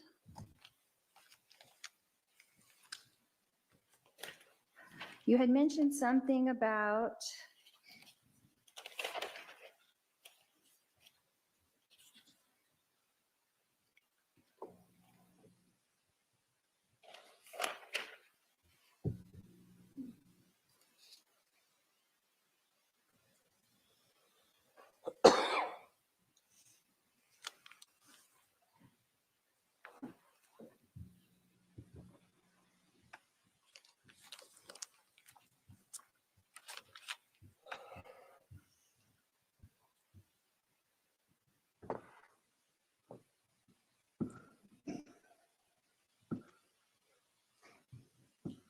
you were interviewed by the police a couple of times. Is that correct? Yes, How many times? twice. Who were you interviewed by? The first time a detective came to my home, his name was Nate Moffat, I think. Okay. When was that about, approximately?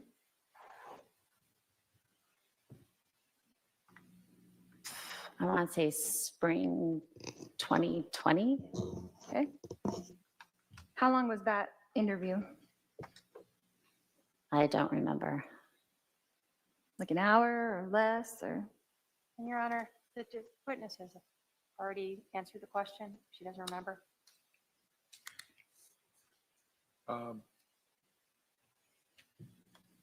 Can you estimate how long that interview was? Well, from my memory, I don't remember it well. I thought it was only a few minutes, but Okay. I think it was longer than that, perhaps. Longer than a few minutes? Yes. What about your second interview? Who was that with? That was with 2 detectives from Idaho And where did that take place? in the Chandler Police Station. And how long was that interview? That one I remember being longer, for sure, over an hour, perhaps an hour and a half.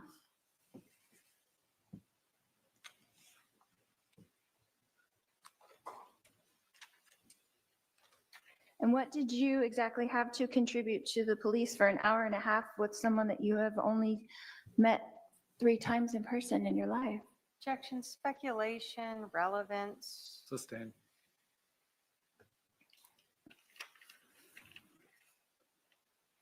What were they interested in you telling them? And I'm going to object to speculation, relevance. Sustain.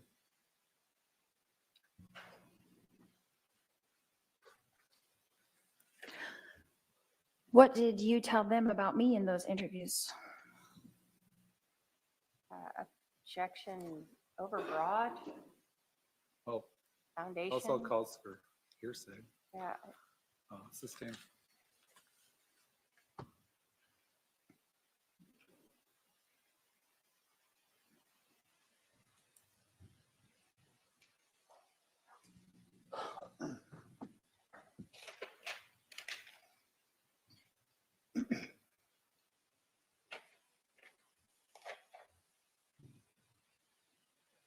Do you feel like you have something to offer here today in relation to the crime that I'm charged with? Objection, relevance. Goes to the final Sustained. opinion. Ms. Sharp, did you see or hear or personally witness me conspire with my brother or anyone else to murder my husband, Charles Valow? No, I did not. Thank you. No more questions. Redirect.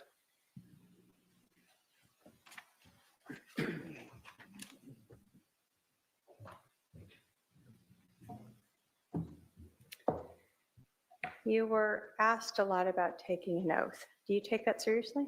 Yes, I do. Is everything that you told the jury here today the truth to the best of your knowledge? To the best of my memory and knowledge, yes. So when you don't remember something, you've been asked to try to guess, you don't remember how long something is, but you're not making up things in here. I'm trying not to. I'm trying to go for my best memory. It's been 6 years since you attended these meetings, correct? Correct. So you don't remember the number of phone calls that you and Lori had 6 years ago? No, not at all. You didn't keep tally marks of them through your days, put them on your nightstand so you could remember it later? No.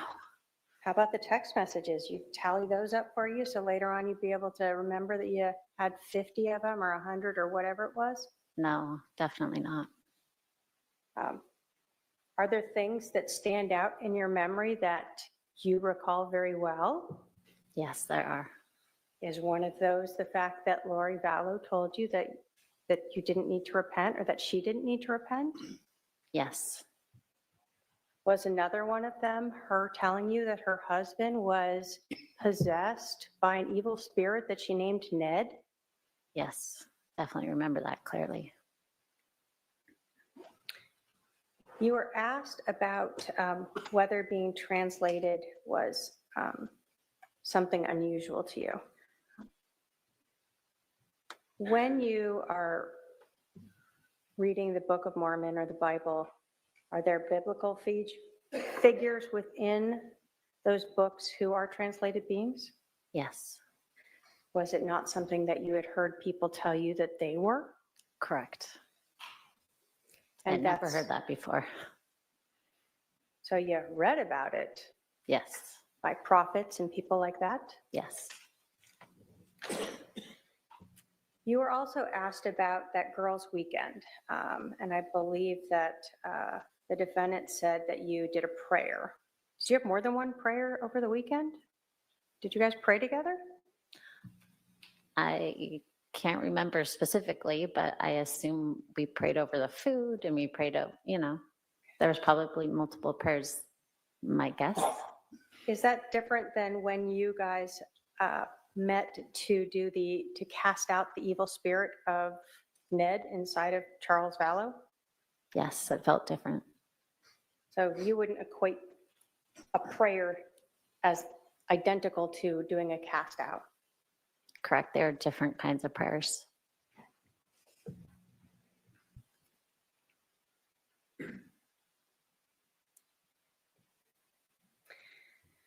You were asked about why you stayed there that weekend.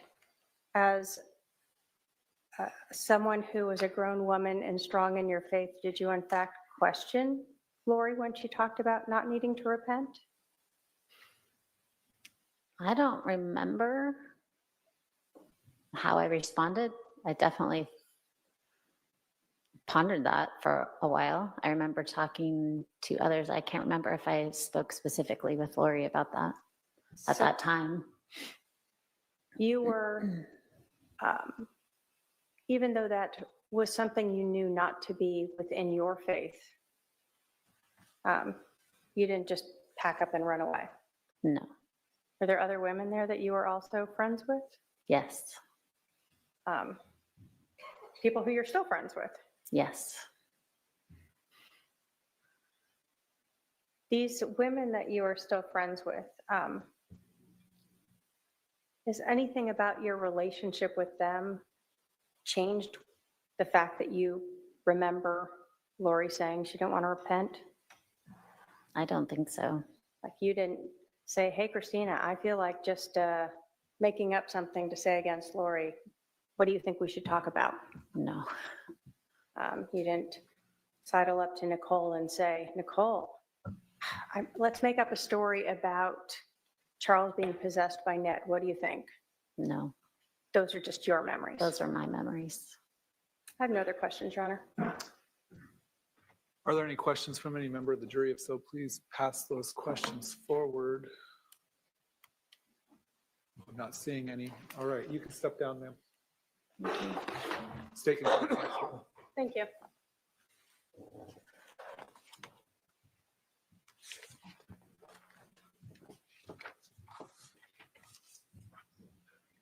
I would say, dearly beloved, we are gathered here today. I'm just picking.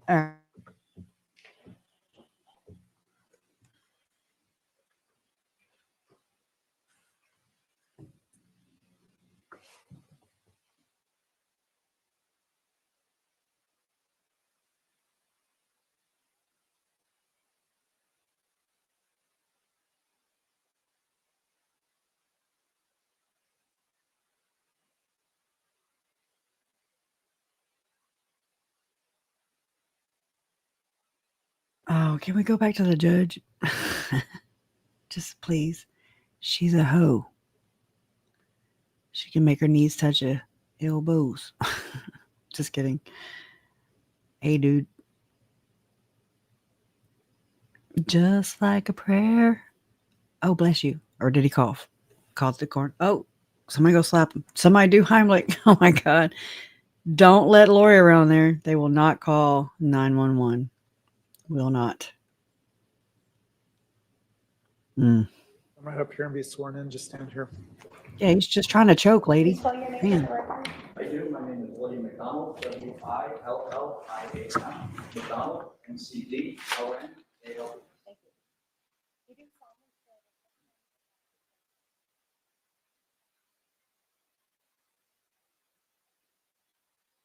Order here and have a seat to my left.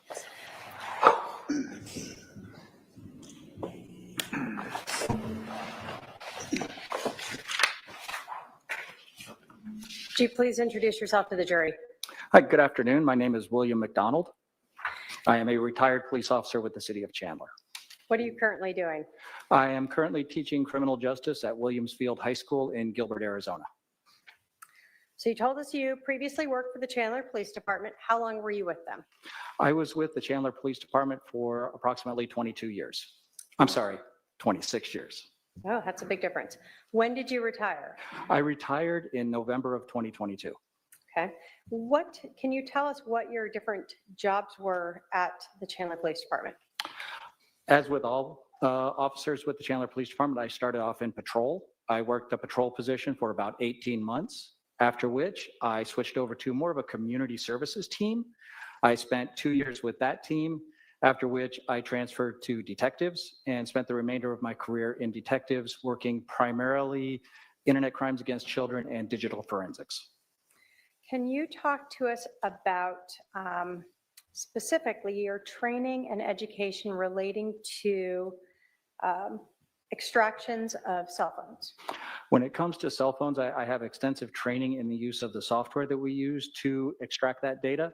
I am certified in the use of the Celebrite suite, which is one of the primary tools that we would use to extract data and organize data extracted from the cell phones.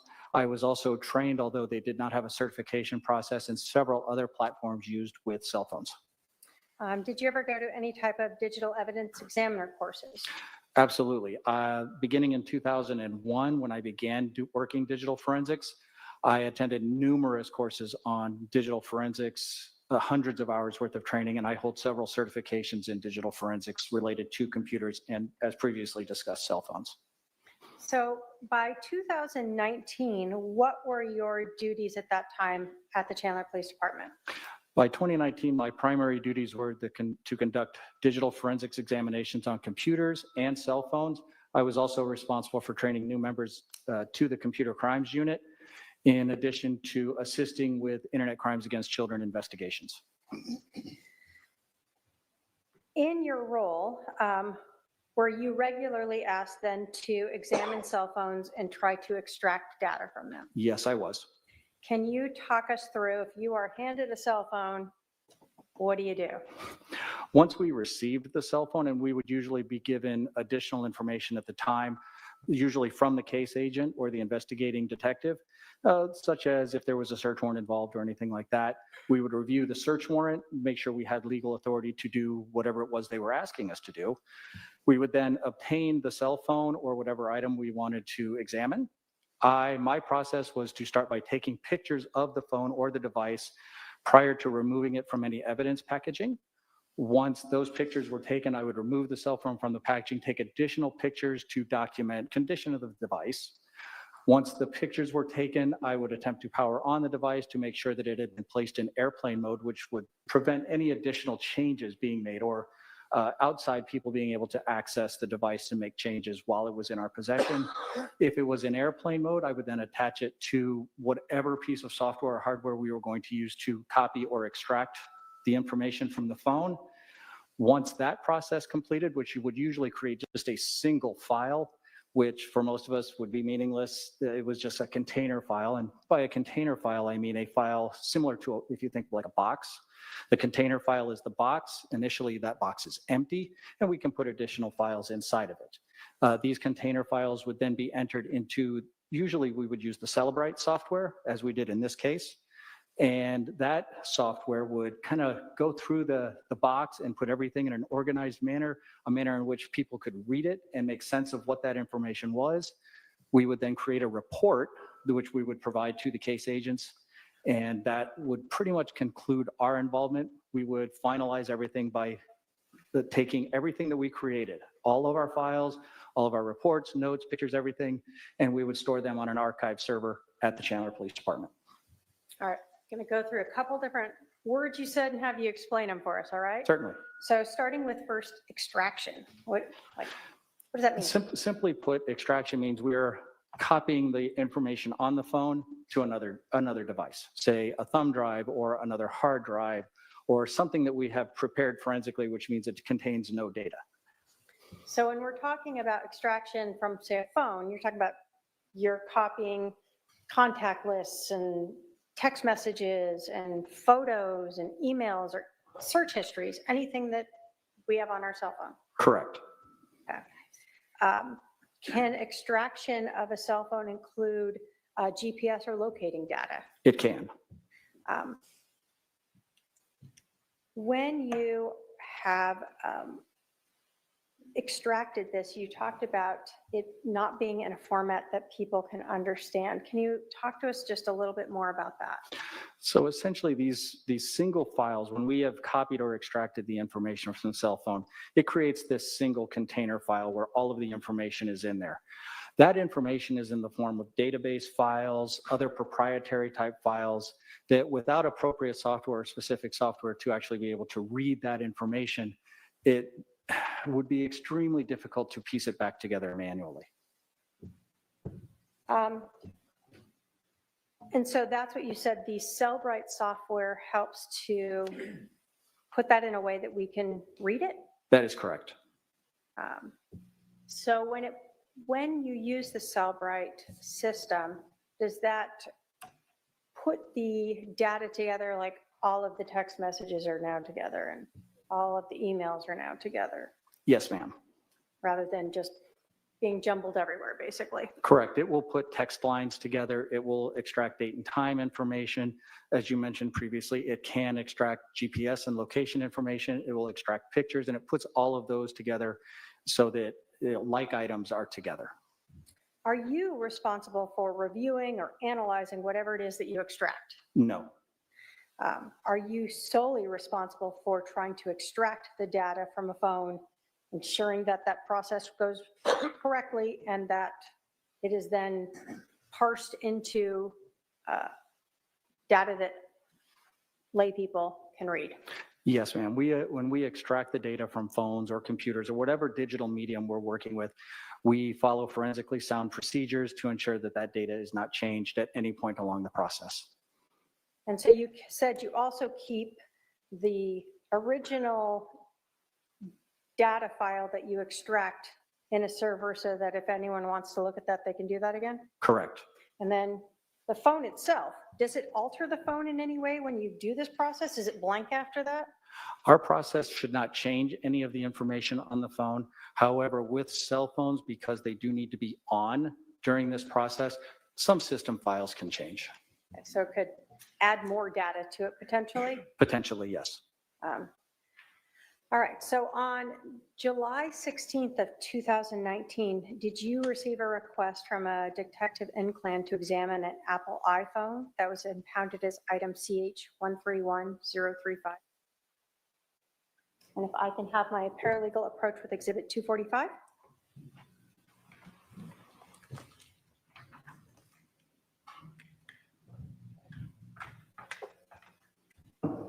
Thank you.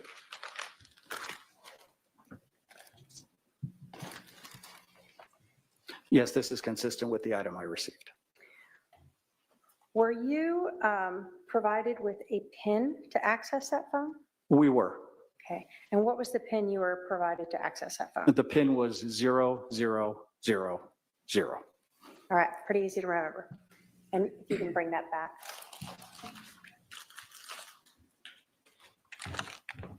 What day did you begin the extraction process? I believe, if I recall correctly, it was July 17th. So the next day. Yes, ma'am. You told us that you first get the phone and you are both documenting it and sort of noting it. I'm going to show you, and if I can have my paralegal approach with exhibits 180 through 185 that have been shown to defense counsel.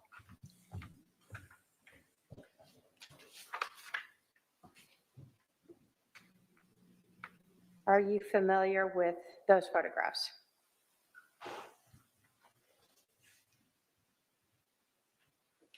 Yes, these are consistent with the types of photographs that I would take.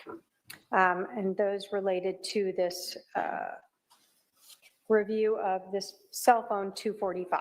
Yes. State will move to admit 180 through 185. Any objection? No objection. 180 through 185 are admitted. And if I can have the Elmo, thank you. Why do you take photos of the phone as you're processing it? Primarily, we take photos of the phone to document condition. I will also take photographs of the item while it is still in the evidence packaging to document how it was packaged and if there are any evidence seals, what the condition of those seals are. All right. So in this, when we talked about a item number, is that what we were talking about, the CH131035? Correct. Okay. That's exhibit 180 and 181. What are we seeing here? That is a photograph of the front screen of what appears to be an iPhone X, I believe, or XS Max. So I'm sorry. you get this phone, and I'm going to put 182. It's turned off initially when you get it. In this case, this particular phone was powered on when I received it. Okay, but the screen was blank, but still it was powered on. Correct. Was it in airplane mode, and why does that matter? Yes, it was in airplane mode, and you can see that from looking at the upper right-hand corner of the phone screen where it's got the little airplane icon. And this is important because while a phone is in airplane mode, it will prevent outside sources from connecting in and prevent the phone from connecting to the cellular network or to any wireless networks, which will help secure the data that's on the phone to prevent any changes or from anybody from the outside accessing the device. Okay. Do you check when you get a phone like this to see if there's a SIM card in there? I do. What is a SIM card? A SIM card is a subscriber, it's short for subscriber identity module, and it's basically a little card that's inside the phone that holds certain subscriber information. It can hold contact lists. It can actually hold a great deal of miscellaneous information. We always check for the SIM card as a means to make sure that this phone is actually able to connect to a cellular network. Did you see one here? I did. And then do you also check to see if there's enough battery power? Absolutely. What do you do if there's not? If we receive a phone that is either powered, has low power, or is actually the battery is completely dead, we will connect it to a power source to recharge the battery. The processes that we do required the phone to be able to be powered on, so we needed a charged battery. All right, so in 183, you are able to get to where you would normally put in a passcode. Do you sometimes not have passcodes? Absolutely. Is it easier when you do? Much easier. So did you try the 000 here? We did. 0, I think I left one out. Were you able to get into the phone? We were. 184, why do you take a photo of that? We're just documenting what is visible on the screens, what icons, what applications are installed on the phone. So you're seeing that there have been phone calls that have been missed and mail that's correct going on. And then 185, what is the relevance of this? What does this tell us? That is simply information on the phone itself. What you are looking at, if it were able to connect to a network, you would see the network information there. This is obviously a phone that was associated with the Verizon cellular network. The IMEI and the ICCID and MEID are identifiers for the cellular networks. The network, the carrier, and all of that information is just to help identify the device. Okay. And so that is able to be confirmed when you look at the phone itself, 245? Correct. Okay. So in this case, after you got this powered up, what'd you do and took those photographs, documenting what you're doing, what'd you do? Once we had taken the photographs, we'd ensured everything, the phone was in airplane mode. In this particular case, I used a device called a gray key device. I attached the phone to this gray key device and configured it to conduct what is called a full file system extraction of the iPhone. A full file system extraction is pretty much the best copy that we can make. It copies all the data off the phone, including anything in deleted space, any user files, any system files. It pretty much copies everything that's on the phone for us to examine later. Okay. Now, does technology continue to improve in our world? All the time. So you did this in 2019, right? Correct. So whatever the newer technology is not the same as what it may have been back then. That would be fair to say, yes. In terms of technology, have you seen changes in Gray Key and Celebrite over the years that you were using it? I did. And as each new version came out, did that ever cause you to find that data was wrongly recovered, or just that there was more data recovered? In my experience, I never observed that changes in the software, updates to the software, would result in previously found data being changed or omitted or deleted or in anything like that. What we would find is it would change the format and how that information was presented. On occasion, as things really did change and bigger versions came out, sometimes it would have the capability to acquire additional information that maybe it could not acquire prior. So maybe it was better at finding deleted items or parsing things together. Correct. Okay. Do you recall about how long that process took to use the gray key to extract that full file system? As I recall, it was approximately 1 hour. So after you use the gray key, is that where sort of everything's jumbled in a box? Correct. That's the gray key created that single container file with everything from the phone inside of it. So did you use something else at that point to allow detectives and other people to be able to access and look for specific things? I did. Once we have that single container file, I took that file and I opened it up in a program called Celebrite Physical Analyzer. That physical analyzer software is what went through that container file and put everything in a more readable format for detectives or whoever else needed to view the contents of the phone. So that then allowed detectives or others to go into this new report that allowed you to look at a section that had just photos or a section that just had emails. Correct. After you used that Celebrite to parse out all that data into these different sections, did you conduct any research on that phone? Or I did not. did you look through any of that Celebrite report? I did not. Did you analyze or review any of the data? I did not. Did you provide the detectives who then had been working on the case with that to review themselves? What we would do, since the Celebrite Physical Analyzer software was very expensive and actually required a key in order to use, the Celebrite software allowed us to create what we referred to as a reader file, which is a file that they can open in a program called Celebrite Reader, happily enough, and that would allow them to review the data in a free software platform. So as long as you had the reader, you could then go through all the data that the Celebrite had parsed into these readable formats. Or Correct. sections. Anything that was included in when I imported the file or uploaded the file into the physical analyzer software, any information that was in the physical analyzer software was copied and included in the reader file. Did that end your involvement with Exhibit 245, that phone? I'm sorry, one more time? Did that end your involvement with Exhibit 245, that iPhone? Aside from making sure that any files that we created, any pictures that were taken were securely stored, it did. All right, thank you. I have no other questions. Cross? Questions, Your Honor? I'm sorry, did you say no questions? No questions. All right. Any questions from any member of the jury? I see at least one. Okay.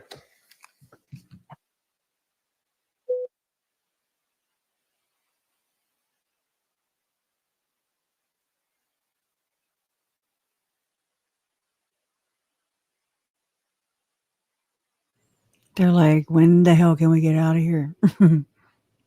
Hear ye, hear ye. She's guilty.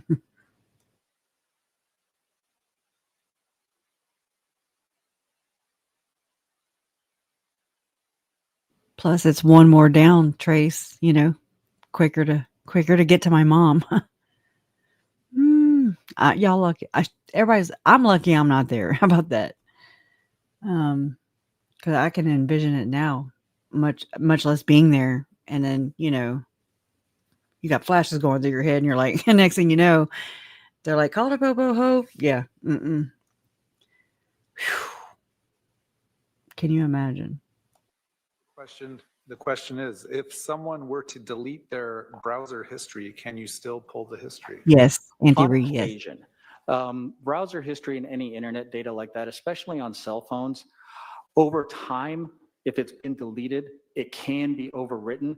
However, if it is more recent, and sometimes by recent, we are actually talking within the last year or so, that information, regardless of it being deleted, can be recovered by the software. Follow up from the defense based on that question? No. State? No, Your Honor. All right, sir, you can step down. Thank you. Thank you. State can call its next witness. Thank you.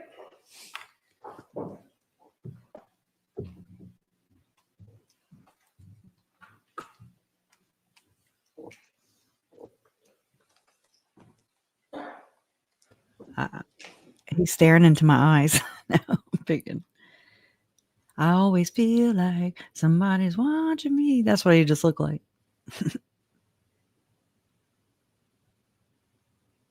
Yeah, I don't like the hair either. He got a little bun. Little bun. You know what though? He doesn't. He got the best part of his mom. You know what I'm saying? Thank God. Thank God. Is it Kay? Or y'all just saying Kay? Y'all trying to summons her? Xanax smoothies, right? Oh my God, let me see. Sorry. Caught me. I hear my mom. State calls Marissa Francisco. Nope. Serena Francisco? Something like that. All All right, right. ma'am, you're going to come right up, stand right in front of the wall here. You gotta raise your arm to the square. Please spell your name for the record. Yes, Marissa Francisco, M-A-R-R-I-S-A, last name F-R-A-N-C-I-S-C. You do solemnly swear the testimony you're about to give will be the truth, the whole truth, and nothing but the truth, so help you God. Yes, I do. All right, you're going to walk around the court reporter. Have a seat just to my left here.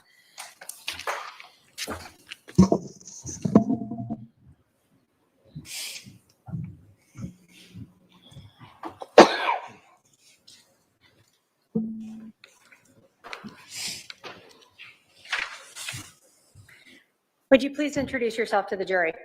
Yes, my name is Marissa Francisco, and I am a forensic scientist with the City of Chandler in the Forensic Services section. How long have you worked there? I have worked there since August of 2018. Previous to that, I was employed at the Arizona Department of Public Safety, and I started there in 2004. So let's kind of go back. What did you do at the Department of Public Safety, DPS? I started my career in the blood alcohol unit. So my duty there was to test blood for the presence of alcohol. I was in that unit for about 7 years. After that, I transferred to the trace evidence unit, where I was trained to do hair comparisons and fiber comparisons. After that, about 2016, 2017, I started training in the latent print unit.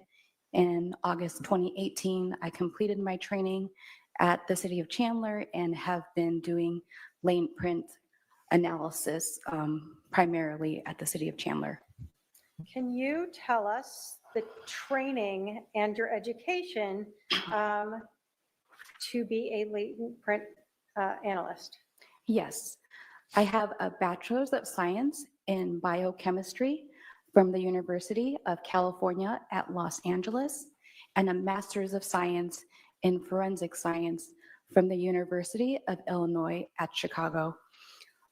As part of my training for latent prints, it was an extensive 1.5 year long program where there was readings, lectures, comparison exercises, oral boards, and a competency test. I also have to conduct and complete a proficiency test on latent print comparisons on an annual basis. I am also a certified latent print examiner. In order to obtain the certification, I had to complete over 160 hours of certified training and pass a comprehensive exam. Thank you. I'm going to start sort of really general. Can you tell us what latent prints are? Yes. Latent, by definition, is something that is present but not visible. So a latent print is an impression of friction-ridge detail that is not readily visible. Some processing techniques that can be chemical or physical are needed to help visualize those latent prints. So we talk about latent prints, we're thinking of people's fingers. Where else do we find latent prints on people? Yes, let me start with defining what friction-ridge skin is. Friction-ridge skin are raised ridges on the palms of our hands and the soles of our feet. They are specialized and only located in those two areas. We often have oils and sweat and other residues on our hands, and when we touch an item, we can leave an impression of our friction-ridge detail on that item. Is that what most of us call latent prints, or I left a print behind? Yes, fingerprints. You started to talk about oils and things. Do people always leave behind a print if they touch an object? It actually depends on a lot of different things. First off, the amount of oils and residues on our hands will determine whether an impression is left. Also, the deposition pressure, meaning are we gently tapping on something or are we like really pushing down on it, that will affect whether an impression is left and the quality of that print. The item itself is very important. Is it something that is receptive to prints?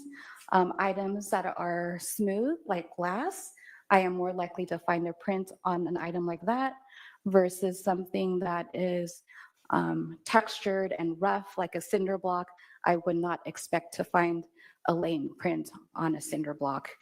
The condition of the item is also important. How many people may have come in contact with that item.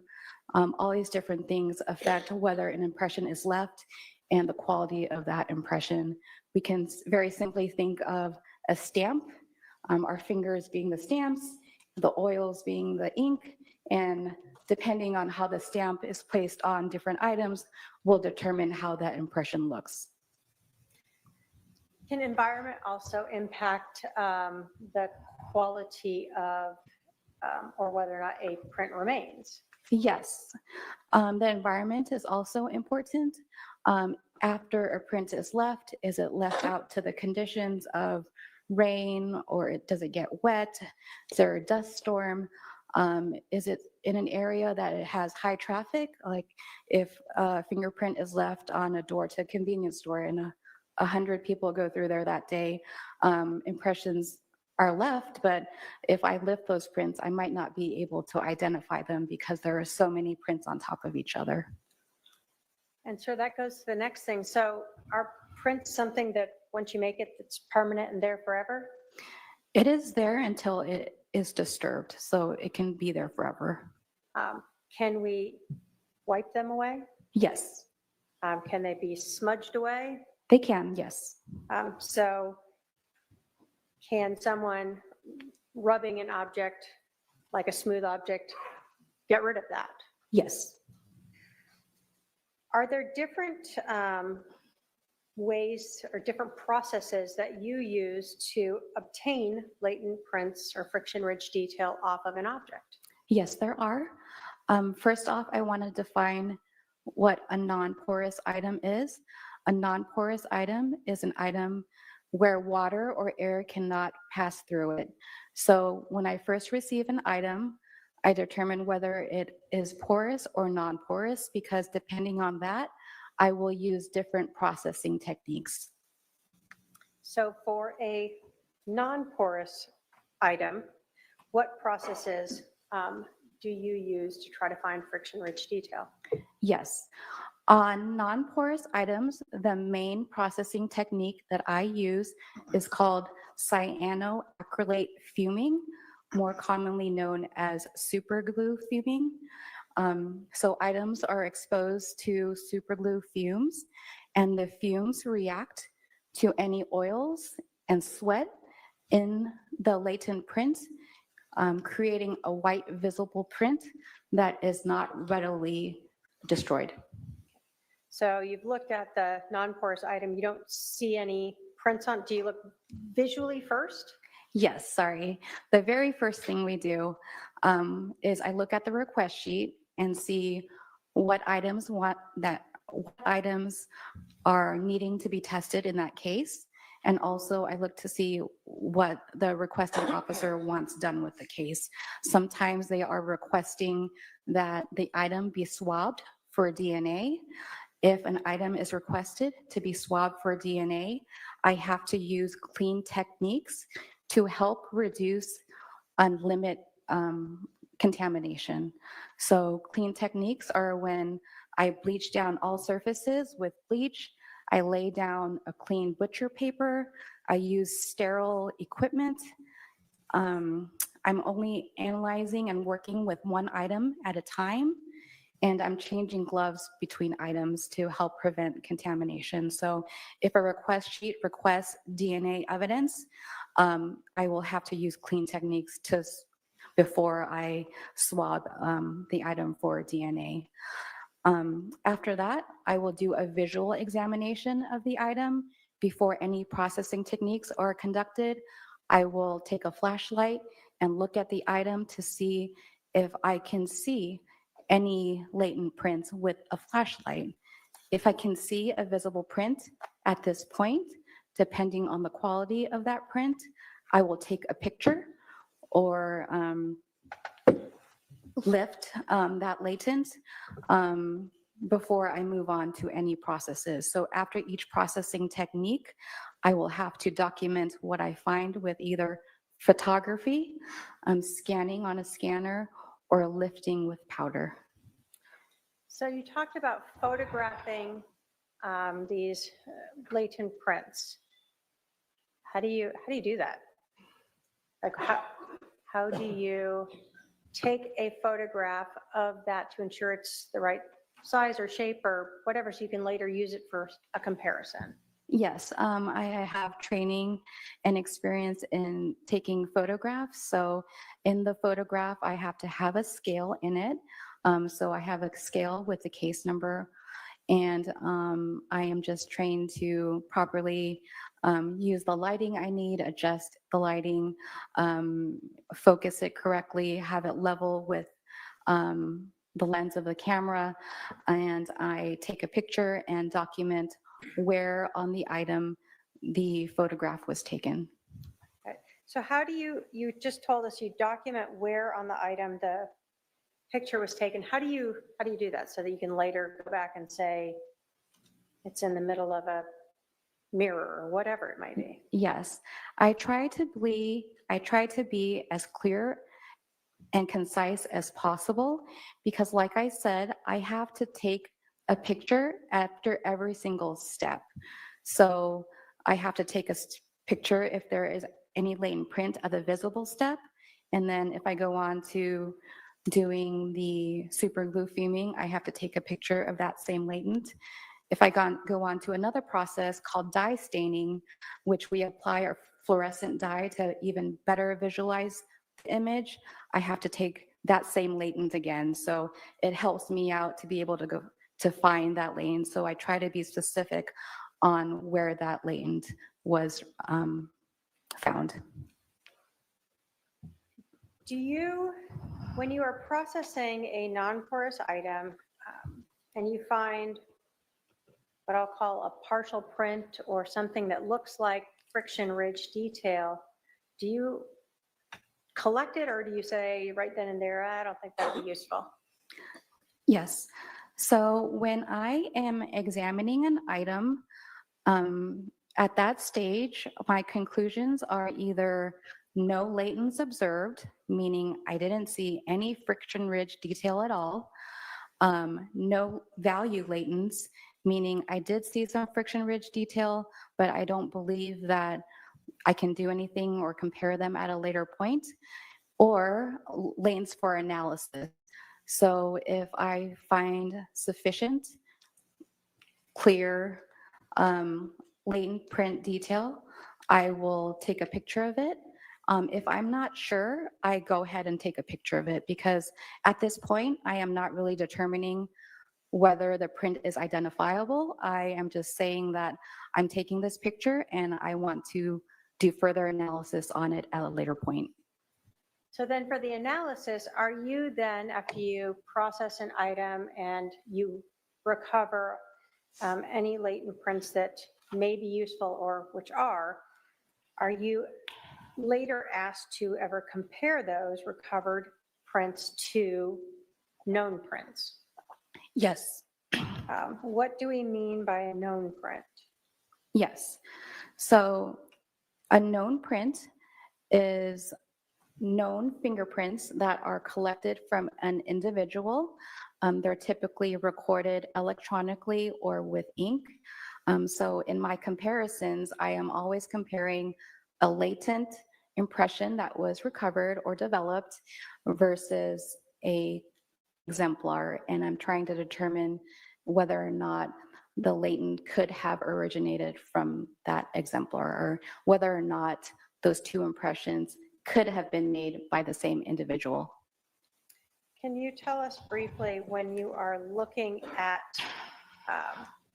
this recovered latent print and comparing it to a known, what are you looking for to be able to make an identification? I will explain what methodology we use for latent print comparisons. It is called ACE-V, which stands for analysis, comparison, evaluation, and verification. So in the analysis phase, I'm taking assessments of the latent and the exemplar and determining whether or not they are suitable for comparison. If I determine they are suitable for comparison, I move on to the comparison phase. This is when I'm observing two impressions and I'm looking for the existence of similarities, differences, or discrepancies. Next is the evaluation phase. At this point, I am rendering a conclusion based on my analysis and comparison. The three different conclusions that can be reached are identification, exclusion, and inconclusive. So identification is the determination that the two impressions originated from the same person. Exclusion is the determination that the two impressions, the latent and the known, were not created by the same individual or they do not have the same source. Lastly, I have a conclusion of inconclusive, and this is where I can neither identify nor exclude the individual from having made the print.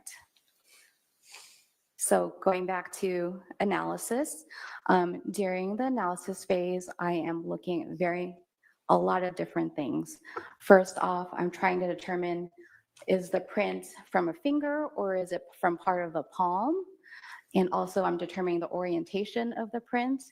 If it's from the palm, I can also, depending on the ridge flow in the latent print, I can determine what area of the palm it came from. I'm looking at the shape of the impression. Like sometimes you have like a C-shaped impression and that's this part of the palm. So this is called the writer's palm, and that's where I would look first when I'm doing a comparison. So besides that, I am looking at level 1, level 2, and level 3 detail. Level 1 detail is the actual flow or pattern of the ridges. Our fingers have 3 main patterns, which are loops, whorls, and arches. Next, I'm looking at second level detail. I'm looking at the ridge characteristics. So I'm looking at where the ridges end, which we call ridge endings. I'm examining where ridges split into 2 ridges, which are called bifurcations. And I'm marking any dots, which are very short ridges. So I'm examining the latent and I'm marking up all these second level details so that I can later compare to the exemplar. I'm also noting if there's any scars present in the latent. I'm noting if there's some creases or if there are issues with the deposition pressure, or if there seems to be some movement in the latent, I'm documenting all of that stuff in the analysis phase of my analysis.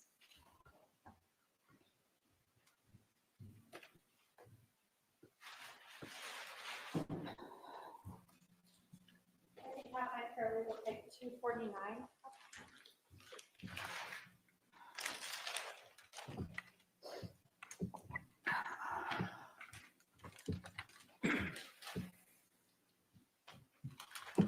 Can we Leave that with her.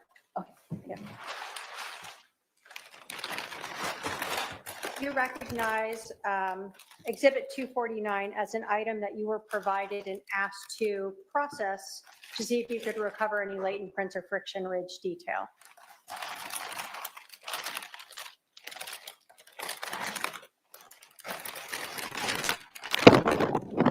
Sorry. I know it's a little awkward. Yes, I do recognize this item.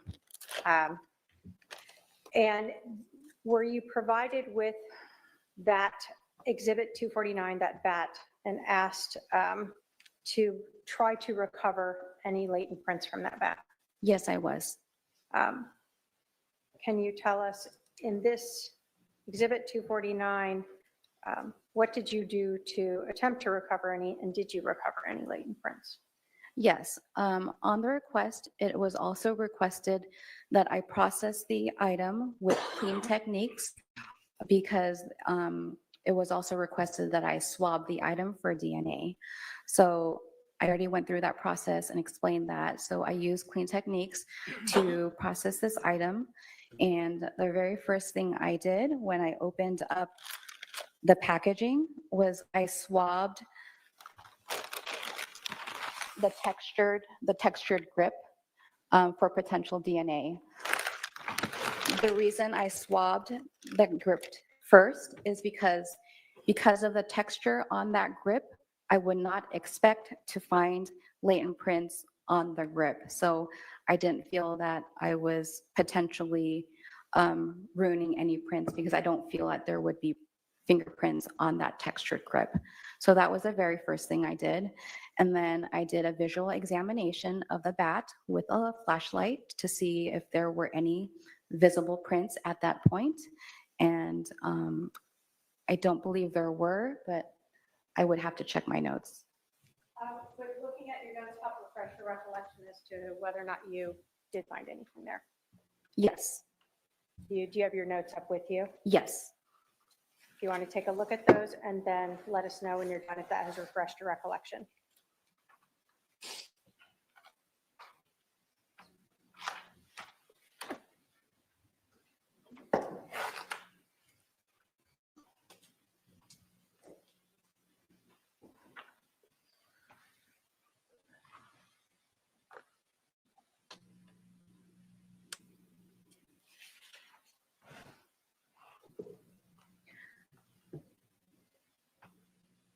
That refresh your recollection?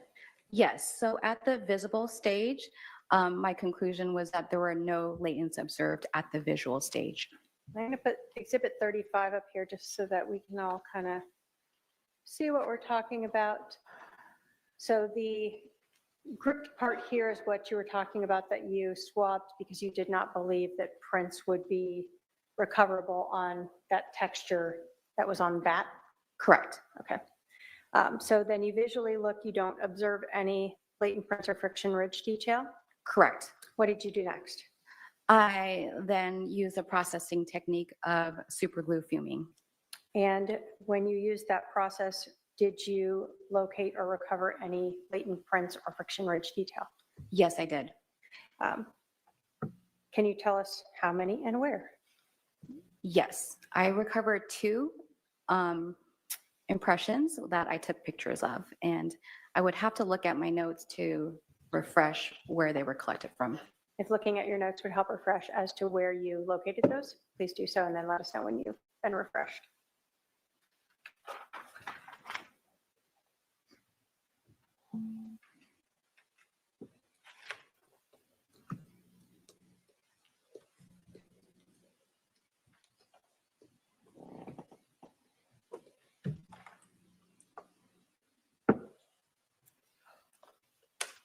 I'm ready. Where did you locate those two? The first one was recovered in the W of the Rawlings that was above the diameter. I think Rawlings is also on the other side. So that's why I stated that it was the one that was right above where the diameter is. And the second one was recovered in between the G and the diameter. Now, you told us that what you are recovering isn't always look like a finger, right? When you were recovering these latent prints, were you able to tell by just recovering them if it was a finger or, like you told us, a palm? When you looked at it, were you able to immediately identify where they came from? They appeared to be fingerprints. Was there anything about the shape or I guess the shape of them that made you think that they were fingerprints? The first image, it was just the shape of the impression just indicated to me that it was a fingerprint. The size of it indicated to me that it was a fingerprint. Was the other one, the second print, slightly, I guess, not as clear on whether or not it was a fingerprint or potentially from some other area? Correct. Okay. Were you asked to then compare those two? Well, let me ask you, when you obtained these two, you told us there were 3 different levels. Obviously, you collected something. Did you believe these were able to make identifications, or what did you determine about the clarity, the detail of those 2 recovered prints? For both impressions, in my analysis, I determined that both impressions were NVID, which stands for no value for identification. This means that the latents lack sufficient clarity, quantity, and or uniqueness to identify, but may be suitable for exclusion. So the impressions were possibly excludable, but I would not be able to identify who made those impressions. So were you initially asked to try to identify them to 3 individuals?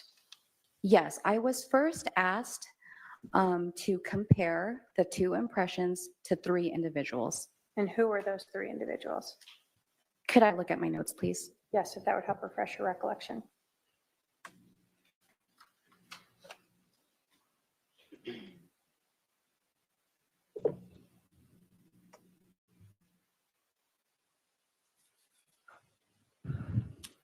Yes, I was initially asked to compare the 3 impressions to a Charles Vallow, a Lori Vallow, and an Alexander Cox.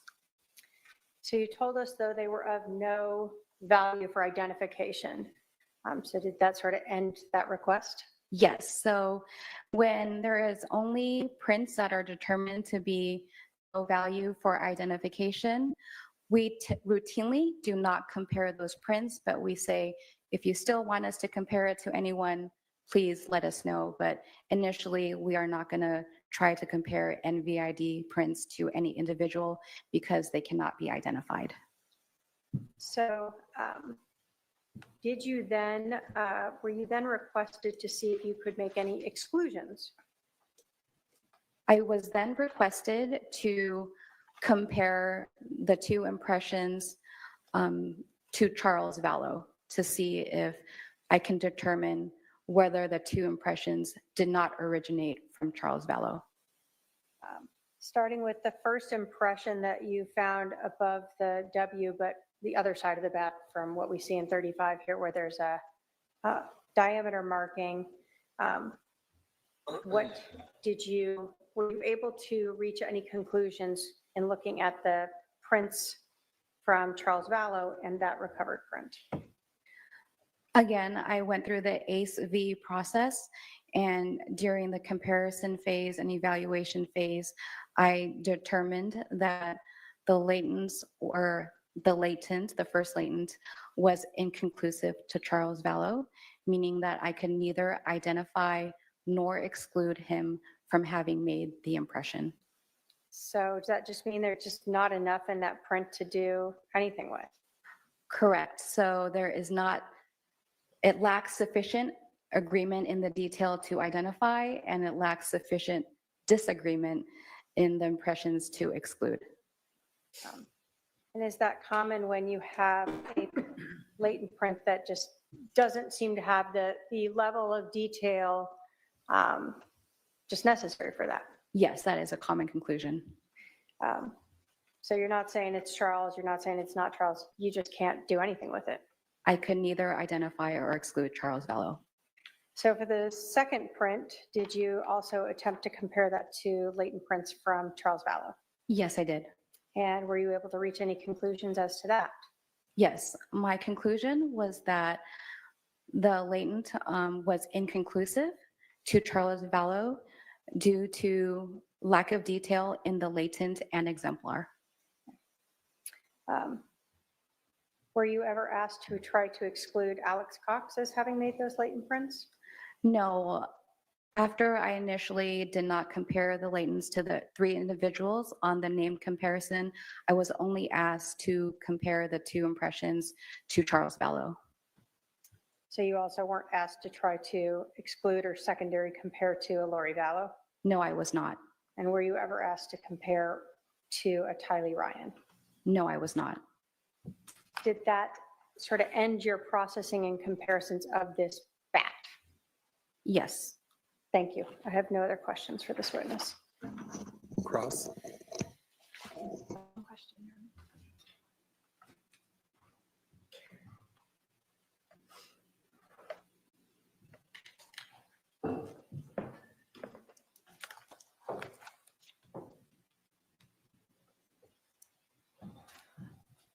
You said earlier that the DNA that you collected, was that ever tested? I don't know. Is it sent somewhere else? Correct. So Okay. the city of Chandler does not have the capability to test for DNA. Anytime we swab for DNA, we send it to the state lab for analysis. So you swabbed it and sent it to the lab, and that was the last you heard of it? Yes. Okay. Thank you. That's all. Any redirect? No, Your Honor. Any questions for this witness from any member of the jury?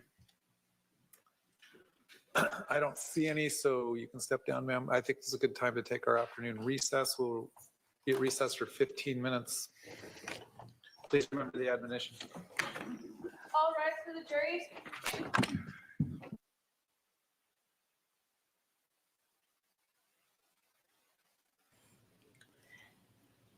Okay.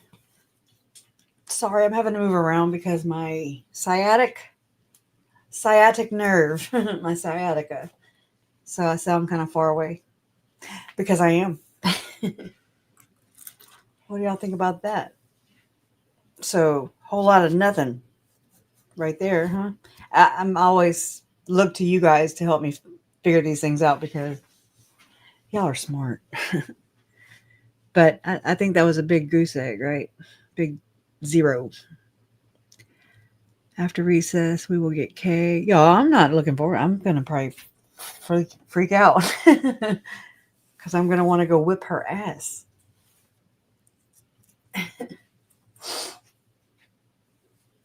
Oh my gosh.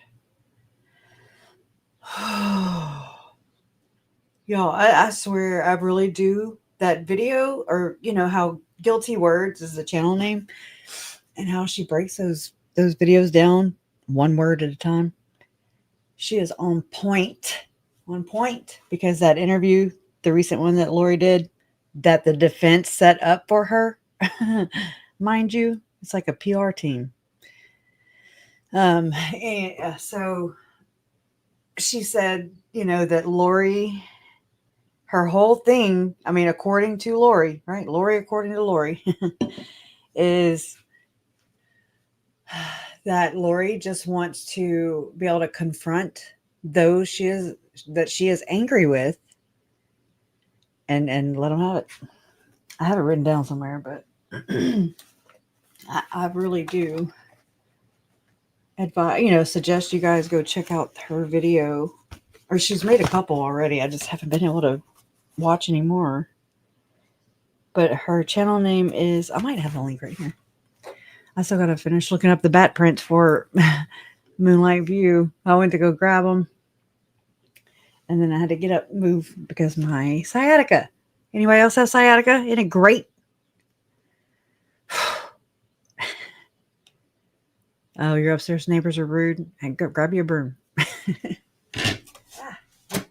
Anybody have any good stories about upstairs neighbors?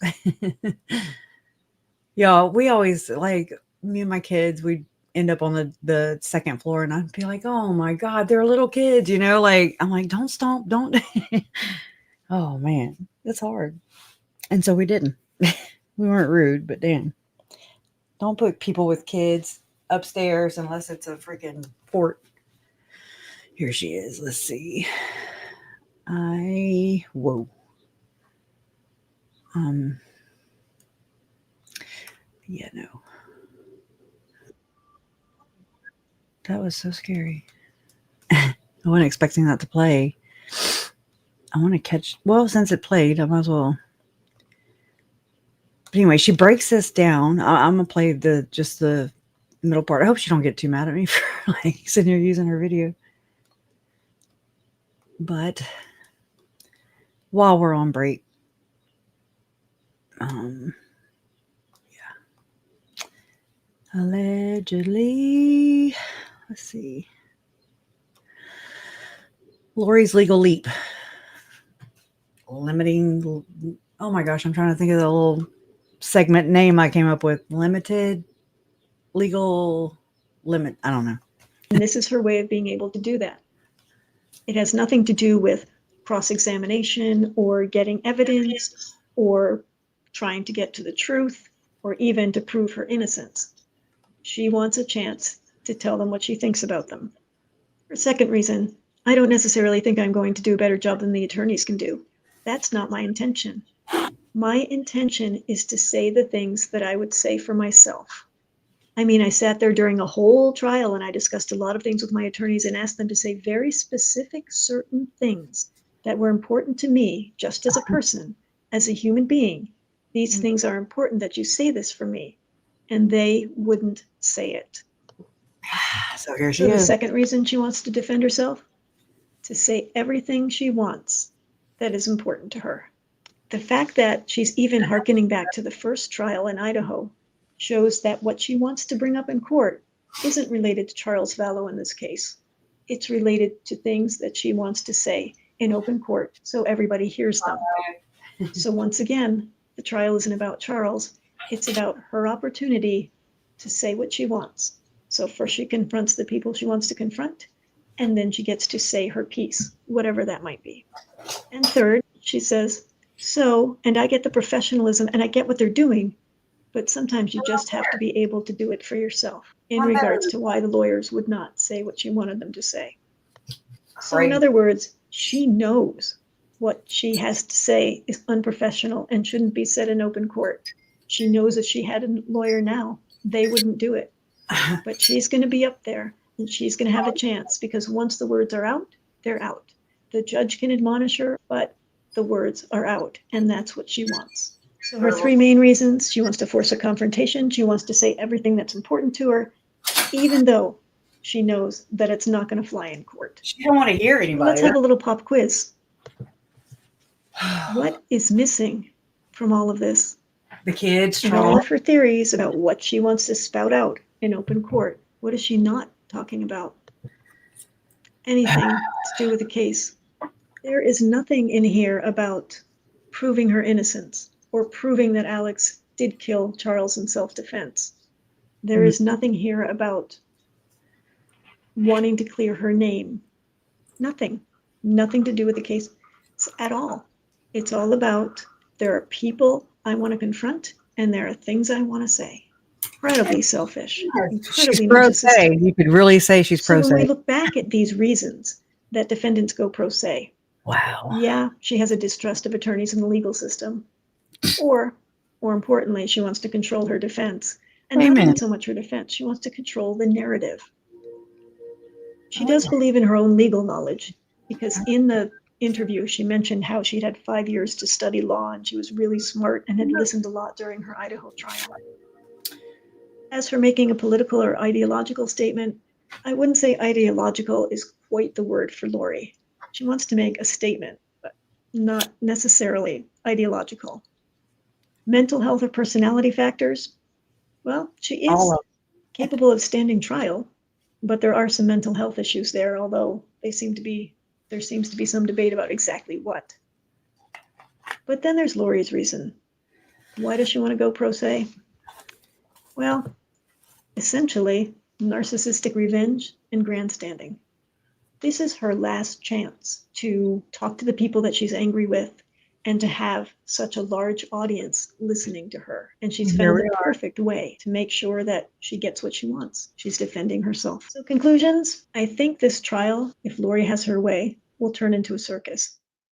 At first, I was confused on why she was bothering to mount much of a defense at all. Why not be like one of those defendants we talked about who just stood up there and spouted what she wanted to? But I think there's two things going on here. I think there's Lori wanting to have her say, and then there's Lori also wanting to present herself as competent and smart. So she will mount a defense, but in it, she will roll in all these other motivations. Besides, if she doesn't mount a defense, she doesn't get through each and every witness she wants to, so she can face them one-on-one. My heart goes out to the witnesses, be they police, family members, whomever, because this has to be one of the most bizarre and painful situations they could be in. I think the best conclusion of all will be when Lori is just back in prison and we don't have to hear about this anymore. The trial should be about justice for Charles, and hopefully justice will be done. But in the meantime, Lori has made it very clear that she intends to say a lot of things that are not related to the trial and are only related to her ego. Thanks for joining me. And if you've enjoyed this content and you haven't subscribed yet, please do. We'd love to have you.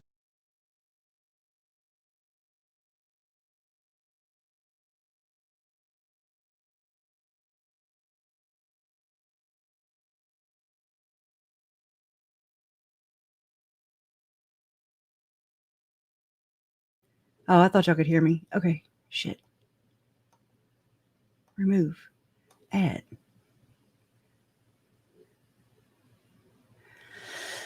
Oh, okay. I'm gonna go snuggle under my Jason right now because if my mom's about to be on there, I mean, I'll see your comments on the TV, but I'm gonna go run for cover. Oh crap, that's crazy. Okay, y'all hold the fort down.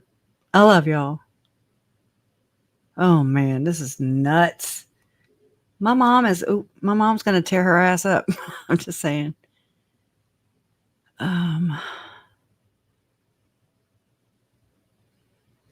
Okay, Donna, let's see. I love y'all too. It does suck. She sucks though. I mean, y'all, she killed her kids. You know, is the bar really set that high for her? No. But we're ready to be done with her, right? Aren't we just sick of Lori? Aren't we just sick of her? With her sidewinding mouth. Look like she's trying to suck air out of just one side of her face, you know, like a snorkel.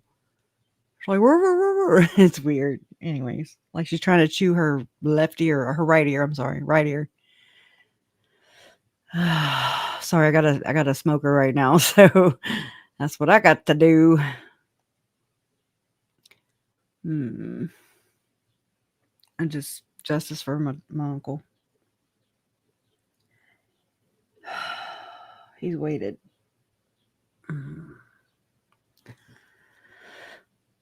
Here, this is a link for Trace's Venmo. If anybody would want to throw in on Tracy's Venmo, please do so right here.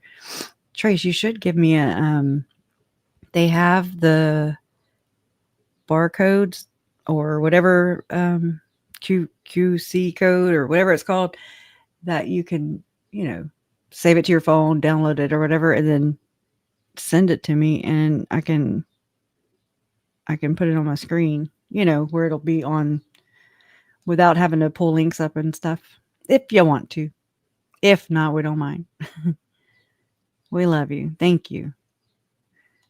Love always wins, right? I thought that was really cool of Justin to point that out at the very end of that interview yesterday. He was like, oh, there's your uncle back there. The love always wins right there. And yeah. Taylor Larson, he told his attorney that he was taking Lori back. What can I say, Taylor? Love always wins. It will. I believe it. It's boring back here too. It's like hot because I have window units. Boy, I can't wait to have central air. You know what I'm saying? It's the simple things. It's the things we take for granted. I do believe.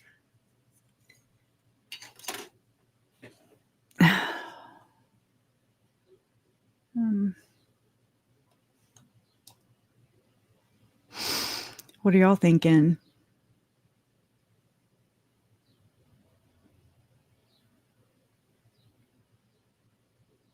Yeah, brought everyone together. Love grew. Kay talks about Lori showing back up. What, her hands on her hips. What family? Anyways. Exactly, Charles. Your justice is coming. Love and hugs to you too, Angie. Appreciate you. Fancy Nancy, wasn't that precious of Justin? Yeah, he very observant fella, isn't he? I hate to be the bummer, but love doesn't win. Love fighting wins. Yep, that too. You're not a bummer. You're not a bummer. It takes all of it. Also, friends, hydrate, drink water, get some snacks, make your dinner. Justice for your Uncle Charles. Thank you, MM. And he bets Loho will cross. Y'all, I've really thought just, at the very beginning of this, that she would probably get her co-counsel, whatever, her backup counsel, her team to, since she doesn't like confrontation, right? She's a liar, first off. And there's that. So hold on, I'm going to play my mom's voicemail again so we can, it's like our fight song. Let me hook this up.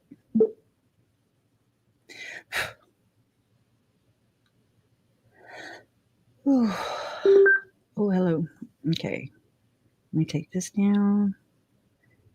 And I'm going to play my mom's voicemail from December 6th, 2024, when my mom found out that Lori was going to be going pro-per. Here it is. Hopefully it'll go. Girl, answer your phone. I'm so freaking excited about today, about Lori, oh my God, I can't even tell you how excited I am because, I just want to share with you my good feelings, my happiness, because I haven't had any happiness like this in a very long time. Anyway, love you. Larry and I we're gonna go out to dinner. So if you call and I don't answer, that's probably why, because we're in the middle of a loud restaurant. Okay, love you, love you, love you. And I'm sure you're excited like I am. Bye. Bye. Anyways, so, that's how excited she was. Y'all didn't know if she was like in trouble or if she was excited. We kind of have that. I have kind of the same voice. We have that pitch. It's a tone. My brother has it too. And so, look, I straight up had, I got pulled over one day. Yeah, I got pulled over a couple times. And it was just traffic stop. And I had two cops talking to me on each side at the same time. And y'all know my brain, it does gridlock. It's like, what? And it shuts down. And I just I don't know who to listen to, who to talk to. I don't know what to do. And so I'm like, oh my God, I kind of just I don't raise my voice. I don't know. It's the pitch. It's the tone. And so when we get excited, it goes up. And they're like, don't yell. I'm like, I'm not yelling. I'm not yelling. You think, okay, so Natalie thinks that the objections are going to be from the state when Lori crosses. LOL. Right? I can see my mom just like cracking her neck right now, like cracking her knuckles. Even though she don't do that, you know, I could just see her doing it. Kay is doing great, just answering Trina's question, says Trace. Gracias, gracias. You got this, Miss Kay, says Lindsay Hendricks.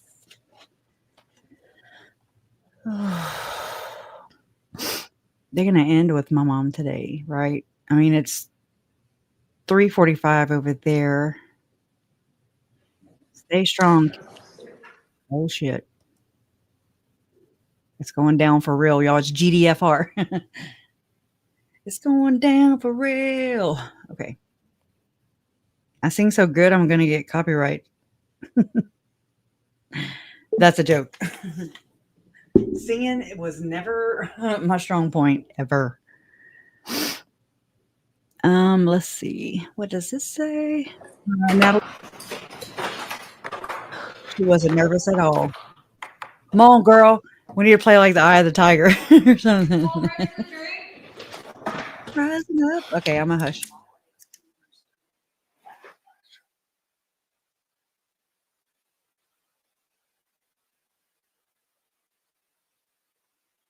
Okay, one more thing. Batter up.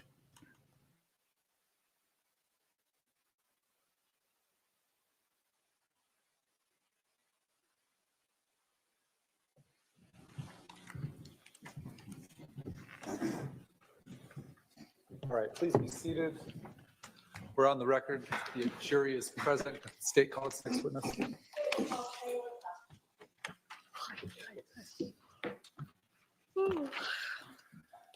All right, ma'am.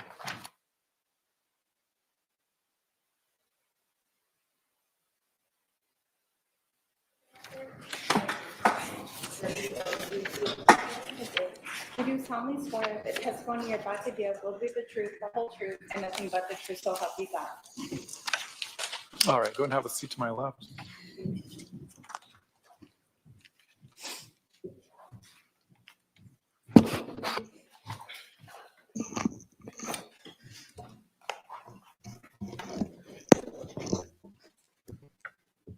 Would you please introduce yourself to the jury? My name is Kay Woodcock. Charles Vallow's younger sister. How old are you? How old am I today? Today. 64. And are you married? Yes. Where do you currently live? Lake Charles, Louisiana. I want to talk to you about your siblings. You told us that you are Charles's sister. How many siblings were there in your family? 6. And where did Charles fall into that? He was number 3. Who are the other siblings? My oldest sister, Terry, then my next sister, Susan, then Charles, then Jerry, then me, then Bobby. And where did you guys grow up? We're in Lake Charles. Okay. Were you close with your brother? Yes, I was. Did you know his wife, Lori Vallow? Yes, I do. Can you point her out in the courtroom and tell us what she's wearing? She's the defendant over there in the black jacket. Your Honor, may the record reflect the witness has identified the defendant. Mitchell. I want to talk to you sort of about Lori and Charles. Were you at their wedding? No, they went to Las Vegas. Do you recall what year they got married? 2006. Did they have a reception that? I don't know if that's what you'd call it, but there was a family gathering in March of 2006 at a ranch in near Austin, Texas, that we all went to. Okay, kind of to celebrate that? Yes. Had your brother Charles been married before? Yes. Did he have any children from his prior marriage? Yes. How many? 2. And who were they? Cole Valow and Zach Valow. And did you know if Lori had any children from a prior marriage? Yes, Zach, Colby Ryan and Tylee Ryan. In when Lori and Charles got married, did Charles's 2 sons live with them? Live with Charles and Lori? Yeah. No. Did they stay with their mother? Yes, they did. They visited, but they never lived there. Where were they? Was that in Arizona or still in Texas? In Austin. I want to ask you sort of some of the ages of the children involved. In July of 2019, was Tylee still a minor? Yes. So she was still living with them. Yes. In July of 29, do you know if Colby was still a minor? Yes. Oh, wait, no, Colby was not. He was an adult at He that was point. an adult. And in July of 2019, were Charles's 2 sons, Cole and Zach, still minors or adults? They were adults. Okay. Did Charles and Lori have any children together? They adopted my grandson, JJ. And can you tell us how that worked out? How that worked out. Together. They adopted my grandson, JJ. And can you tell us how that worked out? How that worked out, Or meaning how did they get involved in adopting your grandchild? Charles approached me about it one day. He called, and I mean, there was a lot of stuff going on then, and that was my son's child, and there was a lot going on. So I just told him then, look, I can't make a decision like that. We don't know how this is going to go. Just, well, just keep me in mind, keep it in mind. And so I kept it in mind. And do you recall, when did they adopt JJ? It was final in July of 2014. How old was he then? He was 2. Okay. Did JJ have any special needs? Yes, he was autistic, and he was born 10 weeks premature. Okay. So he took a little extra care. He did, absolutely. Do you recall, so if he was 2 and they adopted him, how old was he in July of 2019? He was 7. We spent his 7th birthday together in Lake Charles. So in July of 2019, to your knowledge, Lori and Charles still had 2 children under the age of 18 with them, Tylee and JJ? Yes. So if in July of 2019, Lori Vallow was saying she had 5 kids she was taking care of, you were unaware of the other 3? There were not 5 there, no. There were 2. Can you tell us about the relationship between Charles and JJ? Charles was the best dad. I mean, he was always doting on him. The arrangement I figured out eventually was that if Charles was working out of town, Lori had him all by herself. And so when Charles got back to town, JJ was his to take care of 100%. Would Charles bring JJ to visit your side of the family in Louisiana? Oh, yes. Did you regularly see him? Yes. Once JJ learned how to fly, and excuse me, I need water. Once JJ learned how to fly, and that because he was autistic, something like that is a big deal for him, and he loved it. So he was a little flyer. He loved to go in the airplane. What did your brother Charles do for a living? He sold annuities. He was a financial planner. And how long did you know him to do that?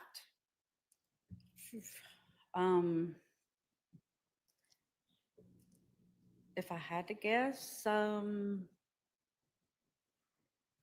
20 years, I Did guess. he work for others or have his own business? What do you recall? He had his own business. Had he previously at any times ever worked for others? Yes, But in July of 2019, he had his own business. yes, Did he have a business partner? he did, yes. Did his job require him to travel a lot? He did. He would be gone 3 or 4 days a week on average. Sometimes he didn't have to travel, but he was just, but yeah, he would be gone 3 or 4 days a week when he would be working. I want to ask you a little bit about Charles. Was he sort of a meticulous person when it came to paperwork? Oh, yes. I mean, for when you're doing that type of work, you have to be meticulous and methodical, and you can't make any errors. And you can't miss a dot or crossing a T, because it will get kicked back to you, and then it just causes a lot of delay and a lot of trouble. So he was actually, he said, there was never anybody I've ever trusted to do this for me. And I was like, well, I'll do it for you, because All right, we'll stop here. yeah. So when Charles was working in as financial planner, do you know if he had Lori help him with any part of his job? I don't really know exactly what she did, but yes. Okay. But I don't know what she did. Prior to Charles being a financial advisor, did he have a very different career in sports? Oh, he was, he quit. I don't know if, I don't remember because I was quite young then, but he did, I believe he was drafted in the early 70s into the Houston Astros minor league. So when you were growing up, did you see your brother playing baseball? I was raised at a baseball field. If it wasn't Charles, Jerry played for years, my other brother, but Charles stuck with it, and that's how he got to college with a degree, with a scholarship. So you got stuck many a night and a weekend having to be at the ball field with your brother. Yes. What position did your brother play? He was a pitcher. He was very, very good. He was a left-handed pitcher, and they're very hard to hit against. Okay. Did he bat right or left-handed? He was left-handed. Did he do everything left-handed? Yes. Right, left-handed?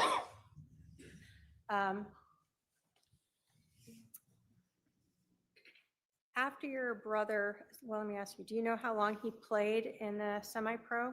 I don't. He had moved to Houston, and but he blew out his knee, and that's ended that right there. Did your brother stay in shape after that, even though he blew out his knee? Oh yes, he was always doing something, always bike riding, hiking, just anything. Gym, all, he was very active. So every time you saw him, he was taking care of himself. Yes. I'm going to ask you a little bit about religion. Did your family grow up in the LDS church or faith? No, we did not. Did you know Charles to ever convert to the LDS faith? He did at some point during his marriage to Lori. Okay.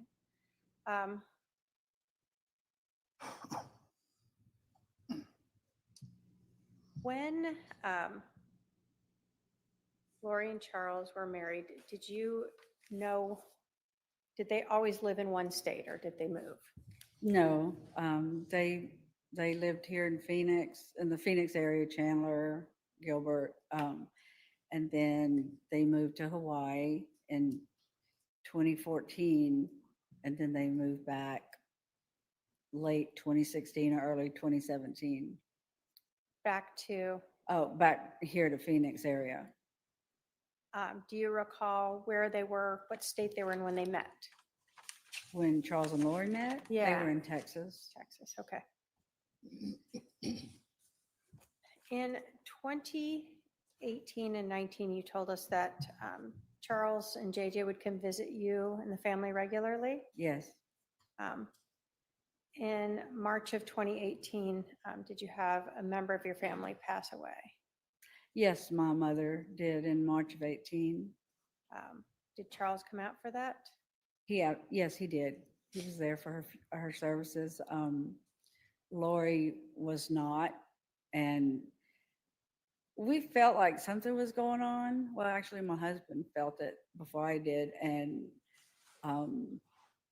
then when she didn't show for my mother's funeral, I just thought that was just appalling. It appalled me that she wouldn't even come to something like that with her husband. What was your relationship like with Lori? Because of the work I did, the company we owned, I was on the phone an extreme amount of time, all the time. So I really don't like to call people. I'm not a phone person. I'll text you all day long, but I really don't like to talk. And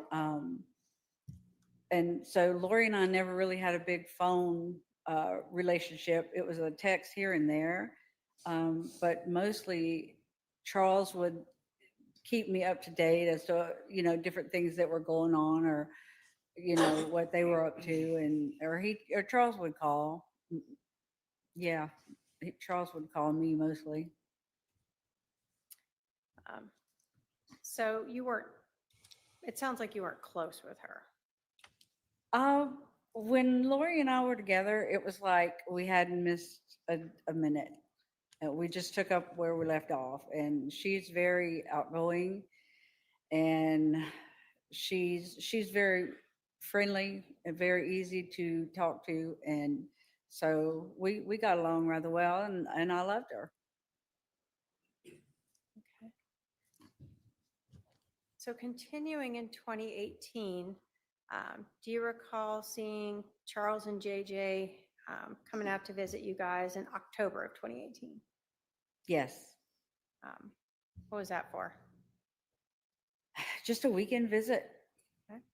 What about in November of 2018? Did you see Charles and JJ then? We did. My husband and myself and my granddaughter, we went to Las Vegas, and Charles and JJ met us there for the Thanksgiving holiday weekend.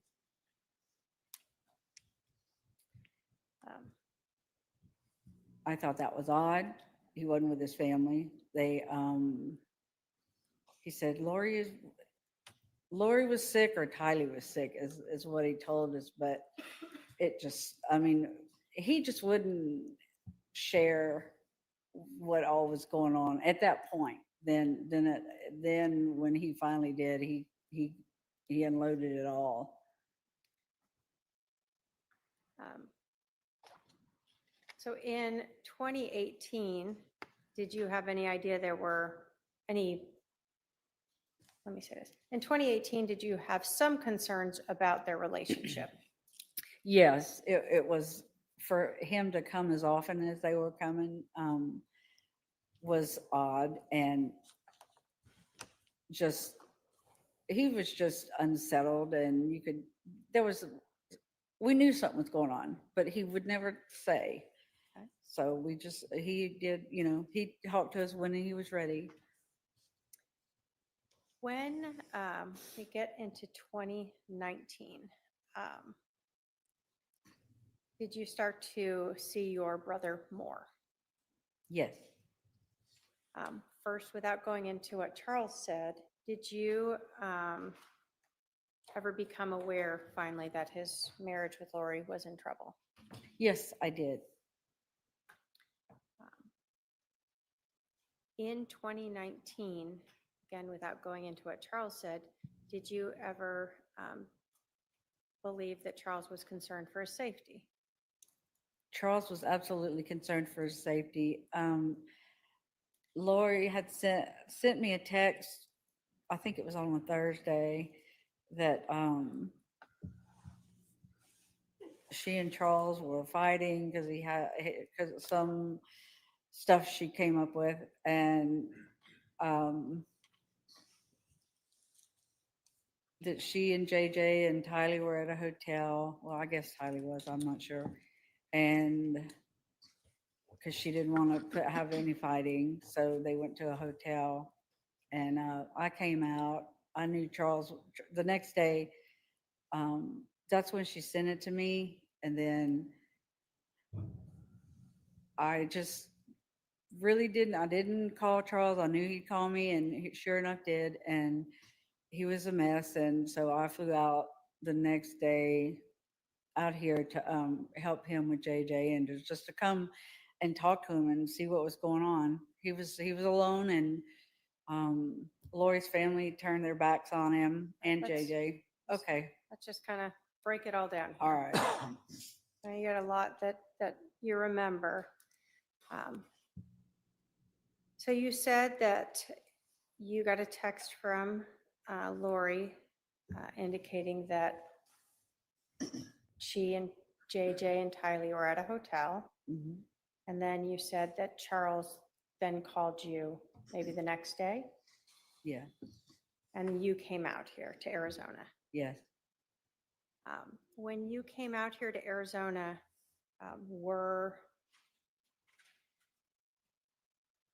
did you become aware at that point that there was a big problem now with their relationship? There was a huge problem now with their relationship.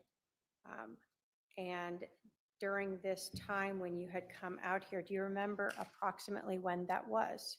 Like the 1st of February of 2019, or the 2nd. It was right in there. When you came out here, did you then speak with Charles about his concerns for his safety? Just yes or no? About his what? His concerns for his safety. Oh, yes, absolutely. That's just yes. Is this the time where, well, let me ask it this time. When you came out here, did you see Lori? No. When you came out here, did anyone know where Lori was? No, nobody was talking about where she was. Nobody would tell Charles where she was. So your brother was trying to find where she was? Yes, he was. Where was JJ at this time? He was with Charles, and that's one of the reasons I came out was to help him with JJ, because he was quite a handful, and Charles was a mess. He was broken. He was a broken-hearted man. So you come out here, Charles has JJ. Where's Tylee? Do you know? She's, as far as we knew, she was staying at Lori's brother's. That's what we knew then. Okay. Did you have any interaction with her? No. How long did Charles have JJ where he's looking for Lori and can't find her? Well, that portion of the time was 58 days, and I knew how many days it was because every day Charles would say something. He would tell me. So he was counting them. He would count them. Were you out here the whole time? What'd you do? I could work remotely at the time, so I did stay out here a lot, often, but I would fly back. I was back and forth between Louisiana and here from February until the end of March, because at that point we moved Charles to Houston. Okay. So the end of March, you said you were moving Charles to Houston. Was that with JJ? Yes. Why are you helping him move to Houston? Because Charles told me that Lori did not want JJ anymore, or Tylee, or him. And I said, okay, well, look, what if you move to Houston and I'll be 2.5 hours away, and when you go out of town, I'll come and stay with JJ. And so he was talking about hiring a nanny, and I said, no, I will be the nanny and I'll come and take care of him when you have to work. And it's easy enough, and you won't have to pay a penny. So when Charles has JJ, you're helping take care of JJ in this time period in February and March. Yes. What about Charles's business? Did you help with that at all? Yes. I had to get my arms around the whole thing. All the payments that needed to be made, the accounts, the emails, all that stuff you have to change over and change the password and all that, so Lori couldn't access it any longer. You said you had your own job. What were you doing at that time in addition to helping your brother? My husband and I owned a coastal crew change. It was a transportation company for the offshore oil and gas and LNG industry. Okay. So you're trying to work that job and help Charles with his business. Yes, I had a really great assistant who helped me an awful lot. Do you remember when you were packing up to move Charles to Houston? Yes. You there? I was there. Did Lori show back up? She did. I was in the pantry in the kitchen, packing up the pantry, and I don't know what, just something caught my attention, and I walked out and she was standing there. She had her back to me. Charles was sitting at the table on his phone, and he obviously didn't realize that she was there. And then finally, when he hung up, he looked up and there she was, and he started crying, and she started yelling. Do you recall what she was yelling about? That, why did you take JJ? Why did you take JJ? Why did you take him out of school? Why are you moving? What are you doing? All this is your fault. It was just ridiculous. So she'd been gone for 58 days, leaving. No contact whatsoever. And then she shows up at the house when you guys are moving out. Yeah. What was Charles's demeanor reaction? You said he was crying? He was at first, but then he was just trying. Charles was a very soft-spoken man, and he was just trying to get a word in edgewise. And finally, Lori settled down a little bit, and they went and they talked for a while in the living room, or I guess it's like a great room. And then they moved to the bedroom to talk. And I could still hear every now and then Lori would get a little loud, but they were talking. And then I remember that Lori came. Let's see, I was sitting at the dining table, and she stood next to me and she said, "I love you, KK." And I said, "Well, I love you too. I'm sorry this is happening." And she cried, and I didn't know what to do, really. So, I mean, I just was there. And then she walked off, and the next day she came. I don't know who came, but they got Tylee's belongings out of the casita where all of Tylee's belongings were. And I don't remember if she got anything of hers. I really don't remember. Okay. So are we now talking the end of March, beginning of April of 2019, when Charles is moving back to Houston? Yeah. Did he bring JJ with him? Yes. Well, in order for me and Charles to move in, Larry, I flew out here and brought JJ back to Louisiana with me. And then my husband, Larry, kept him for a week while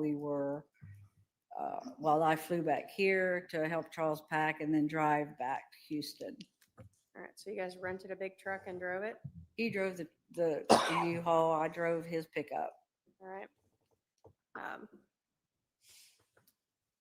When you and Charles got to Houston, then did your husband bring JJ back? Yes, he did. Through all of this time with Charles when he was looking for Lori while she was gone for those 58 days, did he still want Lori to be part of JJ's life? He did. He did. He never was trying to take that away from Lori, even though Lori didn't want him anymore. I still didn't. I never really understood that, but I guess he was just hoping for the best. But yes, he absolutely wanted her to be part of his life, Lori's life. So once Charles moved to Houston, did Lori ever also move out there? I don't know if you call it moved out there, but she did. She came that day on March 28th. Charles said, "Look, we're moving to Houston. You're welcome to come. I'll fly you out Sunday." And she said, "No, I'm busy. I have a project," or something she was doing in Hawaii. She said, "It'll be about 2 weeks and I'll be in Houston." So whatever she did, she was gone for 2 more weeks. It was a total of 72 days, I believe, she was gone altogether. And then she was there. She and Tylee moved in at Charles's, and Charles said that she slept in JJ's room with him.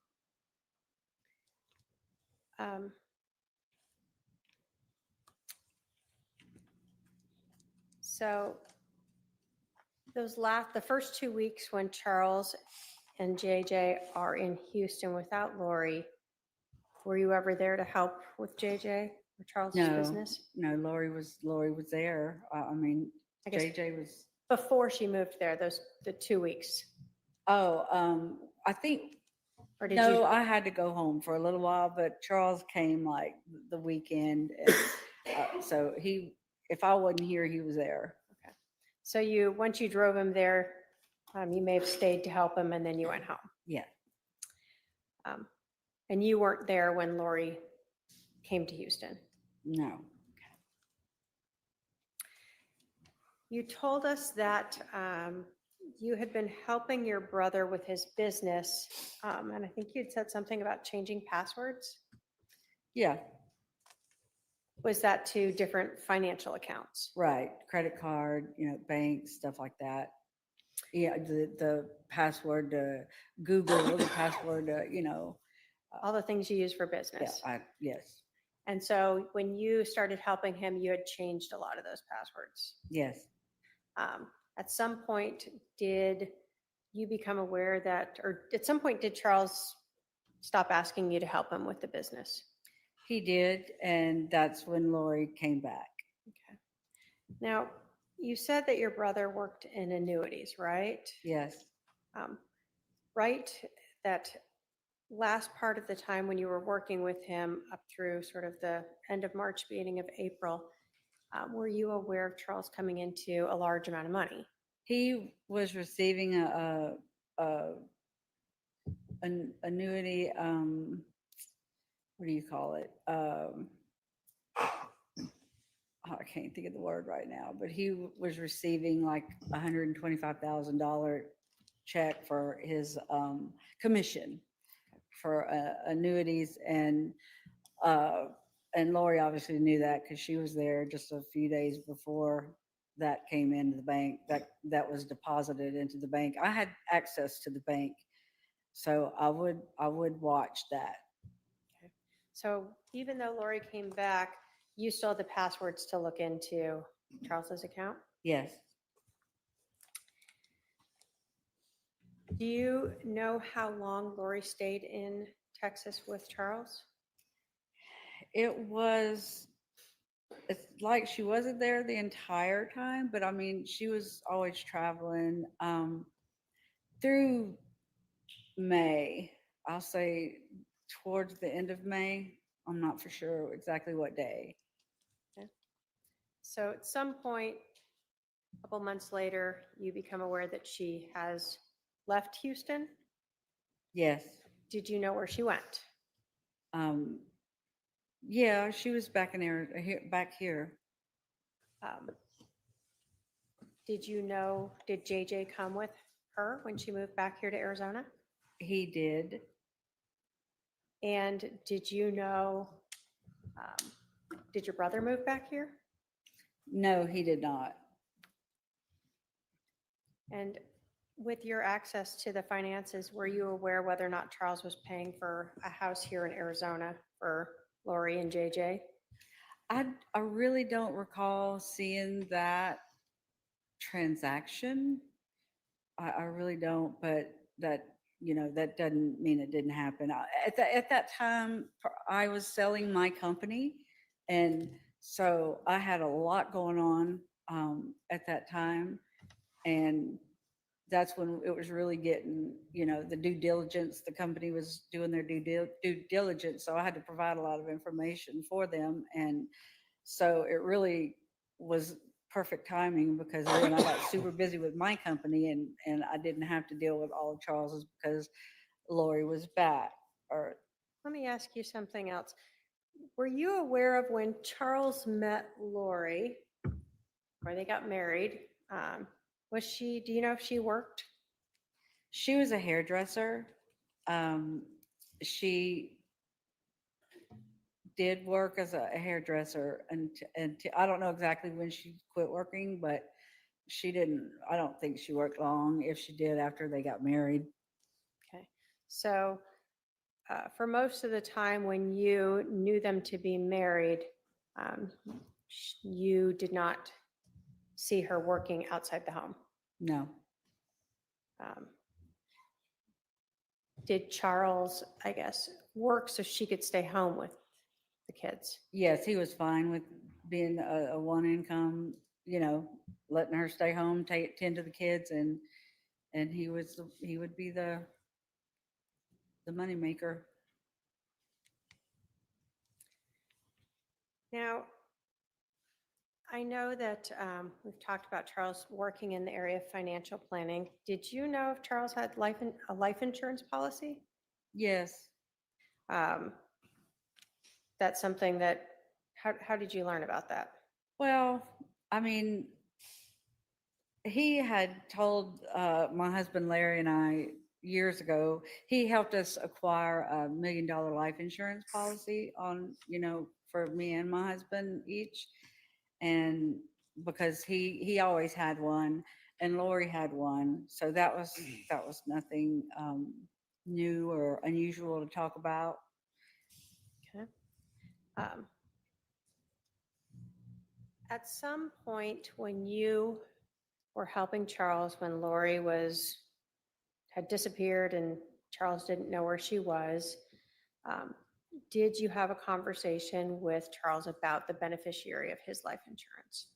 Yes, it was early February when I came here to help him with JJ, and he said, "Look, I'm going to change. I'm going to take Lori off as beneficiary, and I'm going to put you as a beneficiary." And I was like, we talked about maybe a minute and a half about it, and I was like, okay, whatever. I really don't want to be that person, but okay. And I never followed up to see if he changed. I didn't know until I got the phone call after he was killed. So the discussion you had of that change was during that time period when he couldn't find Lori, had no idea where he was, and he was taking care of JJ? Mm-hmm. Yes. And you were helping him take care of JJ? Yes. So if something had happened to Charles during that time when Lori wasn't around, would you have taken care of JJ? Yes, he would have come back to me and my husband.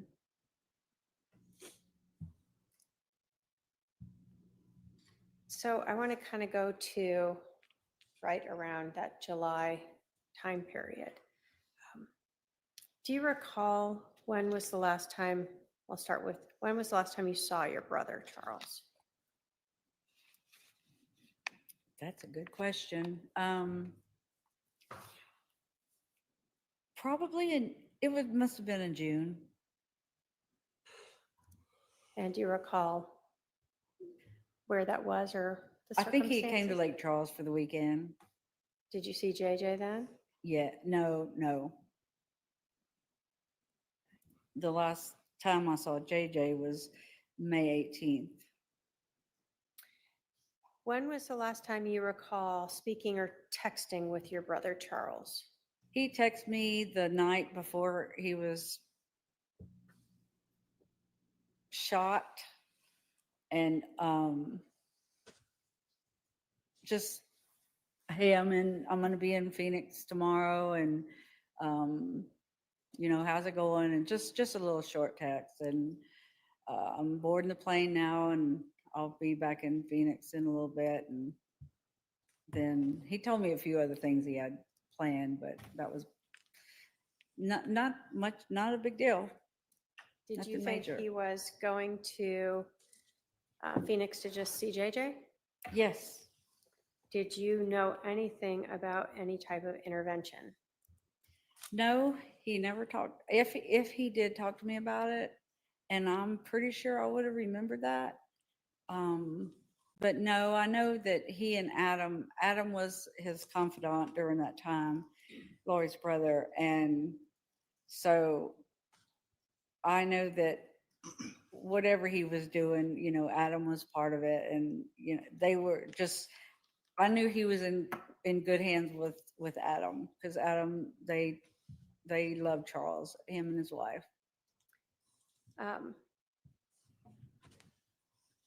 Do you have any knowledge of Charles wanting to get a place here in Phoenix so he could be closer to JJ? I don't remember that, but I can't remember that. I mean, I don't think, I don't know. No, I can't okay, answer that. that's okay. I want to talk to you then about, so you talked to your brother, just kind of normal stuff as he was, before he got here to Phoenix. How did you learn that your brother Charles was dead? It was on July the 12th. I was at a nail salon in Lake Charles, my granddaughter and I, and I got a call from his oldest son, Cole, and he said, "Hey, what is going on? I just got a text from Lori, and she said Dad's dead." And I said, wait, what did you just say? And he told me again, and I said, something's wrong with that. That can't be true. And I said, have you tried to call her? And Cole's like, yeah, she won't. I'm trying calling. She's not answering. He was freaking out, and I was like, okay, Cole, just give me a minute. Let me think about this. Let me see, and I'll call you back. I promise, as soon as I can figure this out. So I called my husband to tell him, and he said, okay, well, I told him that what the Cole said, and he said, hey, let me call you back in a minute. And so I was still at the nail salon trying to get out of there. And he called and he said, he's dead. I Googled him and he's dead. Alex killed him yesterday. And I mean, that was just like, it was horrible.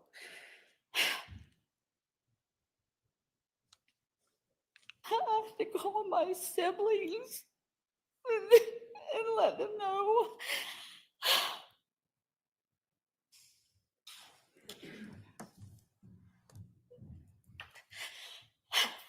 Thank you. And everybody was freaked out. I didn't know what to do. But I did call Cole back and let him know that it was true. And just was telling him, let's keep in touch. You find out something, I find out something, we'll let each other know. And Did you try to reach out to Lori? I've tried calling, texting Charles. I tried calling, texting Lori. And at some point she texted me, she returned a text, something like, I'm having to deal with a lot of stuff and I'm busy. And she was too busy to even call his family to say that he was dead by her brother killing him. And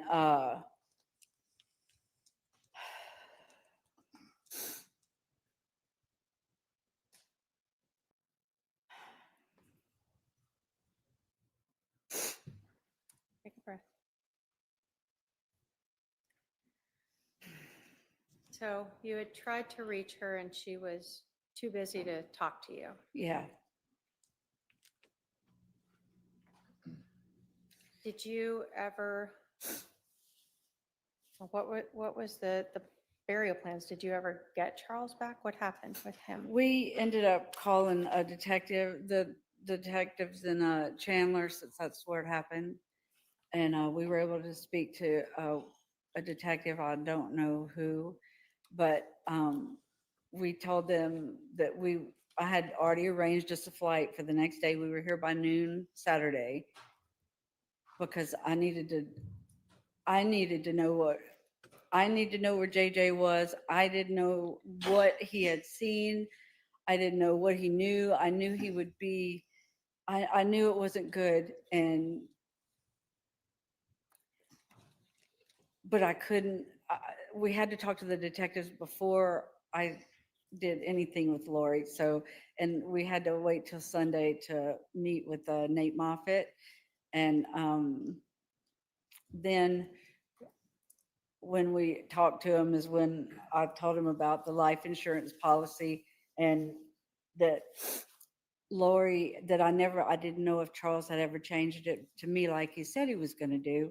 And so I didn't know, but I just knew we had to get JJ because he was not safe with her. Let me stop you there. I'm going to go back to Charles. Where was Charles buried, or where was what was done with his remains? Well, this was before Lori knew she wasn't getting the money. She had him cremated and he was mailed, he was FedEx or whatever over to my office, along with his Letterman's jacket from high school and a couple pair of cheap sunglasses and 1 or 2 watches. It was just a few little trinkets. And Charles had a watch collection, and she just sent some crap. So she cremated him and FedExed him to you. Yes. Sent him to your work office? Yes. Now you're saying this is before she learned the life insurance policy was not going to be, she was not going to be the beneficiary. Did you set up like a service for Charles? Yes, my family and I made arrangements for a memorial service to happen in Lake Charles on August the 3rd, which was, he was killed July 11th. So it took us a little bit to put it together, but we did. Did you talk to Lori about having JJ come out for Charles's service?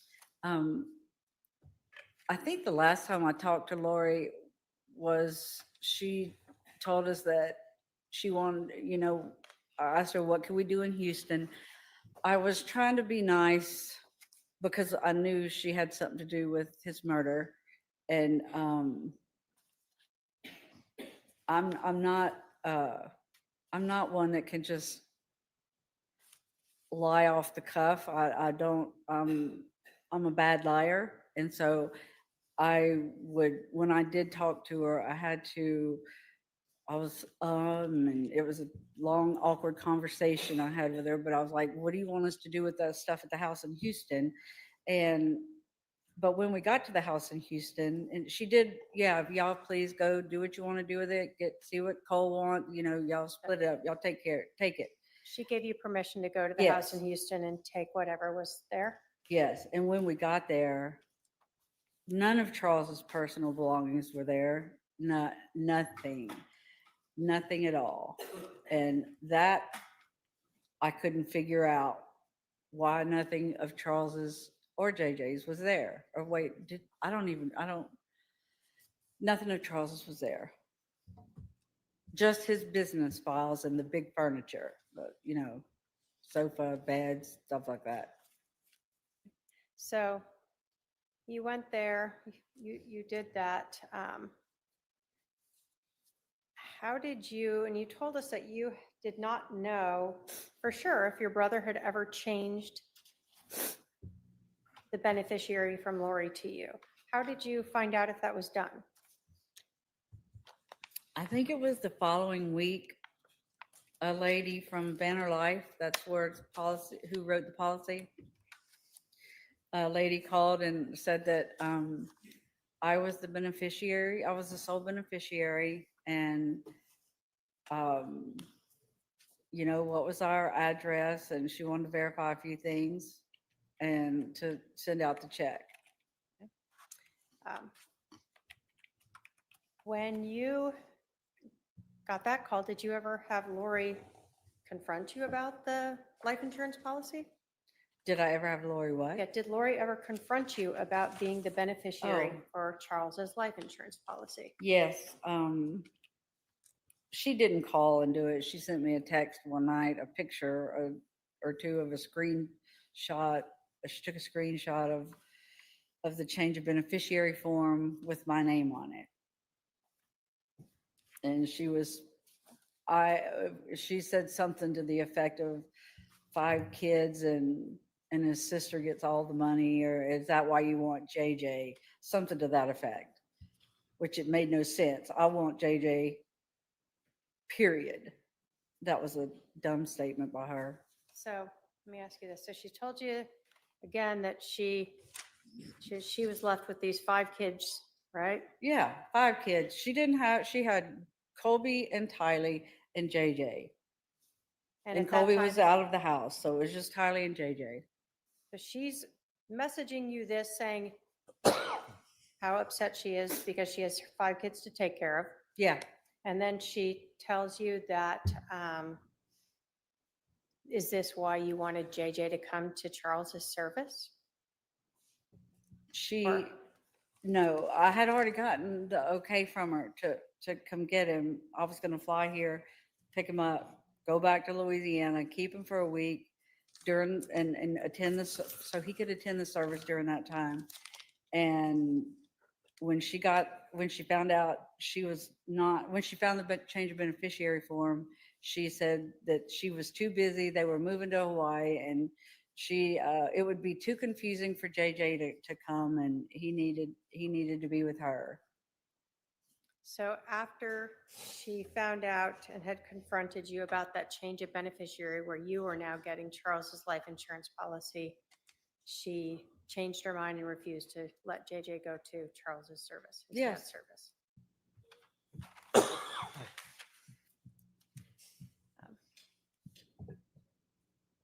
After this confrontation about Charles making you the beneficiary of the life insurance policy, did that pretty much end most of the contact you had with Lori, other than you reaching out to talk with JJ? Yes. Thank you. I have no other questions. All right, Cross.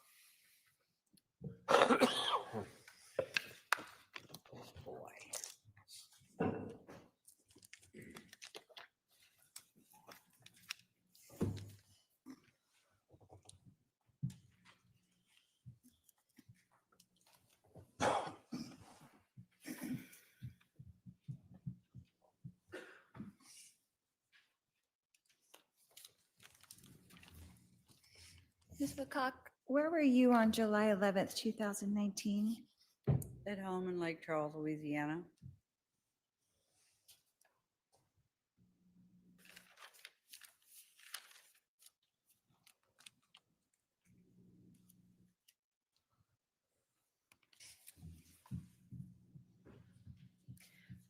Were you aware at all of the relationship between Charles and Tylee? It was, let's say, it was a bit contemptuous. It seemed like there was always a lot of drama going on, and so that's all I knew. He didn't say too much about it, and I didn't pry.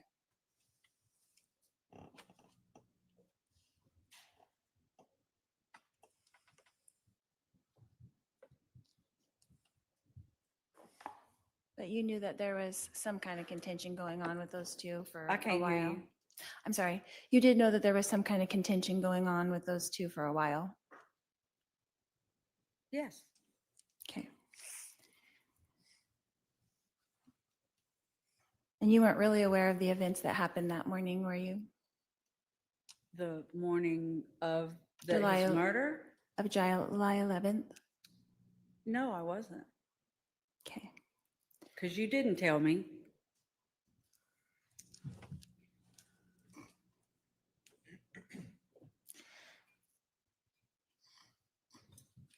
Ms. Woodcock, did you see or hear or personally witness me conspire with Alex Cox to kill my husband, Charles Valow? No, but I saw a ton of evidence that did. Thank you. No further questions. All right, redirect. Just briefly.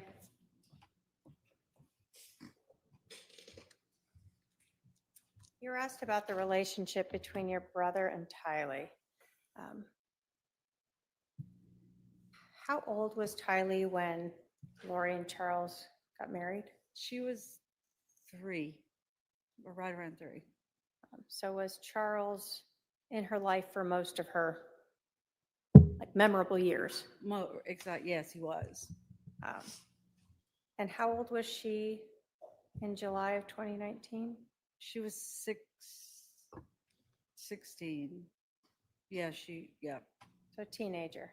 Yes. In terms of their relationship, are you saying that Charles and Tylee never had good times? Oh, I'm not. No, I'm not saying that. I saw them have good times, and it wasn't, it wasn't that they couldn't look at each other, or, it wasn't like that. But I mean, yeah, a teenage girl on one is hard anyway. But I do know that there was a lot of issues with her dad and Lori with her ex-husband and custody, and it was a mess. It was a mess. So Tylee had a lot going on in her life. Yes, she did.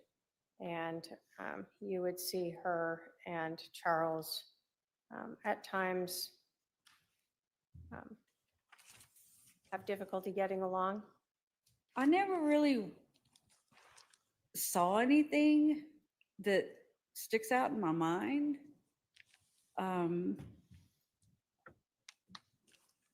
But I just know he'd tell me how it was just difficult. And it, as a step parent, it can be very difficult. I can attest to that.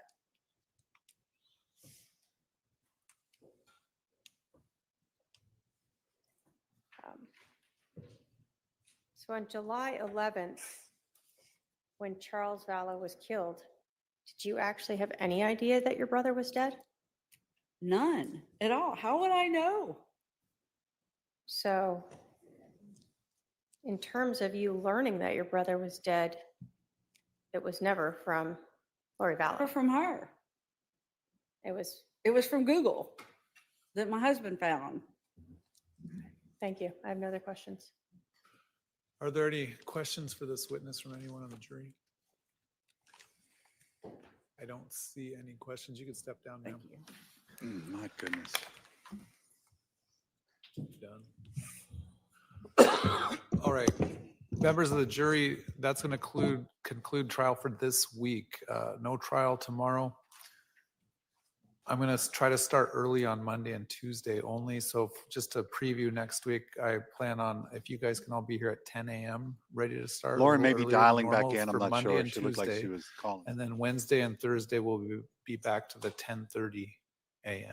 All right. Right. I'll remind you to remember the admonition and avoid any sort of information about this case that you do not receive from this, that's outside of this courtroom, I should say.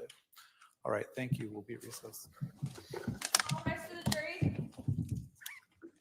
All right, we are in recess right now. What a day to end a long week of trial. You see Kay Woodcock testifying against her former sister-in-law. What a day. The jurors being excused right now as they get ready to come back next week earlier, Monday and Tuesday at 10 a.m. start Pacific time. And then a little bit of housekeeping in court right now. I mean, the judge will ask if anybody has any questions or any comments to make, but we know court goes to recess after this. So right now you are watching our coverage of the Doomsday murder trial. Lori Vallow Daybell with a very short cross-examination. I am shocked. Very short to question Kay Woodcock, who's been waiting to face her for a long, long time. And she ends with the same question she had in the other cross-examinations. Did you personally see me conspire with Alex Cox to kill Charles Valow? Kay Woodcock says, no, I didn't, but I did see a lot of evidence that suggested that. I mean, wow. And an emotional testimony. Emotional testimony. We were obviously waiting for this. Probably the shortest testimony of the day among all the witnesses.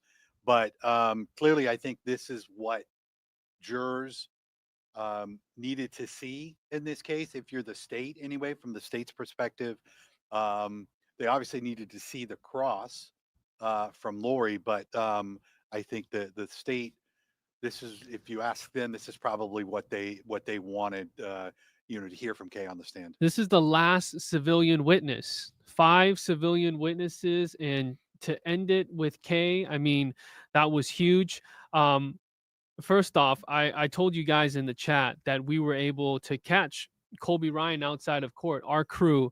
Hopefully right now we want to see if we can get to Lauren Clark, Fox 10's Lauren Clark, our reporter on the ground outside the courthouse today, and getting Colby Ryan's comments just after this long, long day. Lauren, can you hear me?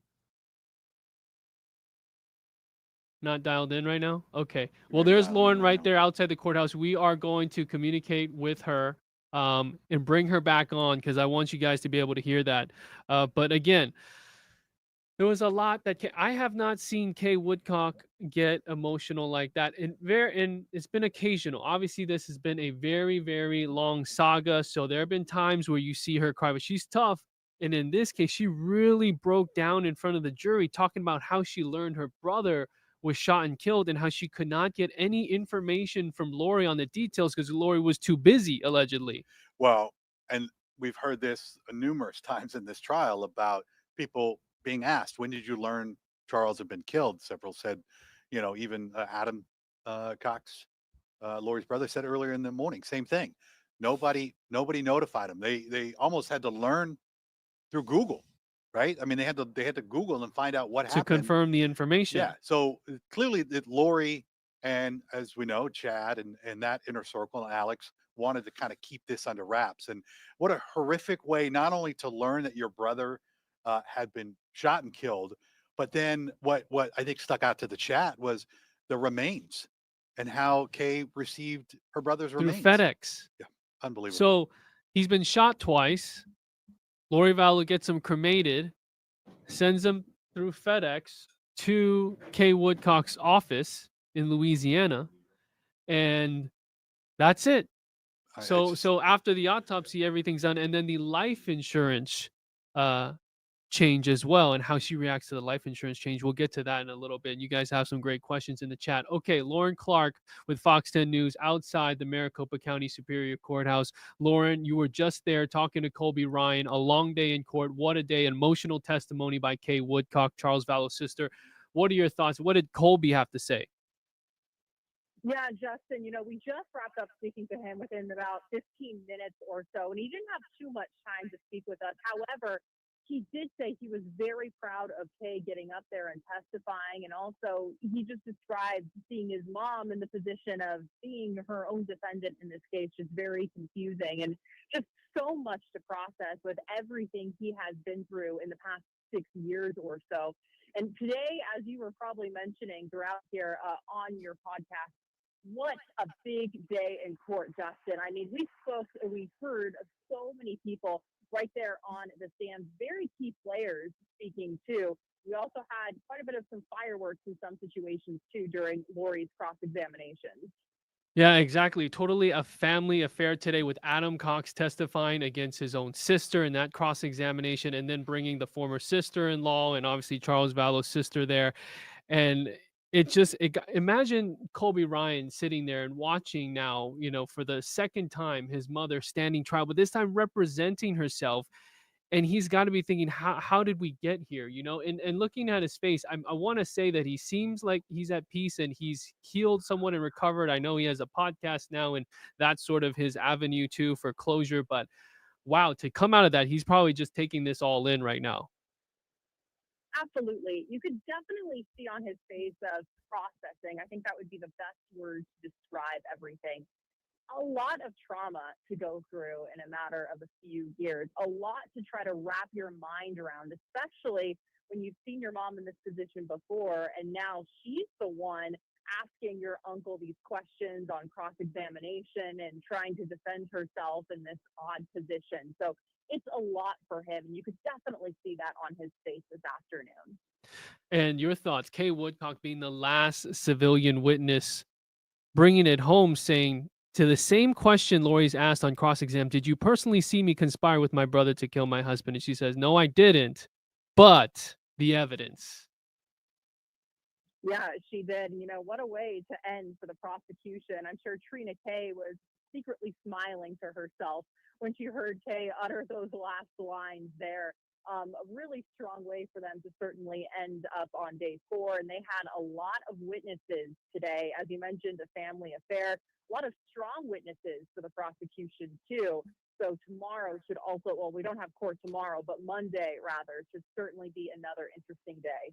Yeah, the jury gets to sit on this for the weekend and chew on that going into Monday. I really thought that the prosecution might sort of run the timeout and keep Kay on the stand and make Lori wait until Monday, but Lori really didn't give us anything with just 3 questions in cross-examination. Lauren, I know you're going to be reporting for our 5 p.m. newscast, so thank you so much for hustling over there to get Colby's takes, his comments, and giving us some time. So I appreciate you. Thank you so much, Justin. Okay. Yeah, what a way to end it this week. I've said that again. And then someone mentioned in the comments, I mean, did we hear that the mentioning of JJ by Kay is past tense? And with Lori, when she brings up family members, she has to make sure that she tries to keep things present tense. They do not know what happened to JJ. Right. At least in this That's trial, fascinating. yes. It is fascinating. And it's so tragic because JJ has been dead since 2019. Well, and as you guys have probably watched the last couple of days, the jury has the opportunity to ask questions. And I'm kind of surprised even after this that they didn't ask the question. So does that mean that the jury kind of knows what happened and they know that it's not allowed to be brought up? We don't know exactly what's going through their head, but it is the elephant in the room in all of this, I think. Okay. With that said, I know that Lauren just came out from court and got that interview. So, Robert, let's listen to Bite 16 and listen to Colby Ryan's comments. Thoughts about today? Just confusing. I think for me, it's validating just because of how I grew up. But it's hard to watch her talk the way that she talks to other people. So it's hard, just hard in general. Can I ask you one other? What was it like to see, Kay up on the stand? I know it was emotional. Mm-hmm. And I mean, was that hard to watch as well and hear? Yeah, to watch someone that you care about get in that position and hear and have to relive their trauma in front of everybody while answering questions and realizes that this is a reality is really hard. Acting as her own defense. Mhm. How is that to watch as well? I know you've been watching along and taking people along on your YouTube as well. That's just been the biggest point, is to give myself a platform to talk about my emotions, things I'm experiencing, and hoping that that reaches other people and helps them. So appreciate you guys. Thank you. Thank you. Appreciate it. Thank you. There you see it, Colby Ryan walking just moments ago, walking out of court, and goes home to his family. And after such a day, it's very clear he has not been on the side of his mother's for a long time. He had to testify against his mother in her first trial in Idaho. And we, by the and again, we talked about Summer and that whole interview that played out in that trial in Idaho. Same thing with Colby. We saw we heard the call. Again, a lot of people in her inner circle and her family questioning her about what happened to the children, and her very cold demeanor and their response, almost brushing them off. It's fine, no big deal. This is the way. Kind of. It's just it. I'm sure even after all these 2-3 years, it still resonates with them. And then being in this trial, having those emotions come back can certainly be a lot. Yeah, I'm processing all this. We are processing Yeah. this. I mean, we knew it was going to be big when Kay Woodcock took the stand. And she gives you the whole timeline. She takes you through the marital issues, the money. Charles was the sole provider, and how Lori had basically gone AWOL for nearly 60 days. It's 2 months or so. She had been to Hawaii. She wasn't in Arizona. This is all after Charles pleads to Gilbert police saying she needs help, January 31st, 2019. And then you see the separation. And finally, she comes back. And at the time, Charles is moving to Houston, Texas. Kay's helping him. And then are the phases of what we thought would be reconciliation between Lori and Charles, and then leading up to July 2019, where he was shot and killed. So she was, that's his sister. Yes. She's ride or die and there to support him through all of that. And remember, all of this happened in a relatively short amount of time, right? Like, this was early 2019 when Charles has now started to express to Kay that, the marriage is a little rocky. He's not giving too much detail, but when Kay is flying back and forth and coming to help with JJ, there's talks of them moving to Houston and the whole thing. All of this is happening within a matter of 4 or 5 months, right? And then you get to July, then the shooting happens, then things start to kind of tail off. But you can imagine from your own perspective, how short of a time span 5 months is. And I think that, trying to process all of that and learning that your brother had been shot and killed, and you're thinking back, well, he did say there were some marriage problems, but you don't ever How did they get to this? Exactly. You don't ever expect marriage problems to result in this. At least I don't think you do. I think most people would agree with that. And she gets the message. She gets the call from Cole Valow. That's Charles's son. I've spoken to Charles's sons, and we reported back in 2020 of the text messages. We showed the text messages that Lori sent to her stepsons. She was not giving them any information at all about the shooting. This pattern happened with all of the family members. Yeah. Just that is probably the worst part of this, besides all the other things that we haven't even gotten to Idaho in the timeline. You guys are bouncing around with us. The tragedy of this, the unanswered questions, and then Kay has to be that person for her siblings and her family to get things together, get the funeral together. She gets the cremations in the FedEx package. She's trying to see JJ, wants him to be at the funeral. I know JJ wasn't there. And so JJ's kept with Lori Vallow Daybell, and then she can't get a hold of JJ or Lori, and then they move to Rexburg, Idaho. So much has gone on. And I know that we talked about the cross-examination, but let's listen to it one more time. Kay and Lori, bite 15, Robert. Ms. Woodcock, where were you on July 11th, 2019? At home in Lake Charles, Louisiana.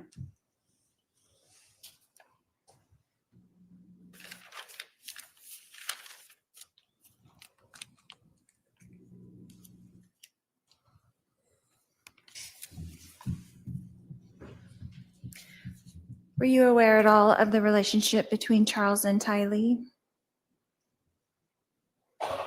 It was let's say it was a bit contemptuous. It seemed like there was always a lot of drama going on, and so that's all I knew. He didn't say too much about it, and I didn't pry.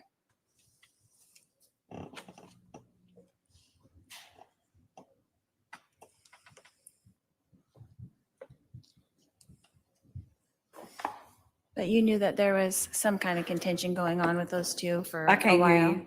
I'm sorry. You did know that there was some kind of contention going on with those two for a while. Yes. Okay. And you weren't really aware of the events that happened that morning, were you? The morning of his July murder? Of July 11th? No, I wasn't. Okay. Because you didn't tell me.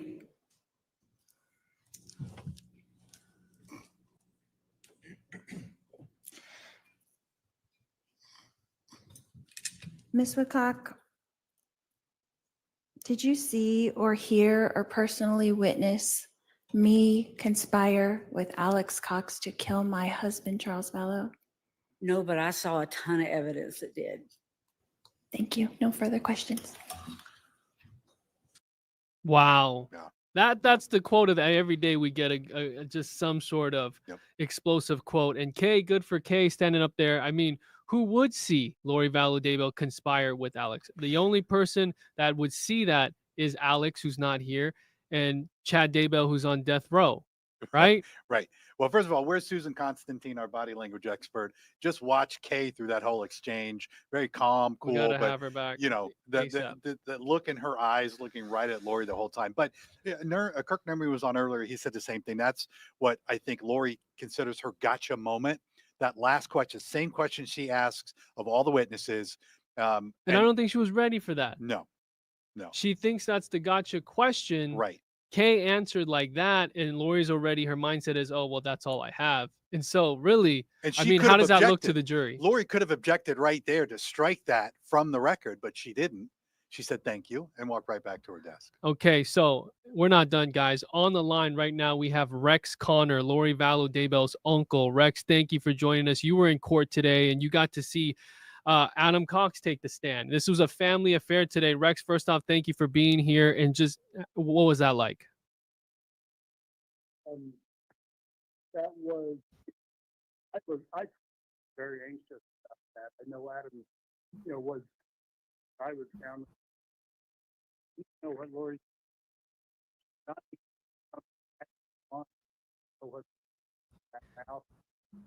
Hey, Rex, sorry to cut you off. Yeah, your audio is a little, I don't know if it's a service or connection.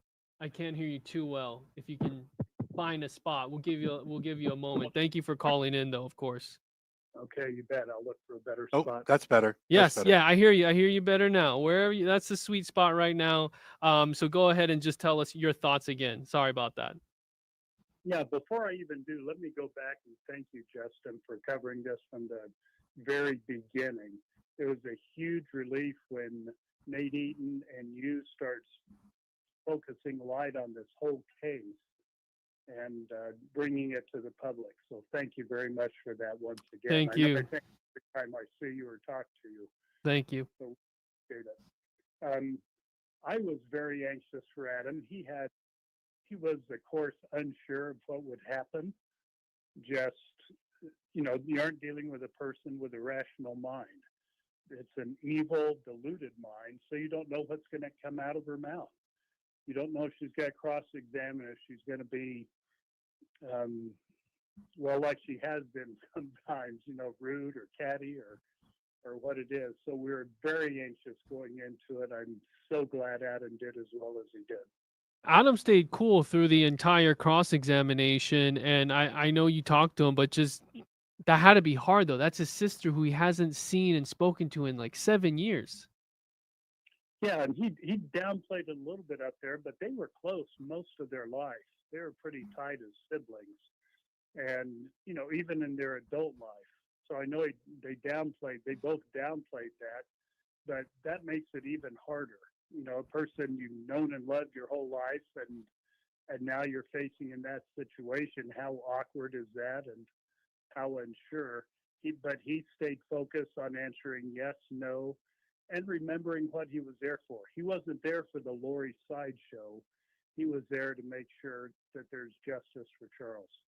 And he has stayed on the side of Charles through it all. And I know he probably wishes that he could have done more, but I don't know if he would have predicted what happened that day on July 11, 2019.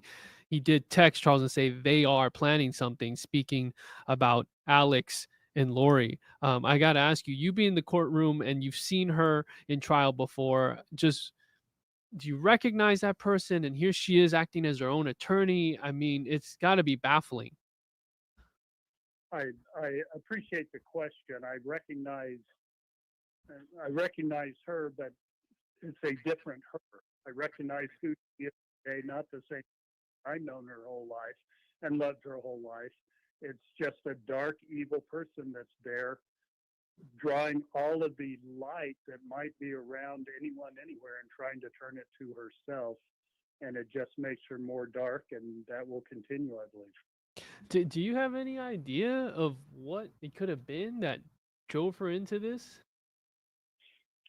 You know, Adam and I talk about this a lot, both personally and in our podcast. But I personally, I won't project this on anyone else believing it. I personally believe Lori got there the same way we all do. She's just extreme at it. You know, when we break the speed limit, we tell a story to ourselves and we rationalize it, or at least I do. But we all have a conscience that draws a line and says, okay, we aren't going beyond this. Lori chose to ignore that conscience to get what her natural self wanted, and just kept taking that to an extreme. And it's the worst extreme I hope any of us ever experience in our lifetimes. George? I do wonder, what is it you've gone through? This is the third trial in this saga. There's one more to come. Does it get easier? Not even easier. I guess the wording would be, do you find it more bearable? Do you find it, as we go along, you're able to kind of be in court, and process your emotions a little bit better, because again, we've already gone through two heavy trials in this saga, and this would be the third. I might be able to process my emotions a little better, but I was not prepared for all of the emotions coming with this trial. I thought because I had been through two, I processed a lot with my wife, my family, my daughters, with Adam, and so many other people. I thought I was more prepared, but as this drew closer, I got more emotional, you know, as the stuff started getting dredged up again. I don't think I was prepared for that. And so maybe I can publicly process my emotions a little better, but you know, internally it's just still a cesspool. And what's it like to see just everyone impacted? I mean, in the courtroom today, not only do you have Adam taking the stand, you have Kay Woodcock just taking the stand earlier as we finish the day. You got Colby Ryan watching his mom face this murder conspiracy case. You're there. Megan Connor has been there throughout this week. You guys obviously have the same last name. That's your niece, right? And just Correct. Everyone is intertwined and affected differently, but obviously everyone has been affected by this. Justin, thank you. I think that clarified the last question for me a little bit in my mind. That's the difference in this trial. I am much more focused on all the collateral damage that Lori's, boy, I'm at a loss for words when I talk about what Lori's done, but all of her selfishness here. She didn't have to put everyone through this, and all those people you named are people that she at one time loved.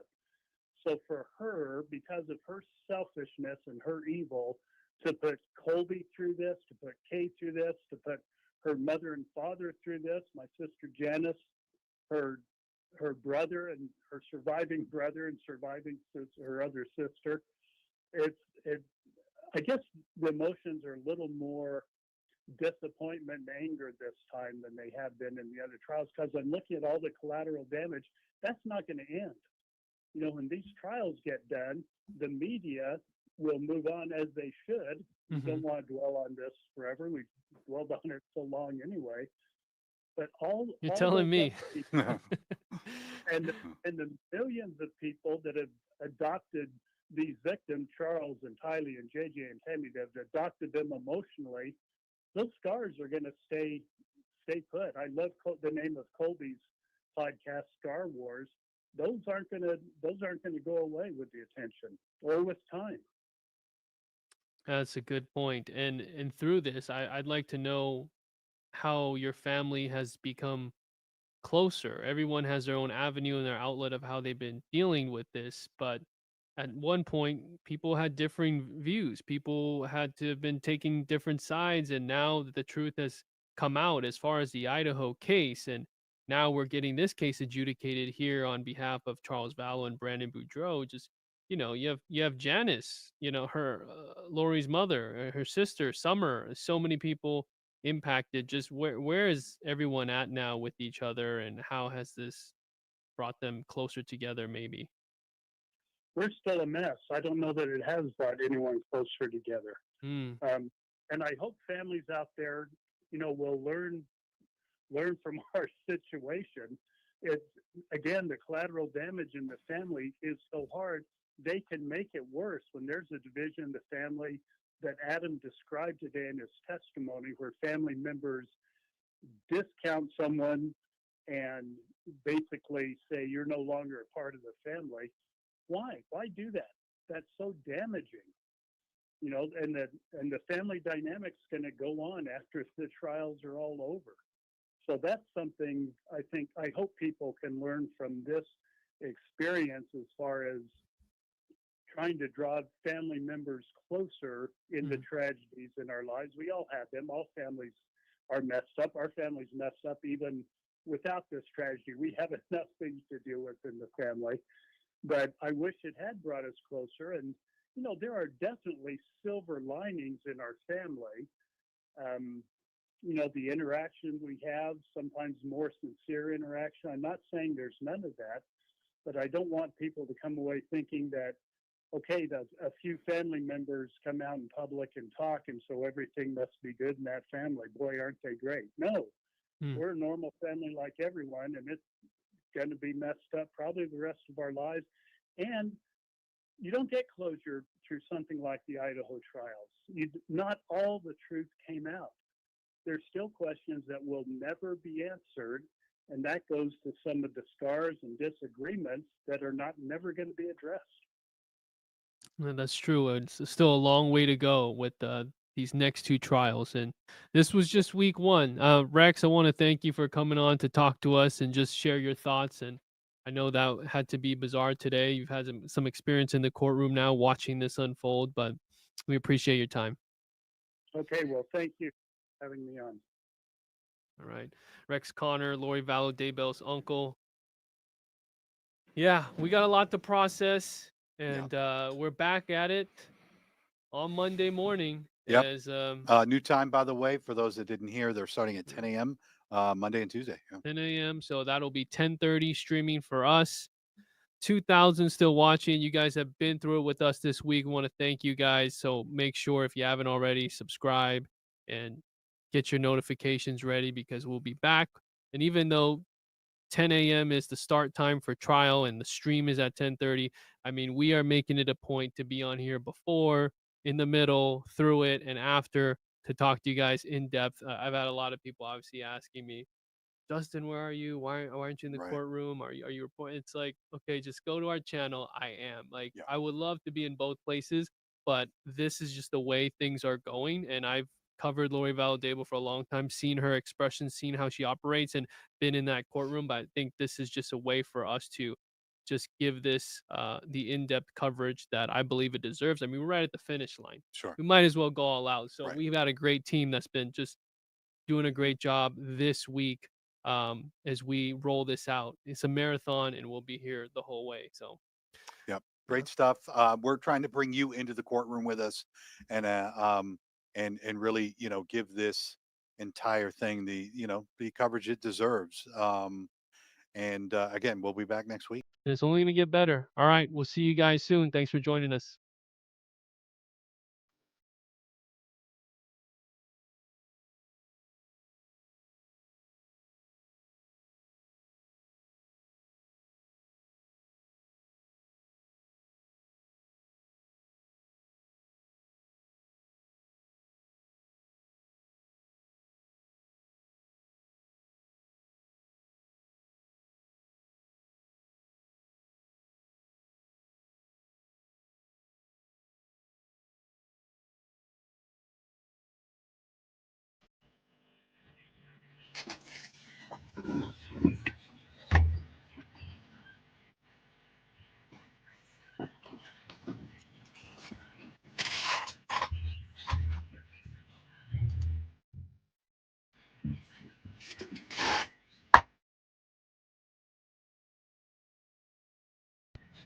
Wow, y'all.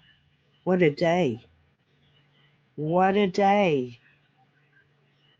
I'm so confused the way that I'm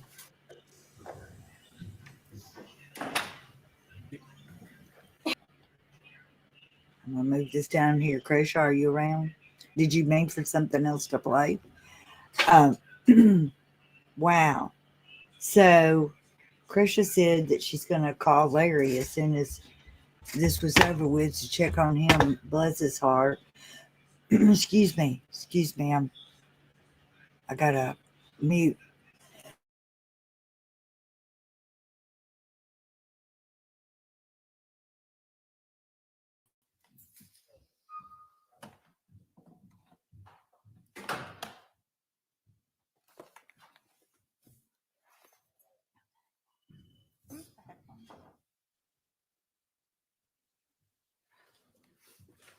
I'm not sure why this is on, but since it came on, I thought I better check it.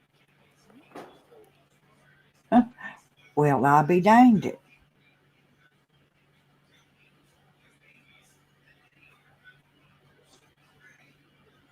You mean to remove one, Krisha?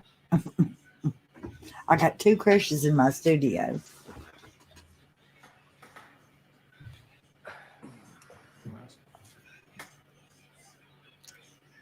Woo!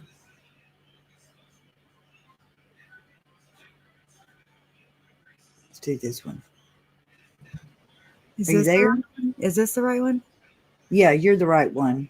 Okay, I'm like, I'm backstage in my other room. I had to turn the TV down because I was like, oh my God, I'm about to be in a tunnel.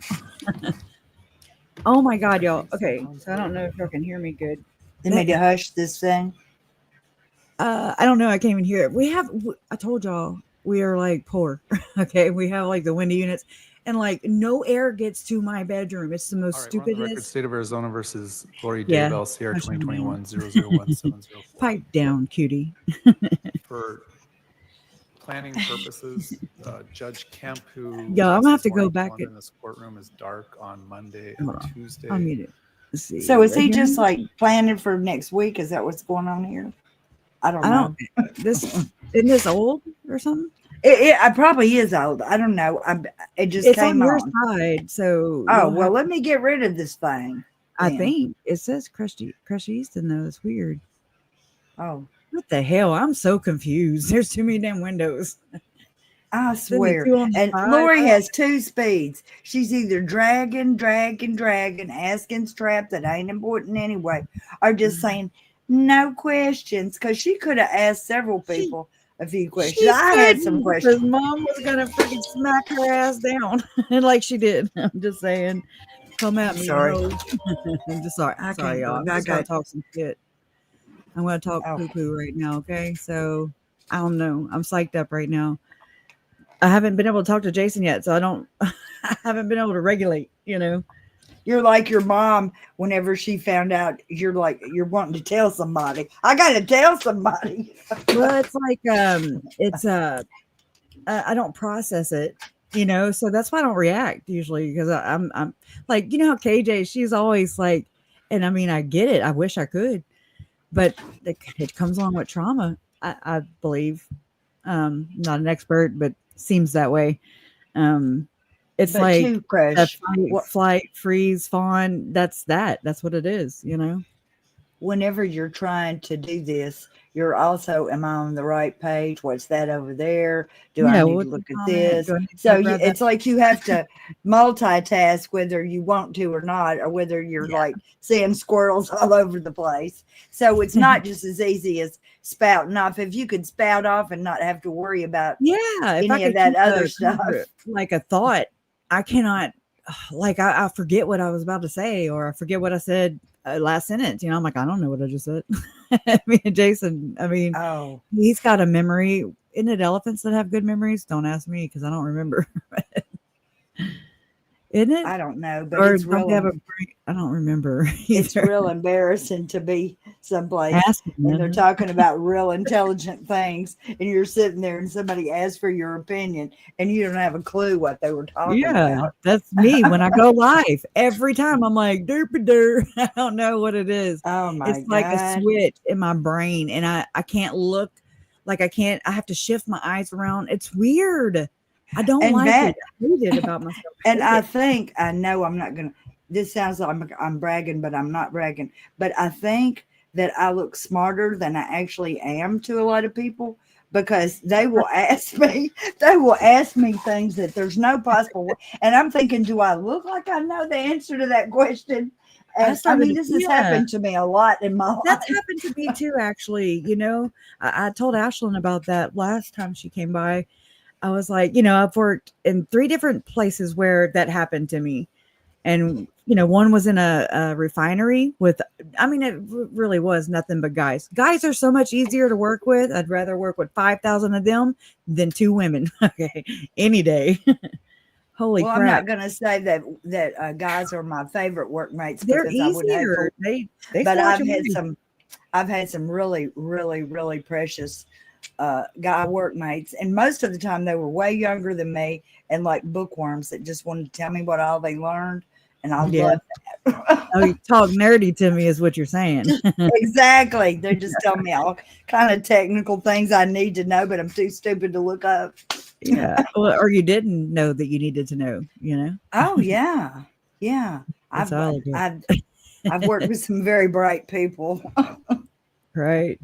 Well, that's how I learned too. Just trial and error, trial and error. It's just, my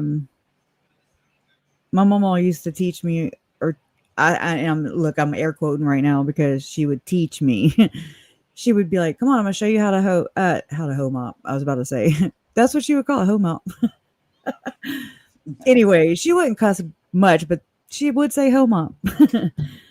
So we would be at her store, her and my grandpa's store. They had it for like 50 years, and it was a mom and pop store, convenience store, but it had every damn thing from pickled pig feet, which were, I was like, oh my God, they were always by my register too. And I was like, oh my God, I can't deal with the pickled pig feet, man. Or the banana nut bread that she would make from scratch. Every time she would make, it sounds like a damn bakery the way I'm talking about it. I wish that store was around here. I'll tell you for free. I wish It I was had that store around here. It was called Earl's Grocery, but it used to be, I was just thinking about something else. It was something else before that. Earl's Superette is what it used to be. My papa, his name was Earl. Earl. I promise you, those little stores had a lot of stuff in them. And yes, and good things, good cooking and stuff. Good We had, but quality. we don't have, and out in the country too, there would be, even here out in the country, there would be little stores like that. I mean, look, the lights would go out. My mama and they're old school, straight up from the old school.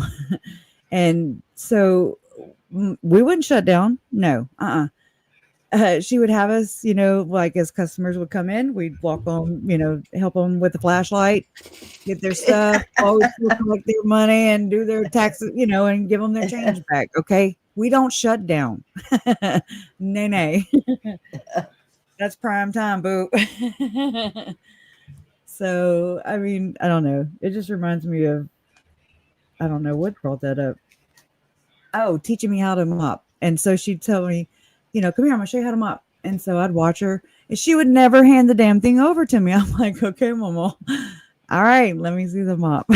She's like, okay, hold on. She's still going. She mopped the whole damn floor. And I'm just sitting there watching and waiting. While I'm thinking about this, we need to clip that one true statement that Lori said. Oh, look, Cherry Pie's in the you saw her. That's the reason you got that. I lost my mind. Cherry Pie, if you ever want to come on, please, you're more than welcome here. Please come with me. Come meet me tomorrow and just tell us all about Uncle Charles. All that you want. Or don't, but I know this has to be like wanting to bulge out of you right now. It's me right now, and I talk about it all the time, public. So I don't know. You're always welcome. It would be an honor, actually. I feel like I feel like it's over. Isn't that weird? I know it's not. And I know it's not, but I really think it's going fast. Yes, it is. I really feel like it's going fast. I don't think it's going to last 5 or 6 weeks. I don't either. Because she's going to be mad and have no questions for who to defend her. She says nobody that's going to come to defend her. Who's she going to ask? I know. She's done pissed everybody off and killed everybody else. So what you going to do? I thought that was pretty thought-provoking. Most of the time I have a lot of trouble with, and I shouldn't say that, but I don't always agree with Uncle Rex, but yeah, me neither. He spoke a lot of truth in that last little thing he said there. Yeah, he did. A couple of 2 or 3 things he said. Hey, First of all, credits due. I do. I will. I'll be the first one, Yeah. Wrong. But I don't think I'm wrong about Summer. I just don't. Or Janice. Well, I know one thing. It doesn't matter what they think, because if they don't see her for what she was, and Charles for the kind of man he was, I don't know what. Nobody can do nothing for him, and Jesus can't do nothing for people like Why that. do you think Lori and Alex and everything are the way they were? You know what I'm saying? Like, that's what happens. So they're going to thrive and continue to thrive wherever they're living, because it's that kind of environment, in my opinion, where you got biddies like Lori saying, "What'd you say about me? What did y'all, are y'all friends now? You still gathering?" She is an old biddy, y'all. I saw Megan. See, I did good on that. I saw Megan, and I don't remember which. I've seen her just here and there, and I don't even know that I watched all of it, because I've been hovering around, not hoeing around. But anyway, what she said was, remember when she said that Lori didn't care nothing about the guy that worked with them, and he didn't care about, and so he asked Megan out, and she went out with him finally. And she said Lori didn't care, but then she said whenever they got back, she wanted to know every day. What did y'all talk about me? Where did you go? What did you do? She was real interested after the fact. Poor Megan having to put up with that. I mean, and that just adds to the whole thing that Lori does not want Charles. Lori did not want her children, but she also did not want anyone else to have her children, and she didn't want anybody else to have her husband. And it's going to go on and on. Girl, I'm going to get you some WD-40. It sounds like a wooden chair. I like to name those sounds, okay? So don't take offense to it. Well, it's probably the floor, but I heard Brutus moan over there, so I leaned around to see what he was moaning about. I think he's sounding the alarm that, hey, it's time for you to feed us. What are you doing? And, Mom. But he gets on my bed, and I have a hole in my blanket, and sometimes he'll mess around and get under the blanket and get his head out that hole. Oh, and he'll moan and tell me, "Hey, Mom, Yeah, pay attention to me. Right? Y'all, I feel like we've been through like hell and back. And I don't know. It's just like a little. It's like I don't even know what I'm doing right now. I don't even know why I feel like this. I don't even know. I haven't processed I it don't yet. know, but after you get off of here and talk to Larry, I want you to call your mom too, because I bet she's Yeah. going to want to holler about some stuff now. Yeah, I will. I don't. I was just typing out my behind earlier. I mean, because I was just like, I don't even make sense. I'm just typing, just to type. Got to do something with my hands, you know. It's just like Exactly. Dispel the energy or something. But yeah, I was gonna call and check on her too. I don't think I had enough space, and if I did, I probably forgot. I'm just saying. That's horrible. It is called trauma. It is, y'all. I'm gonna go find me a therapist. Okay. Well, are you about ready to close this down for tonight? And you said you got some stuff you're going to do tomorrow. Yes. Cigarette. Yes, Rowan.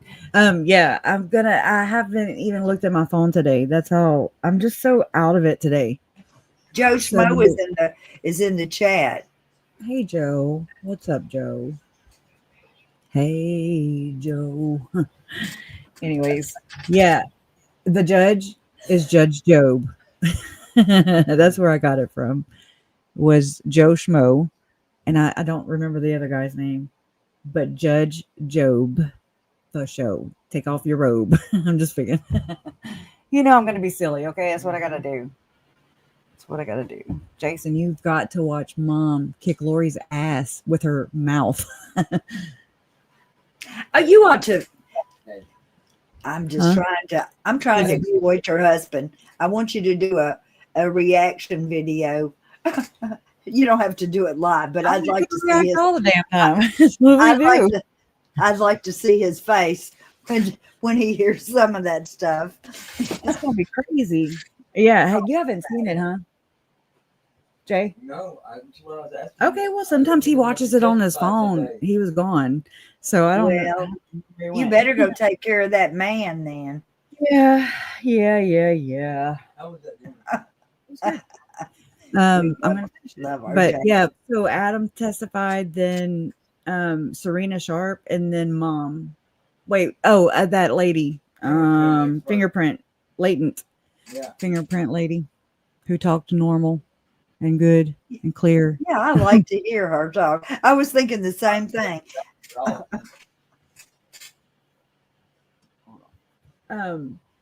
Crap. What was I about to say? Damn it. Shit. Oh well. I hate when that happens, y'all. Well, you've been only talking for 7 hours and thinking about what you're going to say next for 7 hours, so you may be a little overwhelmed. Yeah. Yeah. So I think I gotta check my phone with Joe Show. I don't know. That rhymed. All that. They don't have court tomorrow, so if we can do a bishop or a pace memo episode, then we will, or a live stream. And so, but I don't know yet until I get off of here, look at my phone, because I can't do two things at once. And then also Mormon true crime. We're going to do something too. I think we're going to just kind of talk about this week, basically, and all the Mormonism that is at the core of this. Okay. That's what this is. So when if y'all ever hear someone saying that there's no such thing as Mormon true crime, let them know. Just gently, you got to work it into the worldview, and just, don't shatter it, but just get a little dose. Okay. Hold a little mirror up. I don't know. We've got to do some different things around here. So I appreciate every one of you guys being here. Thank you for, supporting my mom, my family, me, like, just for keeping JJ, Tylee, Charles, Tammy, Joe in your hearts, and it's been a long journey. It's not over. I don't know why I'm talking like it is. I don't know what the hell's wrong with me. I feel like I'm doing a damn speech award, or I don't know. It's weird. So I love y'all. I do, from the bottom of my heart and soul. And talking to you guys has kept them alive. So I'm gonna leave on that note. And thank y'all. Thank you, Trace, Mods, Donna. I'm gonna go because I'm gonna start crying. Love y'all. Love always wins.